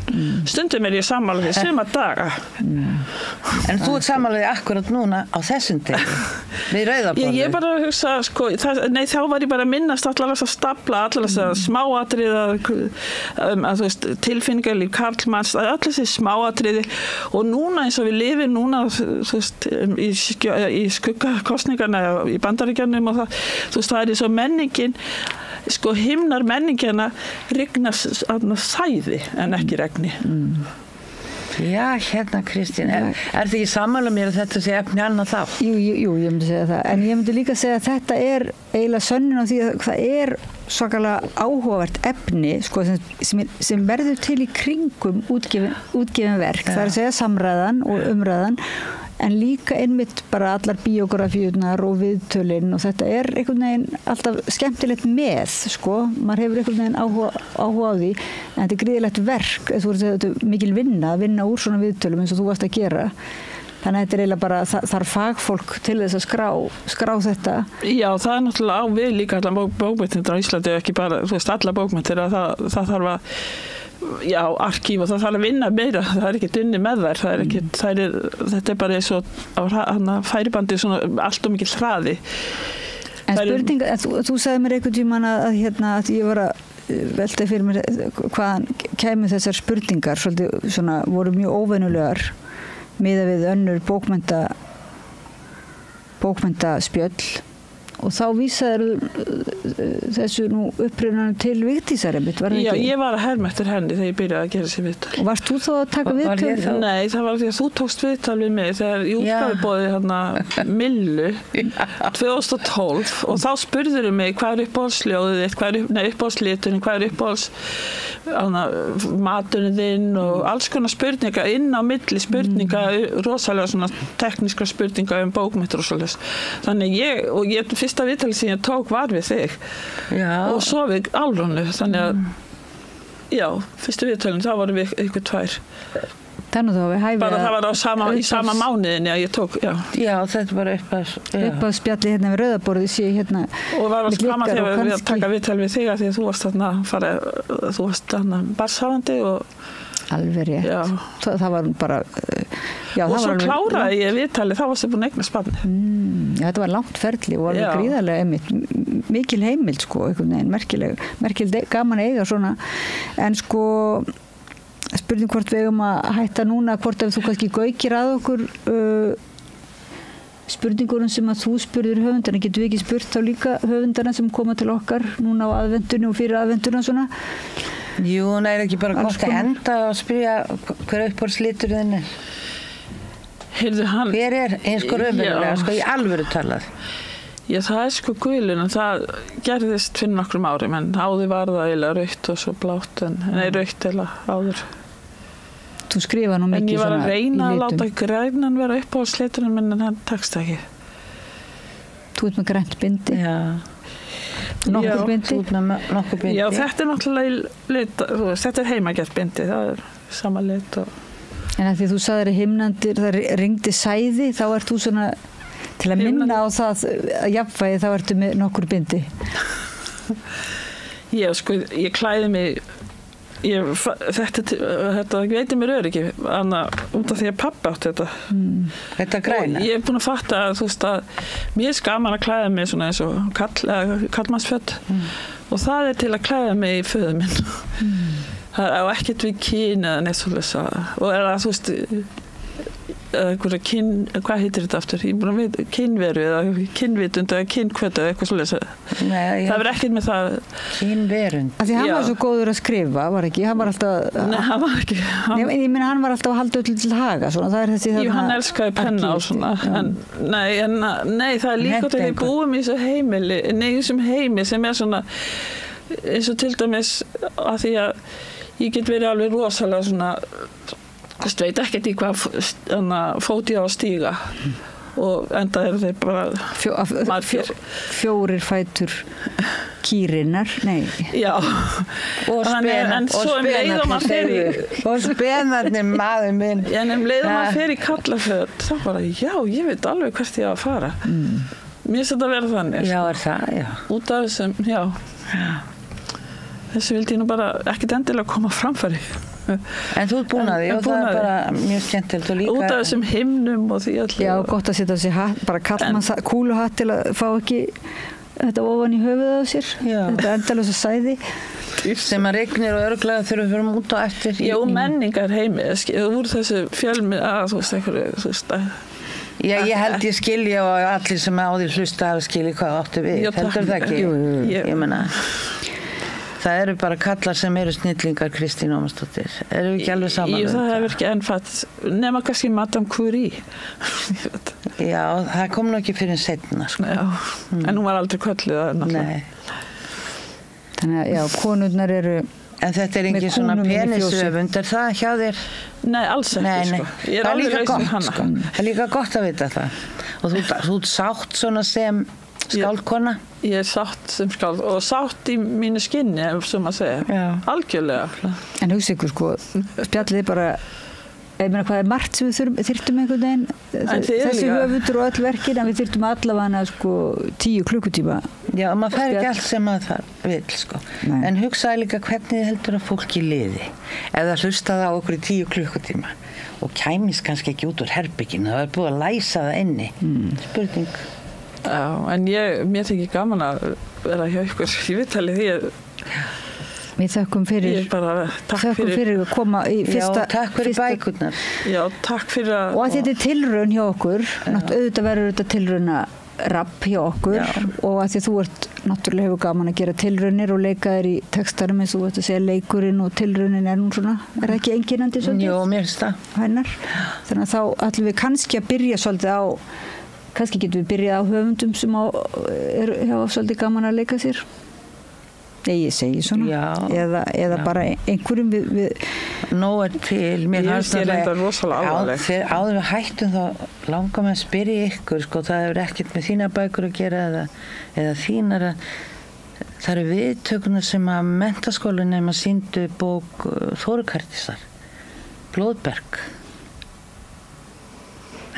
Þið munið ekki þetta Jú, gott, jú Ég veit af því, þannig að þegar það átt að banna það Að banna hana Já, eins og ætti að fara að herma eftir Flórida það sem er búið að banna hellingabókum hinsegin bókum og fullt af bókum úr skólabókasöfnum og bókasöfnum af Flórida en þeir vita ekki að þeir munu kannski ekki krakka til þeir eru tvítur komast inn í háskóla í New York að þeir hafa ekki lesið að því það fá ekki bækurnar en allt í náttúrulega á Ísland hér að fara að herma þetta líka Býtu þetta nýverið? Nei, þetta var einhverju mánuð síðan Septemberlok Já, september Já, svo undrandi vegna þess að allt sem í kringum okkur er öll grimdin þú veist, allar árásirnar af konur og kalla, þú veist öll þessi mismunun í samfélaginu og Guð má veita hvað og svo kemur bók og hún að segja frá konu frá, ég held hún hafi verið 1600 og eitt eða þess að síðustu hún er 10 ára að bíða eftir dauðadómi fyrir að hafa notið kynlífs með einhverju sem segist ekki hafa gert sko. og er svo tekin að lífi og þetta rosalega flott bók. Já. Þá tekin úr samhengi sem texti úr þessari bók og lesin upp í sjónvarpi af 2 ungu stúlkur sem voru bara yfir sig sorgmættar yfir þessu sem þær held að vera klám. Að það var þess að tilfinningarlega upplifun og líkamlega auðvitað af þessara Þórdísar sem hafa tekin að lífi og við ættum að muna nafnið hennar og þeim fannst það vera og ég hugsaði, heyrðu, ef þið þola ekki þetta, hvernig getið þið verið í heiminum? Og svo er það hinn spurningi sko, eigum ekki bara að fara að banna meira að bók. Já. Brenna. Já, því ekki bönnum við seríum. Ekki bönnum við seríutnar á Netflix og morðin og allt þetta. Nei. Eigum ekki aðeins að fara að huga því þegar við lesum bækur. Hvort við eigum ekki bara að fara að banna meira af þeim. Já. Eigum við gera það? Nei, alls ekki. Nei, frekar að banna stríð. Svo reyni að þetta er spurning til hlustenda. Já. Og áhorfenda. Já. Þar til við hittumst næst við kveðjum hlustendur og áhorfendur Vigdís Grímsdóttir. Takk fyrir mig og gaman að vera með ykkur stelpur. Já, sömuleiðis og takk fyrir að vera hér við rauðaborðið og ég heiti Oddný Eir og til okkar kom reið á vaðið Kristín Ómarsdóttir, rithöfundur, skáldkona. Kæra þakki fyrir og við höldum áfram hérna við rauðaborðið eftir smá stund og tökum frímínútur. Mér er svo gaman að segja frímínútur. Það er komin tími á aukna samkennd. Hinn eina sanna breyting er sósíalismi. Allt það besta er ókeypis. Hrósaðu náunganum. Það er betra. Samstöðin, þar sem manneskjurnar koma saman. Allir þættir samstæðuverinnar eru á YouTube.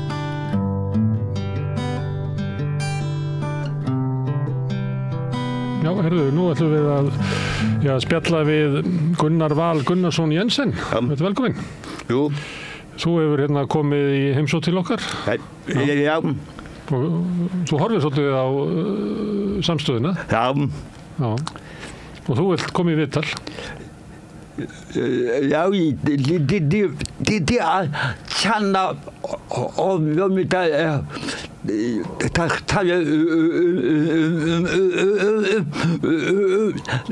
om mig. Jag är inte nog fjölmiðlavæn. Ert þú ekki fjölmiðlavæn? Nei, det sætter om mig koma á mig. Herðu, en þú, Katrín Gylfadóttir með þér sem er aðstoða kona þín. Já. Og hún er... Tóna líta. Já, meðal annars að því að ég skil ekki allt sem þú segir. Nei. Skilur þú allt sem að Gunnar segir? Svona flest. Já. Og hvað er maður lengi að venjast þannig að maður skilja? Ég bara mann það ekki. Við kynntumst 2020 þannig að flytta á Mói. Ég man það bara ekki alveg. Þú lendir svolítið í því að þú ert að segja eitthvað og fólki svona að tala við það bara skilur þið ekki. Já. Það er svolítið erfitt. Já, þetta jólaaftansháfjöldun tómi upp í vinnutíminn alla það vitar við mig og elda þetta sama huttin og elda þetta sama huttin. Já. Ofta endurtaka sama hlutin. Endurtaka sama hlutin. Já. En þú hefur lifað við þetta lengi? Já, svolítið. Tómi með sjúkdómi á sinni tíma. Hvað kom fyrir þig? Ég fætt að vögju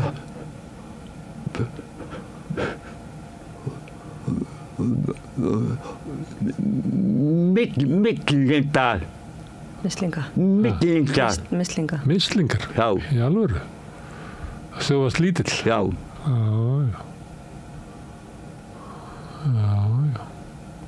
Herðu, en þú vildi koma í viðtal og ég hef nú grunum að þú hafi frá mörgu að segja, vilji segja eitthvað. Já. Þannig ég ætlaði bara að spyrja því, hvað viltu tala um? Byrja á að tala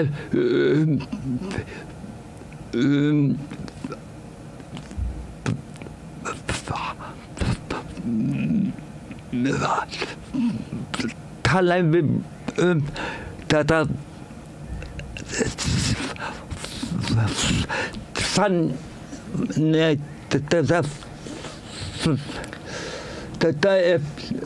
þetta er nýtt fætti í Bandaríkjunum, allt er fætti sjálf.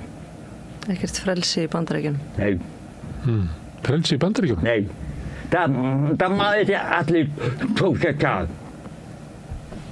Nú skil ég ekki. Það má ekki allir kjósa sjálf. Kjósa í Bandaríkjunum? Með ekki allir kjósa? Já, hverju með ekki kjósa? Ég held að það er fátt þetta fótt. Já, og það er það sem að má kjósa, þar er langa biðraðir og það má ekki allir að kjósa. Nei. Já, og fólk er ekki á kjörskrá. Já. Það er bæði að tenna. Fylgistu mikið með fréttum? Já, ég er mjög mikið fréttaóður. Fréttaóður, já. Fréttaóður. Þú varst náttúrulega að selja blöðin í gamla daga. Jó. Við það svo langt síðan, hvað er orðin gamall? Hvað er orðin gamall? Sér þú það ekki? Nei, ég sé það ekki. Nei, ég get ekki séð það hvað gamall. Ég er bara að velta fyrir mér að því að mér finnst ég að hafa bara munað eftir bara í 30-40 ár. Já. Hvað ertu gamall? Ég yfir 60. Nei, við erum kannski bara jafnaldrar. Ég er líka yfir 60. Já. Þú sama áður 1960. Nei, 61. Þannig að þú ert eldri ég. Þú ert eldri ég. Ég er fæddur 1961. 61. Já, ég 60. Já. Og þú er alltaf verið hérna búið í bænum, í Reykjavík. Jú. Ég var handur að henda pottin. Helgapóstinn, já. Ég var að vinna þar. Ég var að vinna þar. Já, ég var handur vann til Tupunahöfn. Já, var söluhestur og vann ferð til Kaupmannahafnar. Já, langsöluhestur. Mannstu ekki? Jú, langsöluhestur. Já. Þú varst líka svo duglegur, þú varst svo iðinn. Já. Þú vannst eiginlega næstu heila vinnudag við þetta. Já. Já, það var ekki allir sem gerði það. Nei. Sumir komum bara og tóku hádegið og það sem var mesta salan og fóru svo heim. Já. En þú hefur haft áhuga á fréttum bara allan. Já. Og fylgistu með pólitíkinni í Bandaríkjunum? Já. Og Íslandi? Já.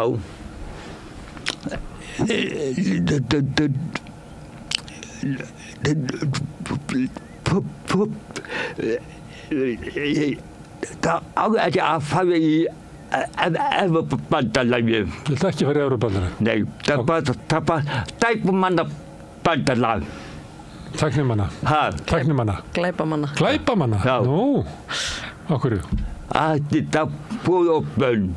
Bóð og bönn? Já. Já. Veitu þetta ég minna? Já, en þeir segja að þið setji reglurnar til að verja neytendur. Já, það fær út í öndar.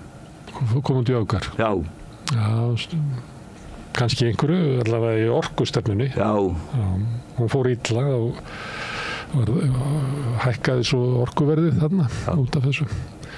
Þannig að þú ætlar ekki að kjósa Viðreisn? Nei, þetta er ræningjaflokkur. Ræningjaflokkur? Já. Þú ert svolítið ákveðin í skoðunum? Já. En má ég spyrja hvað ætlar að kjósa? Nei, þú þarft ekki svaraði. Nei. Ég tannast við bróðinn. Hvað sér það? Ég tannast við hann. Bróðir þinn? Kannast við bróðir þinn? Kannast við bróður minn? Já. Já, Sigurjón sem að við stundum hérna. Já, Sigurjón, sjómaður. Hann var sjómaður, já. Já, það passar vel við nafni hann. Já, Sigurjón sjómaður. Já. Já. Ha. Það annar bróður minn líka sjómaður. Hann er komin í land, þeir eru svo gamlir, þetta eru gamli menn. Já. Egill bróður minn, hann var líka á sjó. Egill. Já, hann bjó nú lengst af á Snæfellsnesi. Já. Stikisson. Egill Tattimsson. Já, hann var kallaður Egill Skalli. Já. Allir aglar. Já. Herðu, en af hverju hefur svona mikið áhuga á pólitík? Sumir finnst þú leiðileg pólitík. Sumir finnst pólitík vera leiðileg. Já, þetta persónulegt. Persónulegt? Já. Sumir finnst bara erfitt að horfa á pólitíka því að fólk að rífast og fólk með ásakanir hvort á annað. Já. Þið finnst þetta gaman? Nei, það låta þetta ásað. Það låta lætt auða. Hvernig kanntu við Trump, svo við tölum bandaríkstjóma? Ömurlegur. Ömurlegur? Já. Mér finnst það þetta líka. Mér finnst það líka? Já. Ég man þegar hann kom fyrst fram og þá var að tala að hann væri svo mikill sjarmur og ég fór og skoðaði gömul viðtöluðan og ég sá engan sjarma við hann. Mér finnst það bara leiðilegur maður. Já, hann með þetta neina mentun. Er ekki með neina mentun? Nei, það er allt fans. Fals? Já, hann fanns það allt. Hann penn upp með allt. Já. Hann penn upp með líf. Talandi mentun, hvernig gekk þér í skóla? Svona upp og ofan. Ég metan í stóli lífsins. Mér metan sam. Myndan metan í stólaugum. En að því að þú átt svo erfitt með að tjá þig en þú getur skrifað því að ég tók eftir að það er svo sett svona hefur stjórn á getur skrifað? Ég skrifa þetta nógu lítið að þetta er svona dót. Þannig að þú verður að fá bara stórt blað og þá getur skrifað. Já, við samt það. Já, en það er erfitt samt að skrifa, eða ekki? Já. Og það er erfitt fyrir það að tala. Já, stundum. Já, stundum.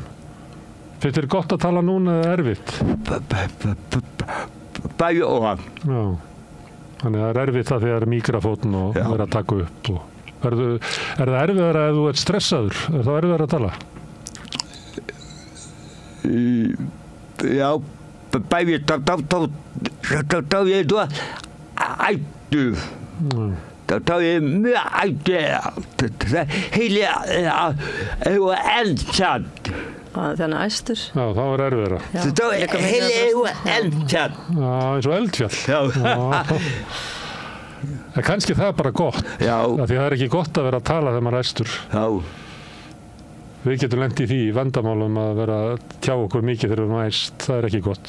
Herðu, en að því að svona erfitt með að tjá þig og sumir skilja þig illa og fleira, upplifur þá svona eins og þú sést svona svolítið lokaður inni í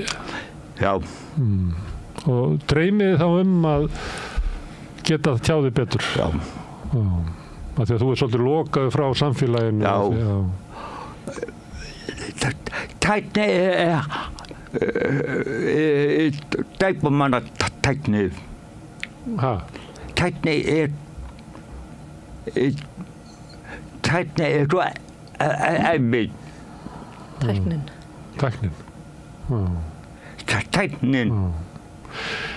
En að því að ég held þú sért ég meina tækni það saman við síman tækni. Notar ekki síma og svona? öðsendan. Ég hérna með síma og svo ég líka með tölvu, sko. Já. Þú notar þetta ekki? Nei, lítið.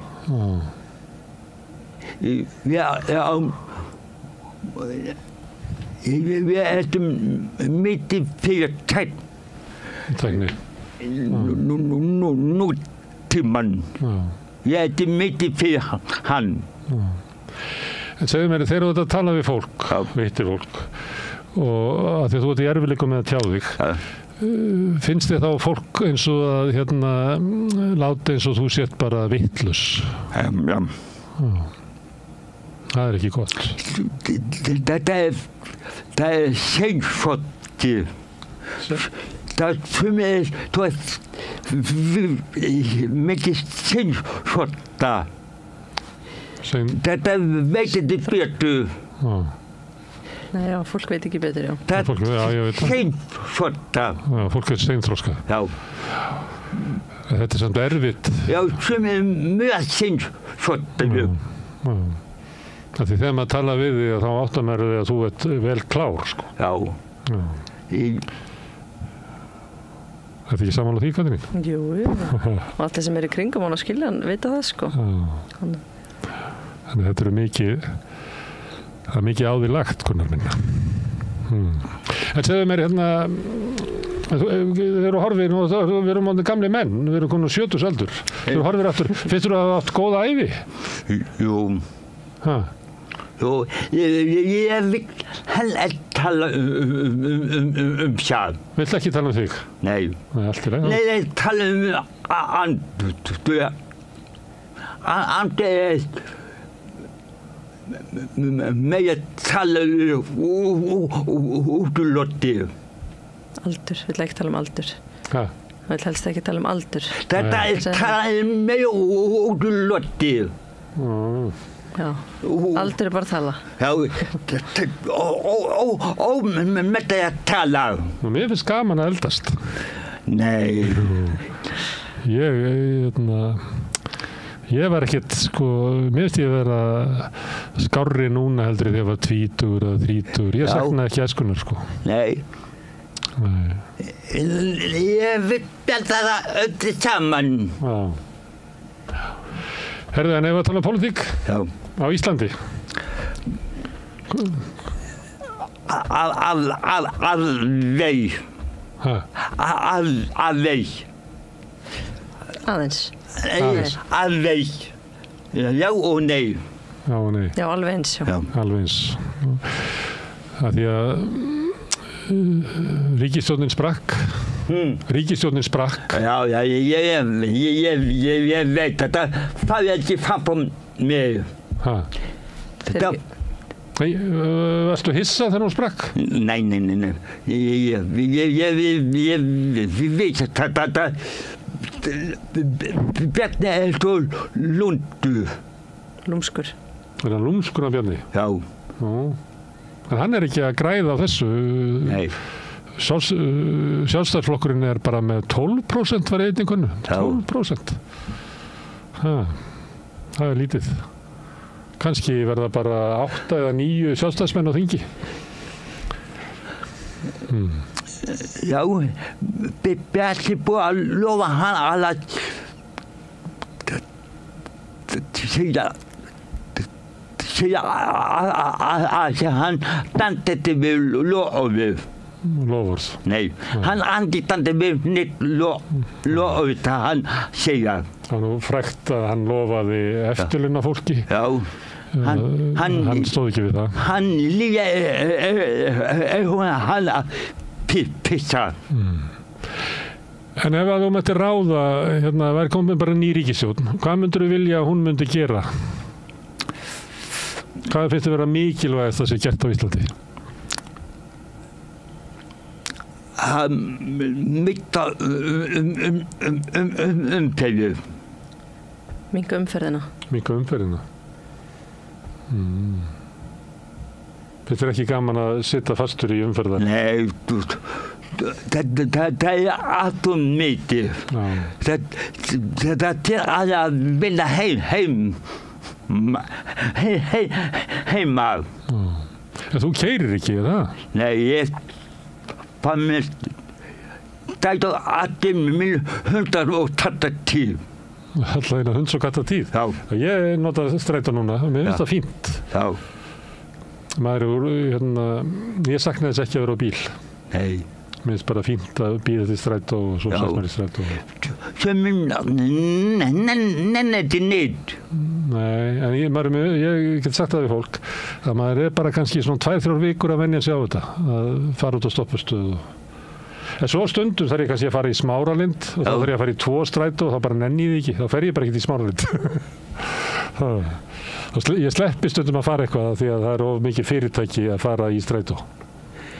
Býrðu í Vesturbænum? Ég býr niður í miðbæ, á Hverfisgötunni. Já, miðbæ. Hvar býr þú? Grafavogi, það er eftir dutti. Grafavogi? Já. Já, í Fjölni? Já. En þú ert valsari? Jú. Þú heitir Valur? Já, og sættir tatt vil líta og Jón. Jón sér frammi. Já, við erum bæði valsarar og Jón frammi. Já, Jón frammi. En þú skýrði þig, þú hérst ekki Valur. Núna heitir þú Valur. Já. En þú varst ekki skýrður Valur. Nei. Þannig þú tókst upp nafni Valur. Já. En svo ég heiti Gunnar Smári K.R. Já.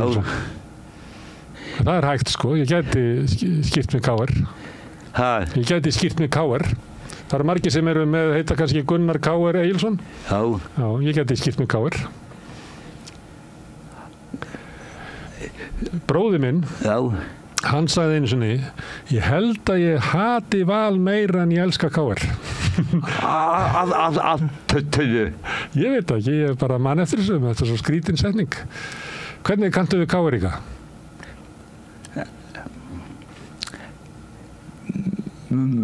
Þetta er misjætt. Misjætt. En það er gaman að vinna K.R. eða ekki? Já. Að Valur vinnur K.R. Það er eiginlega bestu leikirnir ef að Valur vinnur K.R. Eða ekki? Já. Það er svolítið þannig hjá K.R.ingum að það er meira gaman að vinna Val heldur en flest lið, Já. Þetta eru erki óvinnir. Já, hefur með við lætin. Hefur með við lækin. Já. Hvað segir Gunnar? Þú vilt laga umferðina? Já. Eitthvað meira? Já, og margt annað. Margt annað. Þetta er dårlig úr minn núna. Já, stórður. En nú er allir að tala verðbólgu og vexti. Finnst þér það, verður þú var við að verðbólgu? Já, svöndi. Hvernig gengur að láta bara enda ná saman? Ég hef notað samveita aðtötu. Við hefum notað korti til að bonda sjálfur. Bara nota korti til að borða? Þannig að þú átt alltaf... Að bonda sjálfur. Ekki láta dagsfóta að bonda. Ekki láta dagsfóta, hann var pinnið þetta núna. Ég bara fæði beint að sína korti. En hvernig, nú kemur hún Katrín með þér. Já. Er hún að vinna hjá þér? Já. Þannig að þú ert í, hvað heitir það aftur? Sambýli. Eru þið í sambýli? Já. Það er sjálfstæð búseta. Já. Sjálfstæð búseta. Já. En hvað heitir það sem að fatlaður einstaklingur ræður aðstofafólk? Það heitir í mismunandi, þetta heitir sjampo og andvonanöttu. Já, við erum sérst nokkur að vinna með Gunnari. Hann býr í svona sjálfstæðri búsetu. Þannig að, já. Og hvernig kanntu við það? Mjög vel, já. Gunnar er góði félagar. Búin að vinna síðan ég byrjaði. Nei, síðan hann kom á flutti, 2020. Og byrjuðu þá einn, en svo fólk sem að hjá þér? Já, mér var það finnst mér dóttsjarta. Mér var það finnst mér visshjarta. Með stórt hjarta? Já. Prinsessu með risahjarta. Hún vantar prinsessu með risahjarta. Nei, Gunnar, hörðu. Ef við kannski að bara spjalla saman seinna aftur. Það til að koma aftur. Jú, þetta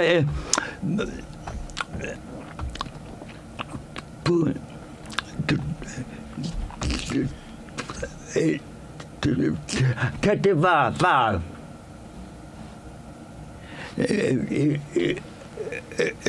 þetta allir lægir. Er þetta til lagi? Já, mér finnst það mjög fínt. Gaman að tala við þig. Já. Fróðlegt. Ég er náttúrulega að hugsa alls konar þegar þú ert að tala. Já, þú. Ég er að reyna að spegla mig í þér. Ég er að reyna að spegla mig einhvern veginn í þér, reyna að skilja hvernig þitt líf er og þínar aðstæður. Ég er bara með það. Ég lærði mjög mikið ofbeldi. Lendir í ofbeldi? Já. Þú varst minni? Já.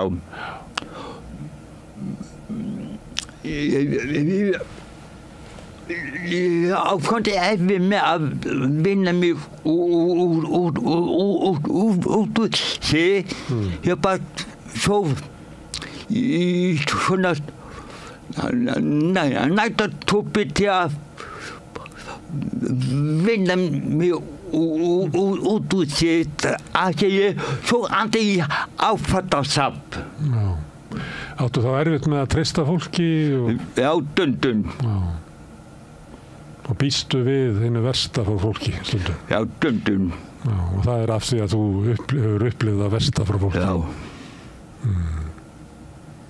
Hvar bjóstu þegar þú varst lítill strákur? Laugarnesi. Laugarnesi. Núna Laugarnesi er ónýtt. Já. Og varstu þá svona einelti og var verið að lemja þig og áttur þú vin þegar þú varst lítill? Nei, andið. Jú, pappi á sama götu. Ég er að vinna í Mosó. Ég á einn vin þar. Hann heitir Axel. Hann er hátandur. Hann er frá Danmörku. Frá Danmörku? Ég er hálf dansk. Axel frá Danmörku? Já. Þetta heitir Ásgarður. Ásgarður, hann er vinn í Ásgarði.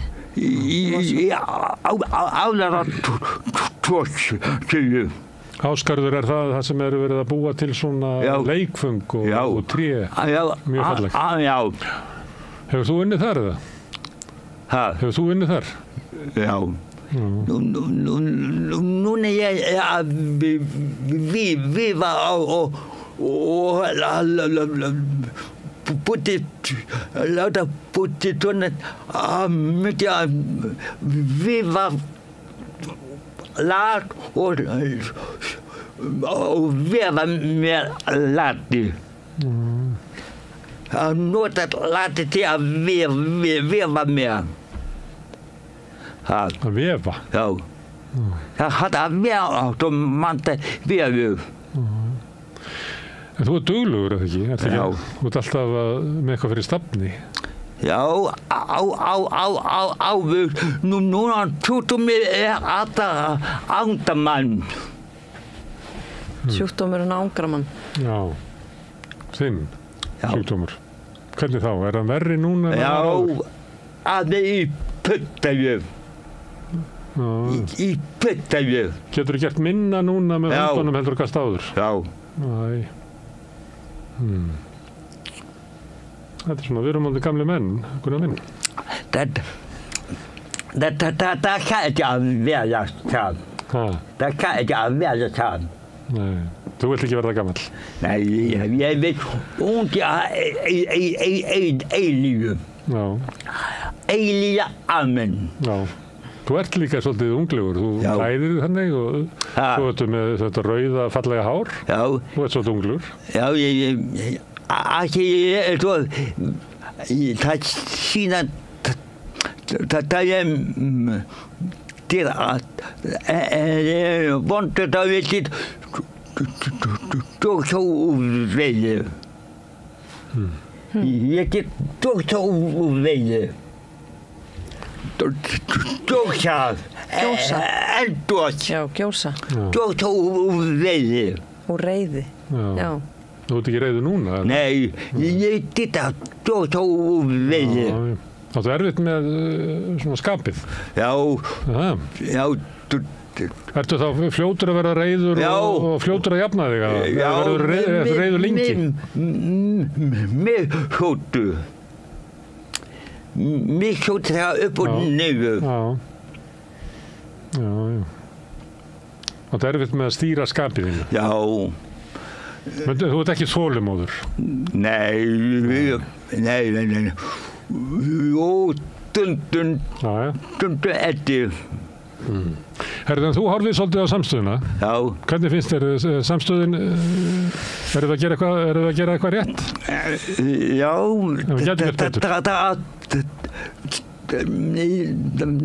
Ég myndi að þú ekki að þú vil læti betur. Du har brugt dømme og stiftmáli. Du har hitt mig á Laugalæti. Morðið á Laugalæk. Já, hann nafni okkar, Gunnar leigubílstjóri. Já. Ætti að fjalla það? Viltu að ég fjalla það? Já. Við höfum fjallað Geirfinnsmálið og við höfum fjallað ýmis svona morðmál, Sjöundar á og svona morðmál í sögunni. Mikið fjallað Geirfinnsmálið, ég held ég hafi tekið 8 viðtölu Geirfinnsmálið. Já. En finnst þér að ég að finna eitthvað til að tala við mig morðið á Gunnar leigubílstjóra? Já. Manstu eftir því? Já, svona notti veginn. Ég held ég að verið 7 ára eða eitthvað. Já. Ég man svolítið eftir þessu, sko. Þetta var rosalegt mál í Reykjavík, sko. Já. Bara aftaka og leigubílstjóra. Já. Það var svona, kom alveg bara ótt í Reykjavík. Ég var alltaf. Já, og svo þetta var í hverfinni á þér? Já. Já. Það var vettsá. Það var nýja sundlega var í byttitu. Já. Nýja sundlega. Já, það verður að byggja hana. Já, það fullt í nótum. Og þetta var svona bílaplan eða svona möl á því? Já, það er stólinn núna. Laugalækjarskóli. Laugalæk. Já. Herði, ég skal bara finna út úr þessu. Ég skal búa til þáttum morðið á Gunnar í leigubílstjóra. Já.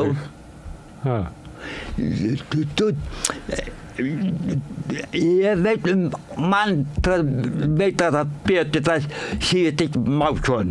Sigursteinn Másson? Já. Kannski gerir hann það fyrir okkur. Já. Að koma hingað og segja mér frá þessu. Já, hann er sagt hann búið sagt máli. Já. Það á ekkert að sagt dömu og stiftmáli. Það á ekkert að sagt sjálf.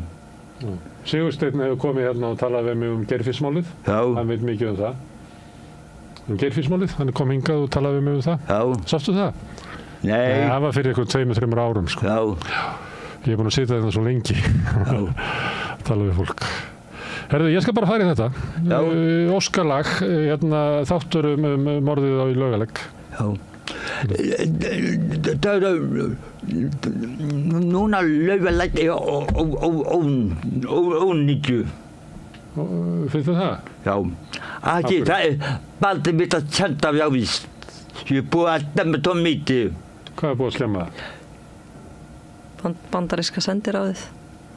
Já, það er þarna í... Já. Það er náttúrulega tilheyrir þessu hverfi, eða hvað? Teigunum. Hvað heitir þetta? Teigarnir. Já. Þetta er ekki hrifin af bandaríska sendiráðinu? Nei.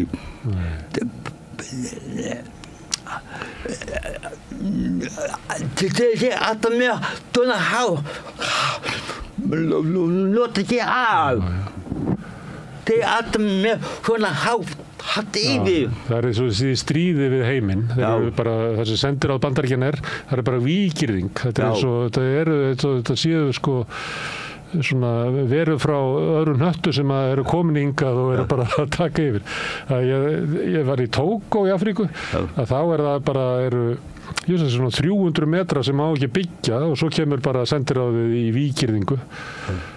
Þeir eru svo hræddir við heiminn, Bandaríkjamenn. Já. Og svo lokaður öllum götum í kringu sig eins og í London, þar alveg vígirðing fyrir utan sendiráðið. Já. Það er eitthvað að í Bandaríkjunum. Já. Það verður svona mikill ófriður gagnvart öllum heiminum. Hefur komið til Bandaríkjanna? Nei, Andi, ég vil bara tala það. En hefur þið farið til útlanda? Já. Og hvert hefur þið farið? Til Evrópu. Og hvað gerir þið? Ferðið þá á sólaströnd eða ferðið í borgir eða? Bæir. Og finnst það gaman? Já, svandi. Allt í lagi. Herðu Gunnar. Já. Ég ætla að fá þig aftur. Ég ætla að búa til hennar þátt morðið á leigubílstjóranum. Já. Nafn okkar. Og svo ætla ég að fá þig aftur og þá kannski búum við til eitthvað svona umræðefni. Já. Þannig að þú hugsar það. Alla búa til svona heimildamyndi ja, det både med og heimildamyndi. Já, það verður komið á framfæri. Kannski eitthvað sem sér þetta og ég held að saga þín sé merkileg. Já, þú merkilegt að hafa nóg. Halva verið nóg. Já. Það væri nú fínt nafn á bókinni. Að halva væri nóg. Já. Ævisaga Gunnars Vals. Já. Við erum komið nafnið. Val Jensen. Já. Val Jensen. Herðu, kæra þakkir og þakka þeim fyrir aðstofuna. Já, þetta eru lokin á Rauða borðinu í kvöld. Ég þakka öllum gestum sem að hinga komið og ég þakka Birni Þorláks og Sigrúnu Magnúsi og Maríu Lilju fyrir aðstofnum að búa til hennar þátt, Laufi Ólafs og Petri Fjellsteð fyrir að taka upp og senda út, en ykkur þakka ég mest sem að hafi hlustað á þetta og breytt samtali okkar í fjölmiðlun. Bendi á að þið getið hjálpa okkur að byggja upp samstöðuna bara með því að benda vinum og vandamennum á efni sem ykkur líkar og benda á að það með finna efni okkar á Facebook, á YouTube, í öllum hafðarsveitum, í útvarpinu á 89,1 og höfuðborgarsvæðinu, það má sækja, það er útvarpsendingar líka á spilarinn.is á netinu og svo spilar líka app sem má hlaða niður í síman og hlusta á samstöðinu og allar íslenskar útvarpsstöðvar hvað sem er í heiminum. Við erum komin í sjónvarpið til þeirra sem er svo heppin að skipta við fjarskiptafyrirtæki Síman, þar eru nú með 5 af fjarstýringunni, kannski ef til vill, ég veit ekki, mun önnur fjarskiptafyrirtæki bjóða sínum viðskiptavinum upp á efni frá samstöðinni, 24 tíma sólarhring, 7 daga vikunnar, allan ársins samfélagsumræða við Rauða borðið og í öðrum þáttum samstöðunnar. Það sem drífur samstöðuna áfram er sá hluti áhorfenda og áheyrenda sem hafa gert áskrifendur. Þú getur slegist í þann hóp með því að fara inn á samstöðun.is, það er hnappur sem ástendur áskrift og skráði fyrir 2.500 krónur sem er grunnáskriftir sem mér setja sér hlægilega lítið með það efni sem við búum til.